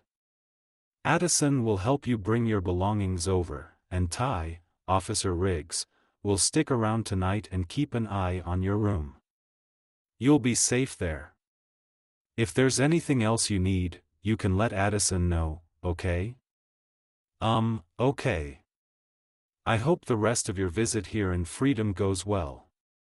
Mac stood, letting his gaze linger on Amy's face as he worked hard to memorize her beautiful features.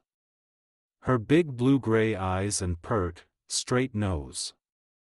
Full, red lips that he now knew tasted as sweet as honey. He wished to see them curve up into a smile one more time and to hear her laugh again, but he'd have to resort to watching her videos instead. He'd had his chance and blown it. It was time for him to walk away, so that's what he did. He gave a curt nod to Addison and Ty as they passed him on their way to help Amy. At least she would be safe and well taken care of with them. Mac was thankful for that. Now he needed to salvage what he could of his job. Mac found himself at the lodge again the next day, this time in his boss's office. Outside the window, the snow-covered mountains of Freedom Ridge glistened in the morning sunlight, waiting for skiers and snowboarders to tackle the fresh powder. The weekend before Christmas always brought an influx of tourists to the area and a heightened energy to the lodge, but Mac felt none of the excitement. He was too weary from staying up nearly all night, scouring security tapes and software logs. When he'd finally gotten home at 4 a.m, he'd fallen straight into bed, only to sleep fitfully for a few hours. After a shower and a quick bite to eat, he'd attended an AA meeting at Freedom Bible Church. The hour he'd spent there listening to other people share their stories and then reciting the Serenity Prayer together as a group gave him a renewed sense of commitment. He was determined to remain sober and to rely on God for help to stay the course. Now, back at work, he sat across from Bryce Harrington, ready to give him a full report of the previous day's incidents and, most importantly, their resolutions. The Army veteran had only recently taken over ownership of the lodge, but he'd shown himself to be a diligent and conscientious leader. He had no qualms about accommodating Mac's request to meet on a Saturday. Dressed more casually than usual in a sweater and jeans, he gestured for Mac to begin. I don't mean to rush you, but I have a special date planned for today, so I'll need to leave at 1100 hours. Mac nodded. Word around the lodge was that Bryce and his executive assistant were an item now. That had to be why he smiled a lot more lately and the reason he was taking the day off. At least his boss's personal life was going better than his. Sure thing, I'll make it quick. As I mentioned on the phone last night, we discovered a breach in our key card system. How long it's been going on, we're still not certain. But we did manage to find the people responsible based on some security footage that was captured over the course of this past week. The police apprehended the two men and also uncovered some jewelry that had been taken from the guest rooms. The guests have already been informed, and we're arranging for their items to be shipped overnight to them. Bryce leaned his elbows on the desk and steepled his fingers as he listened. Any idea how many guests were affected by this breach? From what we can tell, all the activity was limited to the third floor. 2 guest rooms had property taken from them. A third room had been entered, but nothing was removed. Were the guests in their rooms when these incidents happened? 2 were not. 1 unfortunately was. Bryce's expression turned serious. Was he or she harmed in any way? No, Mac hesitated. He still remembered the way Amy's body had trembled when he held her in the bathroom. Her fearful expression, the one he'd glimpsed in the reflection of the mirror, came back to haunt him. It was because of his incompetence that she had suffered. The third guest was not physically harmed, but she did experience emotional distress. I see. Bryce grabbed a pen off his desk and scribbled a note onto a legal pad. Mac, do me a favor. If you could give me the names and contact information for the guests who were affected, I'd like to contact them personally and apologize on behalf of the lodge for what happened. I'll work with Sabrina on a form of compensation that we can extend to them, perhaps a free stay at the lodge during a future visit or a gift card of some sort. It's the least we can do. Yes, of course. I'll get that info to you right away. Actually, the third guest, Amy McCormick, is still here. I did have Addison move her to one of the suites last night for the remainder of her stay. That was a smart move. And I'll of course pick up the tab for that upgrade, so you can deduct the fee from my next paycheck. Bryce quirked a brow. There's no need for that, Mac. I believe there is. It was my fault, Bryce, that her room was broken into. I take full responsibility for what happened. In fact, he released a heavy breath. I'm ready to tender my resignation if you think that would be in the best interests of the lodge. Hold on a minute. You want me to agree to have you step down as the head of security? Bryce sat up in his chair and looked Mac squarely in the eyes. Let me get this straight. Did you or did you not figure out there was a breach? We did. Did you catch the people who did it, the ones who are really at fault for breaking the law?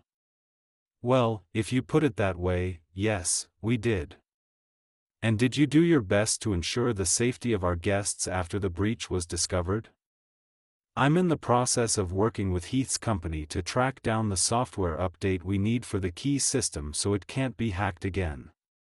But that doesn't make up for the fact that the system did get breached. Bryce held up his hands to stop Mac from continuing. That's enough, Mac. In the military, we call what you've done a victory. You should be celebrating this accomplishment, not beating yourself up over it. Mac shook his head vehemently. You don't understand, Bryce. I failed you, I failed the lodge, I failed Amy. He balled his hands into tight fists as her face flashed through his mind. You're making me sound like some sort of hero when I'm clearly not. No, Mac, all I'm saying is that you're human. You're not all-knowing or all-powerful, only God is. Don't take a burden upon yourself that no one, especially the Lord, expects you to carry. You are a great employee, someone I can count on to be thorough and reliable. But I don't expect you to be perfect, and neither should you. It's time you showed yourself some grace." Mac cracked a small smile. The tension in his shoulders and neck began to fall away little by little as he let Bryce's words sink in. He had no idea he'd receive a mini-sermon from his boss today, yet these truths were just what he needed to hear. Moments later, he felt a lightness to his steps as he walked out of the office. He found himself headed toward the lobby and straight for the elevator. It seemed like his feet knew exactly where to take him when he reached the 4th floor, or maybe it was his heart doing the leading. Whatever the case, he was happy to follow if that meant being able to see Amy again. Chapter 19. Amy. Amy paused the audiobook she'd been listening to and tossed her phone onto the king-sized bed in the large suite. With the heat of a small fireplace behind her and large windows that faced the mountains in front of her, she was literally surrounded by comfort and beauty. Yet, she found no pleasure or joy in any of it. Her heart ached and her mind spun as she tried to make sense of Mac's last words to her. "I hope the rest of your visit here in freedom goes well." What did he mean by that? Was he marking the end of their time together? The end of them together? She couldn't stomach the thought of that. Why, God, why? I thought things were starting to fall into place for us. Why did Mac give up? Every bone and cell in her body was convinced that Mac felt something for her. The way he had cradled her hands in his, the tender tone of his voice, and the hesitation in his speech, they all pointed to the fact that he'd been emotionally invested. He hadn't been just going through the motions like her ex had. Now that she had experienced how a true gentleman treated a woman, with care and patience and respect, she could tell the difference. She no longer doubted herself or Mac. But he was the one doing the doubting now. She understood how guilty he felt for what had happened at the lodge with the security breach. But beating himself up over something he had no control over and couldn't have possibly prevented was like listening to a thriller and waiting for a meet-cute to happen. It didn't make sense. Amy bunched up the edge of her sweater in her hands, rolling and squeezing the soft fabric between her fingers as she thought out loud. "Are you going to let the best man you've ever met just walk away like that?" she asked herself. "You know that if you do, you'll miss out on your happily ever after and possibly regret it for the rest of your life. So, what are you going to do to win him back?" That was the big question. What could she do? She pressed her forehead to the windowpane and shivered as the glass chilled her skin. Exhaling, she felt her breath bounce off the window and surround her face with its warmth. She stood there for a few seconds, thinking and praying, until a brilliant idea popped into her head. That was it. It was time for her to turn the tables on Mac, so she could start romancing him. But first, she needed to get some things prepared. She placed a call to the front desk and asked to be transferred to the event planner. "Hello, Haven Gilbert speaking, how may I help you?" "Hi, Haven. This is Amy, Mac's friend." She paused, reprimanding herself for adding a question mark to the end of her statement. If she was going to win Mac back, she needed to have more faith in herself. She cleared her throat and tried again. "I am Mac's friend." "Amy, hi. It was so good to see you last night at the parade. How are you?" "I'm good, thanks." "Well, not as good as I'd like to be, but it's a long story and I really don't have much time to explain right now. The gist of it is that I want to do something for Mac, something that I hope will make him smile, but I need your help to do it. Would you please help me?" Of course, I will. I'm your girl, Amy. Or should I say wingwoman? Haven chuckled. Although, I don't think you'll need to do much at all to make Mac happy. He's already like melted chocolate in your hands. Both Jeremiah and I can tell he's smitten with you. Amy prayed what Haven said still rang true. I hope you're right. I know I am. Now, tell me what I can do. Here's the plan. Amy delved into the specifics of her request. After a brief conversation, she hung up the phone feeling more energized and positive. Haven had agreed to do her part and would be waiting in her office for Amy to stop by in 15 minutes. She would then hand over the supplies Amy needed for this special surprise. Now it was Amy's turn to get herself ready to meet Mac. With a flurry of butterflies in her stomach, she spent the next 10 minutes straightening her hair, then doing her makeup.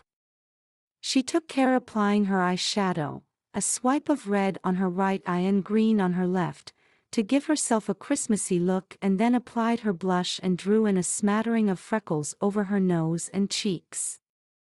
To finish it all off, she added a bold red lipstick the color of cranberries.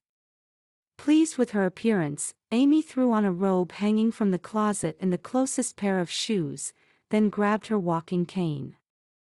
It didn't matter what she wore since she'd soon be changing into a different outfit anyway, assuming Haven found what she asked for. Amy sure hoped she would, because her plan hinged on having the right attire. She swung her door open, ready to step out into the hall, and nearly jumped out of her skin. A looming figure stood in her doorway, blocking her exit. Her imagination went into overdrive and shot her heart rate sky high. She could hardly stop her hands from shaking, let alone focus her gaze. It wasn't until she sucked in a breath of air did she catch a whiff of the man's cologne. Spicy, woodsy, and familiar. The fragrance started a fluttering of butterflies in her stomach.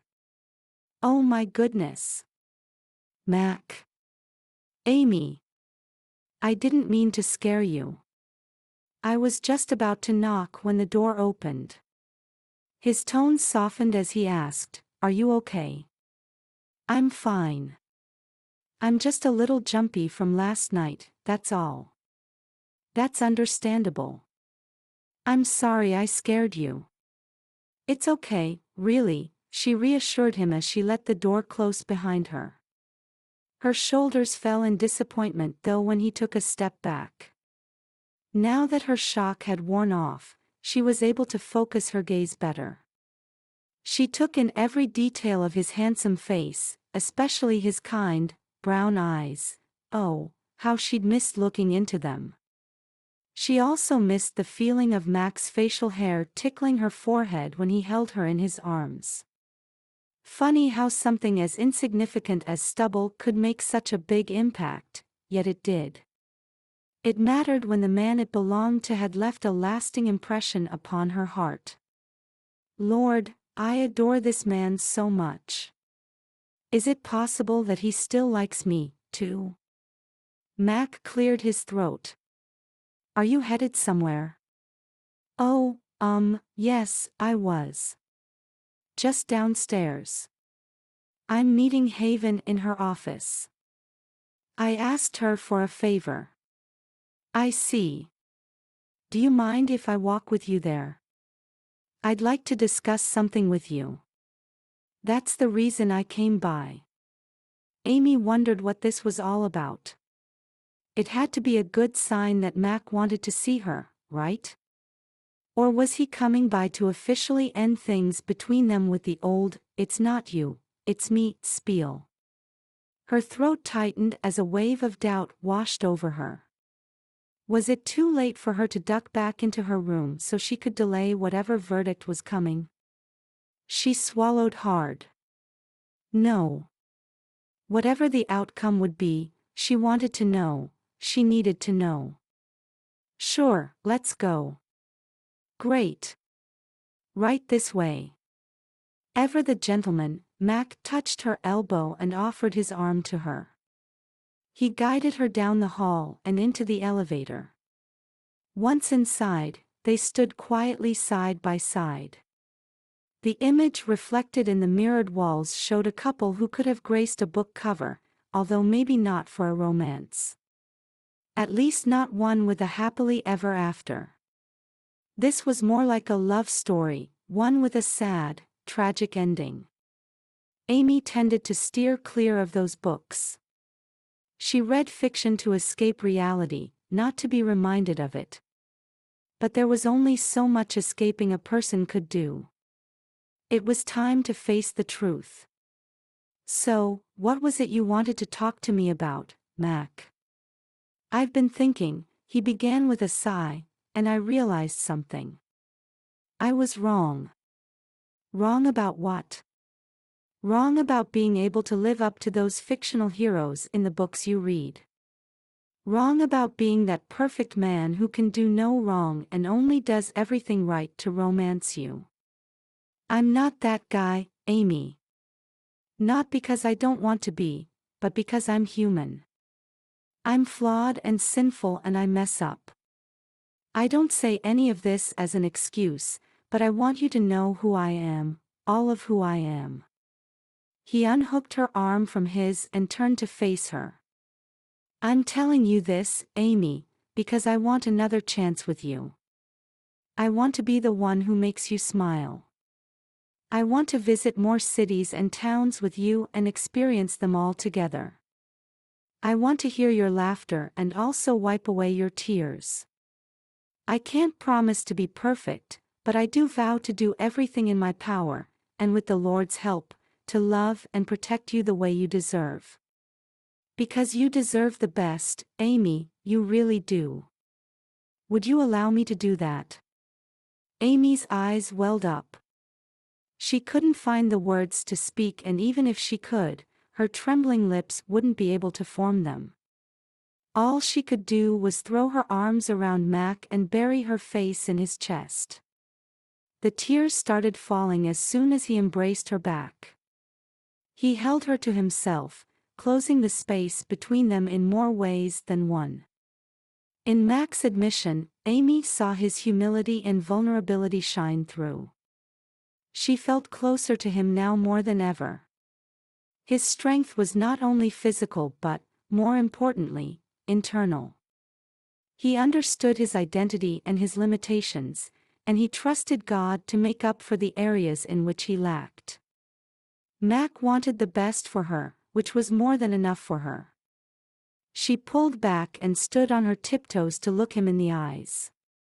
Nodding, she finally put into words the emotions flooding her heart. You are a hero to me, MacGyver Spark. I know you're not perfect, but I never expected you to be. I love who you are and I love your heart for people and for the Lord and for me.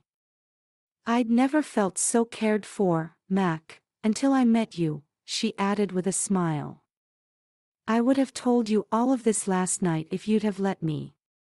But I'm glad I can tell you now. Thank you for not giving up on us. Thank you for not giving up on me. It's funny, I thought I was the one who was supposed to romance you, but it turns out to be the other way around. You've shown me what unconditional love and acceptance are about. You're the true hero, Amy. She shrugged playfully. It takes one to know one. But, how about this? From now on, we can both do the romancing. That sounds like a plan. And with that promise, Mac cupped her face and brought his mouth to hers. He kissed her with such passion, her knees went weak.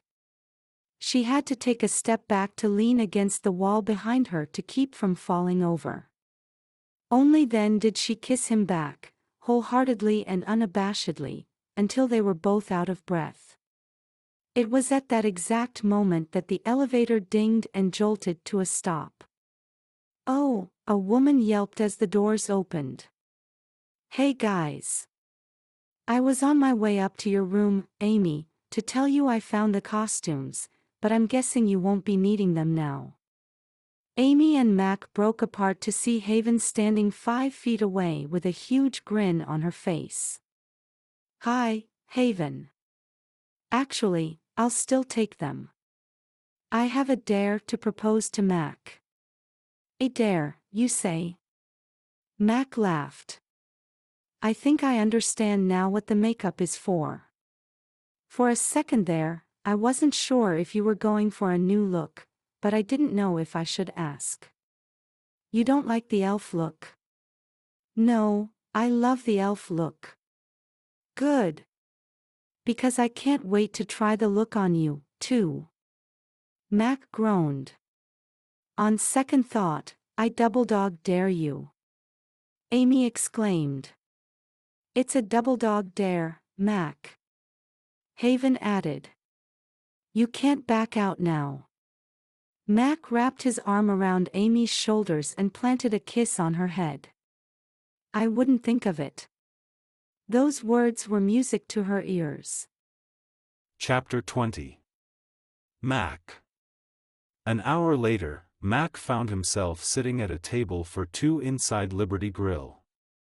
The setting was the same from what he'd remembered the last time the lodge employees had met for their annual Thanksgiving lunch, with its large windows overlooking the mountains and rich jewel-toned colors, but his outfit today was far different from his usual attire.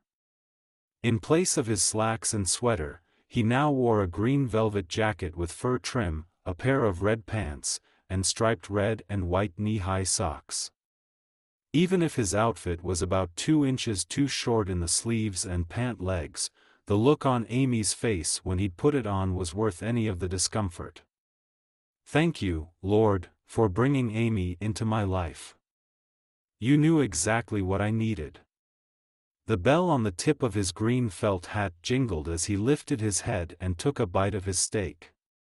From the corner of his eyes, he saw a family of 4 at the next table turn their heads. One of the young children pointed and squealed in delight, much to the chagrin of her parents. Mac was sure the girls' sights were set on Amy, who sat across from him in a similar outfit to his. Somehow Amy managed to pull off her costume without even trying. Her green dress with its peppermint candy buttons suited her sparkling personality and complemented her makeup. He got a good dose of holiday cheer just looking at her. Do you hear that? Amy asked in between bites of her pasta. Giving her head a few quick shakes, she smiled each time the bell on her hat sounded. The bright sound blended into the Chipmunks' version of Jingle Bells playing through the speakers. Our hats are perfect for this song. This has got to be the most musical meal I've ever had, he quipped. Definitely the most festive one, too. Wait until after lunch. I have more surprises in store for you. More? He set down his fork and took a sip of his ice water. I think we've got our tables switched here, Amy. I'm supposed to be the one romancing you, remember? Not today, Mac. You've already made me feel so special this whole week. It's my turn now to do the same for you. He grinned to hear her enthusiastic response. She hadn't stopped smiling since they got off the elevator. Come to think of it, neither had he. That kiss they'd shared had been even better than the one last night. And getting an elf makeover had been more fun than he'd imagined. Thanks to his personal makeup artist, he now had rosy spots on his cheeks and nose and taped on cotton balls for eyebrows. He had drawn the line at freckles though, but there wasn't much more that he'd refuse Amy. She had taken a hold of his heart completely, there was no denying it. Why else would he be having the best time of his life dressed up as an elf? I had to come see this for myself, a male voice called out to their table. Heath jogged over with a huge grin. I couldn't believe my eyes when I saw a pair of elves on the security footage. Not bad, man, not bad. Although I think Amy makes a more believable elf than you. Amy laughed. Thank you, Heath. It's the freckles, right? I told Mac he needed them to complete the look. That's the missing piece for sure, Heath joked. Hey, can I take a picture of the two of you to show Claire? She's gonna get a kick out of this. Sure thing. Mac scooted his chair over to Amy's side of the table. Maybe it'll give her some ideas for the two of you. Santa could always use some more helpers. Heath grinned. We've actually got that covered. We haven't told anyone yet, but we'll be having a little elf of our own in the spring. You guys are expecting? That's so exciting. Amy exclaimed before clamping her hand over her mouth. Sorry, I didn't mean to broadcast it to the whole restaurant. No biggie.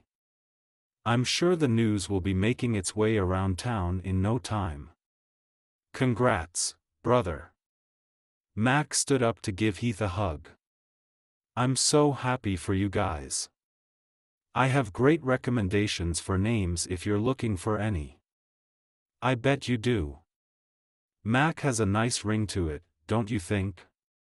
And Amy's easy to remember, Amy added with a giggle. You can always find it on those license plate souvenirs they sell at gift shops. Good point. I'll keep that in mind. Heath chuckled as he gestured for Mac to take his seat again. Now let's get that picture taken so you can get back to eating. I can almost hear Claire scolding me for interrupting your date. It's all right. Mac placed his arm around Amy's shoulders and pulled her close. We're spending the whole day together. And this is just the first date of many that I plan on having with Amy.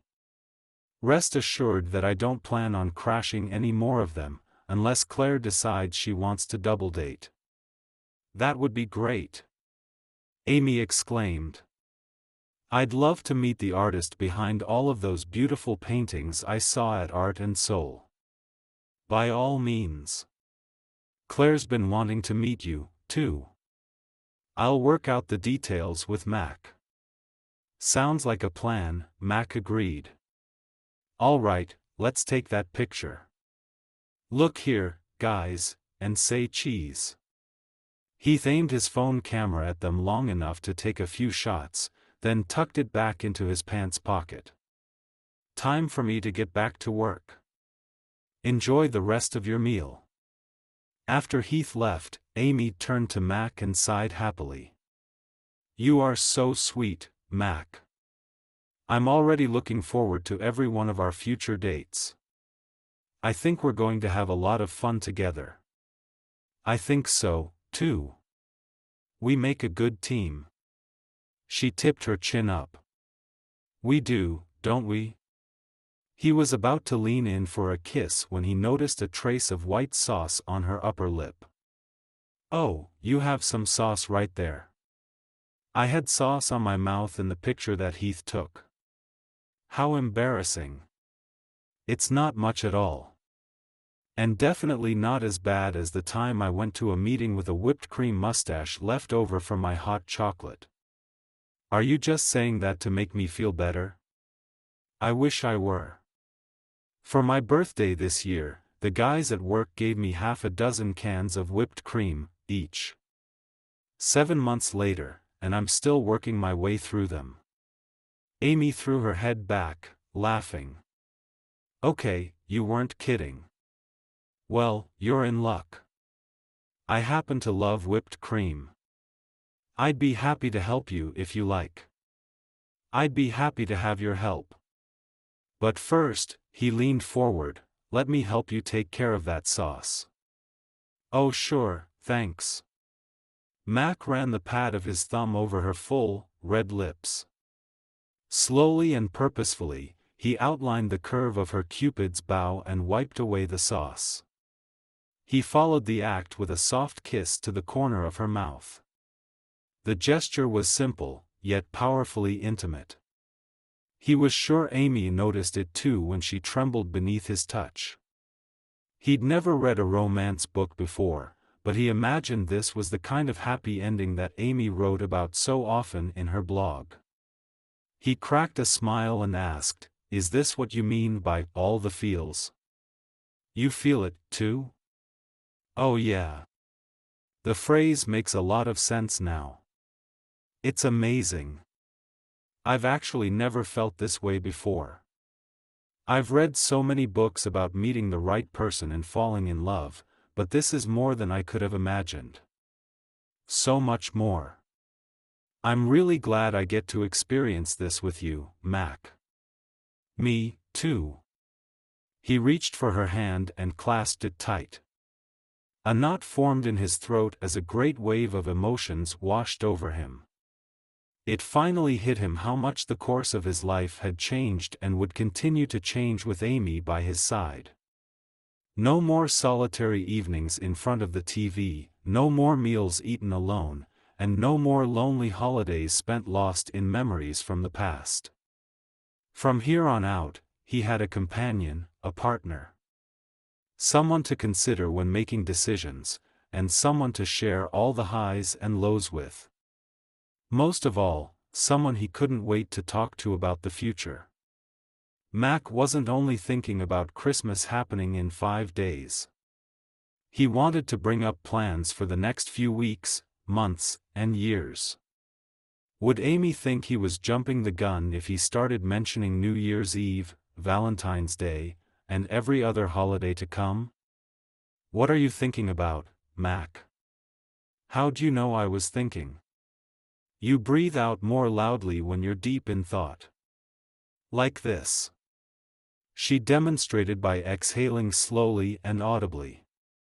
"See, you can hear the difference, right?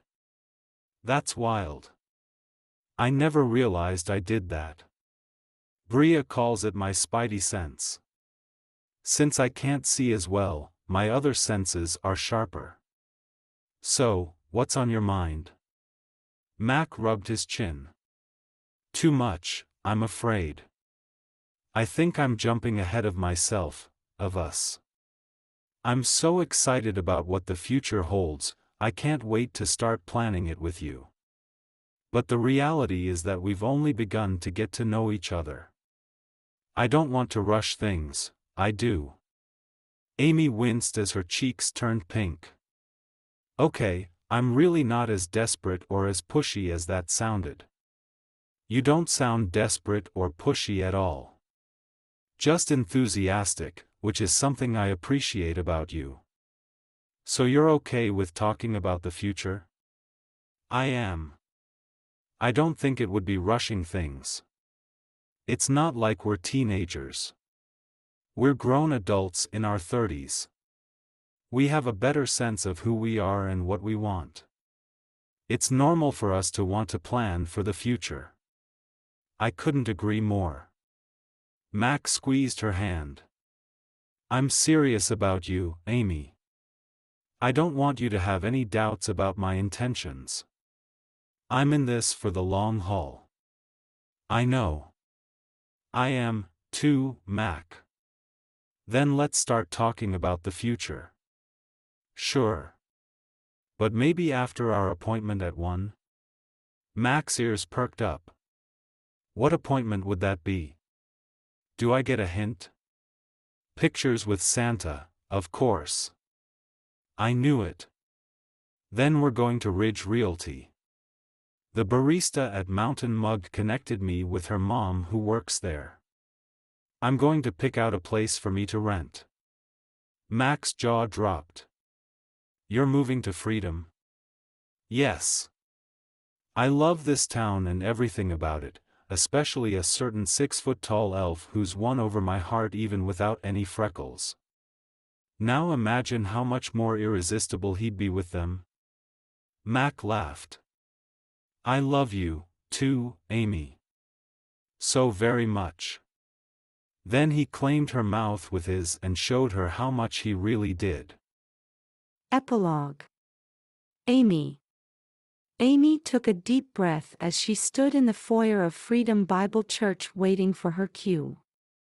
Outside the church windows, Snow blanketed the ground and covered the trees as they had last December when she first came to Colorado. Back then, the cold weather had been a shock to her senses, but she'd grown used to the seasons of this small town that she now called home. She'd added thicker coats to her wardrobe and hats and gloves in various colors and boots, too. But without a doubt, her favorite addition to her closet was the dress she wore on this most special of days, her wedding day. She was getting married. So much had happened in a year's time, she almost couldn't believe it, but the joy and peace she felt in her heart confirmed it was all true. As did the beautiful heart-shaped engagement ring that Mac had slipped onto her left hand this past New Year's Day. He hadn't wasted any time cementing his commitment to her, and their love for one another had only grown since then. Dating Mac was romantic and fun, and most of all, easy. Not easy in a sense that they didn't have disagreements or misunderstandings, but when those did occur, they did their best to resolve them before the sun went down. Amy had never felt so secure communicating her feelings and needs before. She trusted that Mac had her best interests in mind and strived to be as compassionate a partner to him as he was to her. If their dating life was this amazing, Amy could only imagine how much more wonderful their married life would be. Which was why she couldn't wait to get this show on the road. "What's the holdup, Bria?" she asked her friend who was busy fluffing out the embellished skirt of her wedding gown. Amy was thankful Bria and Brandon had been able to come to Colorado for their big day. They kept in touch regularly via video chats and texts, but it meant so much to see them in person and to have them both be included in the wedding party. "I thought we were supposed to start 10 minutes ago." "We were, but there was a slight delay with the wedding cake." "The cake?" Amy gasped as she thought of her friend who owned the specialty bake shop in town. Like her namesake, Patience was as long-suffering as they came. Despite being 8.5 months pregnant, she had offered to make a special storybook wedding cake for their reception. Amy hoped the task hadn't worn her out. "Is Patience okay?" "She's fine, but she had to arrange for someone else to deliver the cake because she has her own delivery to make." "The baby's coming." "She and Tuck are on their way to the hospital now." Amy grinned at the news. "How exciting. That makes today extra special. We're also waiting for a few more people to arrive." "A few more people?" Amy furrowed her brows at Bria's mysterious tone. "What's going on? Who are we waiting for?" "I can't really say. I've been sworn to secrecy." "By whom?" "Sorry, Ames, my lips are sealed. I don't want to ruin the surprise."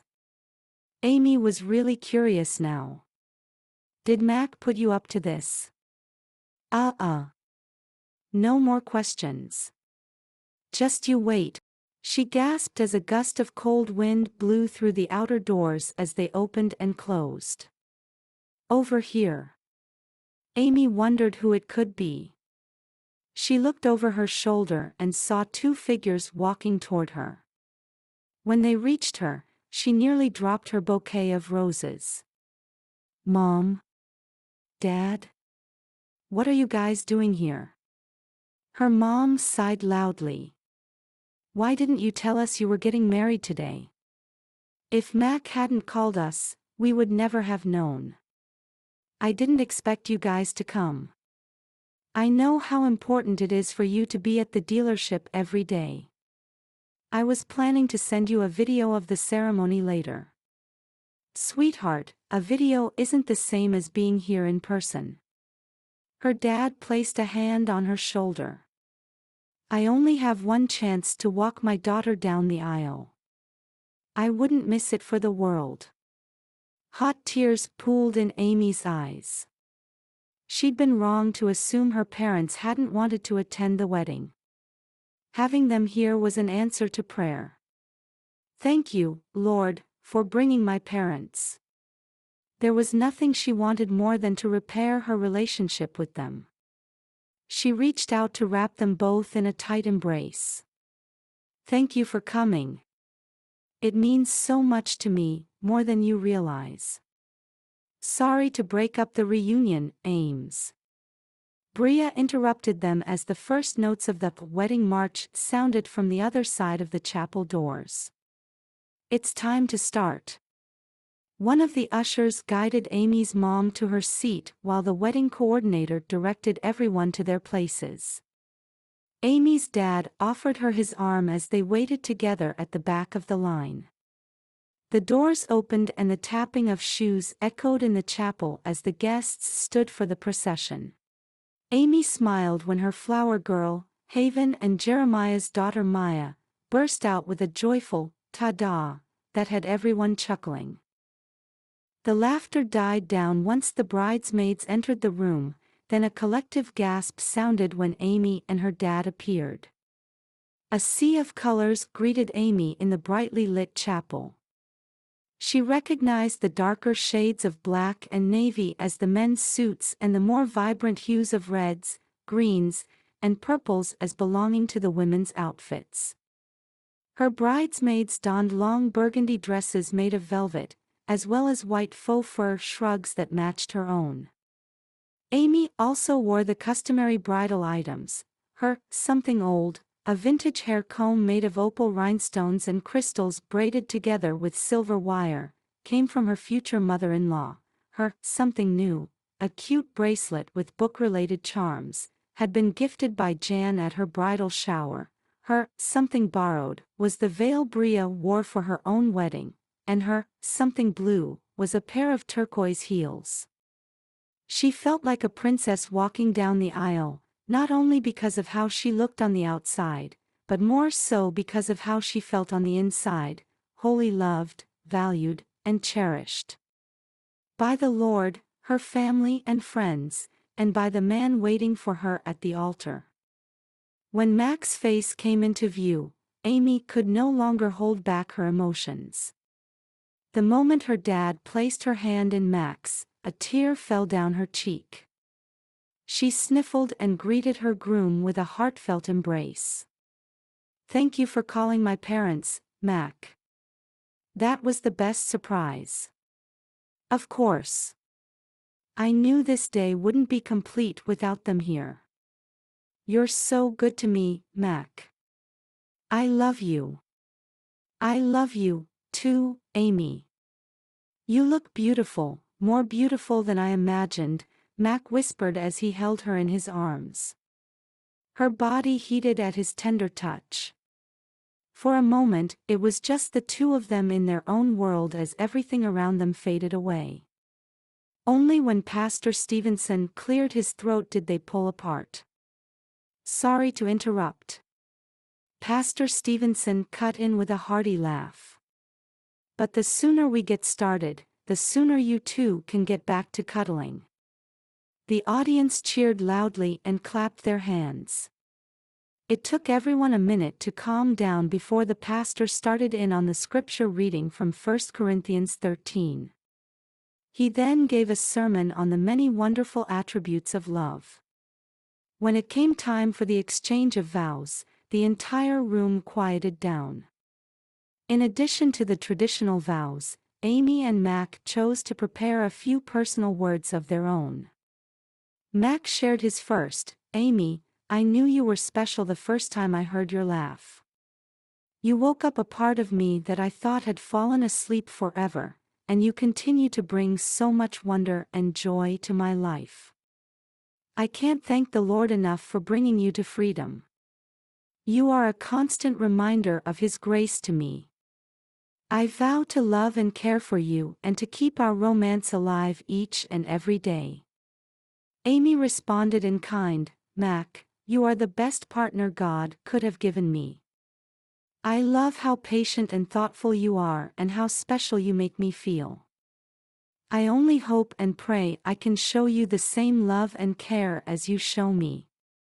I promise to support you and laugh with you every single day as your wife, best friend, and fellow whipped cream aficionado. Her last line drew a laugh from Mac and several others in the audience. "You may now exchange your rings," Pastor Stevenson instructed them. Once that was done, he finally declared, "And now, by the power vested in me by the state of Colorado, I pronounce you husband and wife. What God has joined together let no man put asunder. Mac, you may now kiss your bride." As soon as they turned to face each other, Amy cupped Mac's face and ran her thumb along his soft beard. She gazed up into his brown eyes, and the love and tenderness she saw there made her heart skip a beat. "We're married, Mac." "We sure are, Mrs. Spark," Mac murmured as he pulled her flush against himself. He ran his finger along the curve of her cheek, leaving tingles in its wake. "Are you ready to show everyone how it's done?" "You betcha." She leaned into Mac and tangled her arms around his neck. There was no better feeling in the world than resting safe and secure in his arms. The instant their mouths met, her heart fluttered and soared. It was amazing how Mac's touch could make her feel grounded and also as light as a feather. But that was the funny thing about love. It was both surprising yet reassuring, peaceful yet passionate. Amy had already learned so much from loving Mac and being loved by him. She couldn't wait to officially begin their life together. Amy never peeked at the end of a book she read, but she had a good feeling she knew how this particular story would turn out. With God's faithful leading, the care of their friends and families, and the support of this beloved town of freedom, they had everything they needed for the best kind of romance. A romance that began with 6 sweet, wonderful words. And they lived happily ever after. The end. Thank you so much for listening to this audiobook. To find out more about Liwen Waiho's other books, please visit her website at liwenho.com. And be sure to subscribe to this channel so you'll be notified when a new audiobook releases.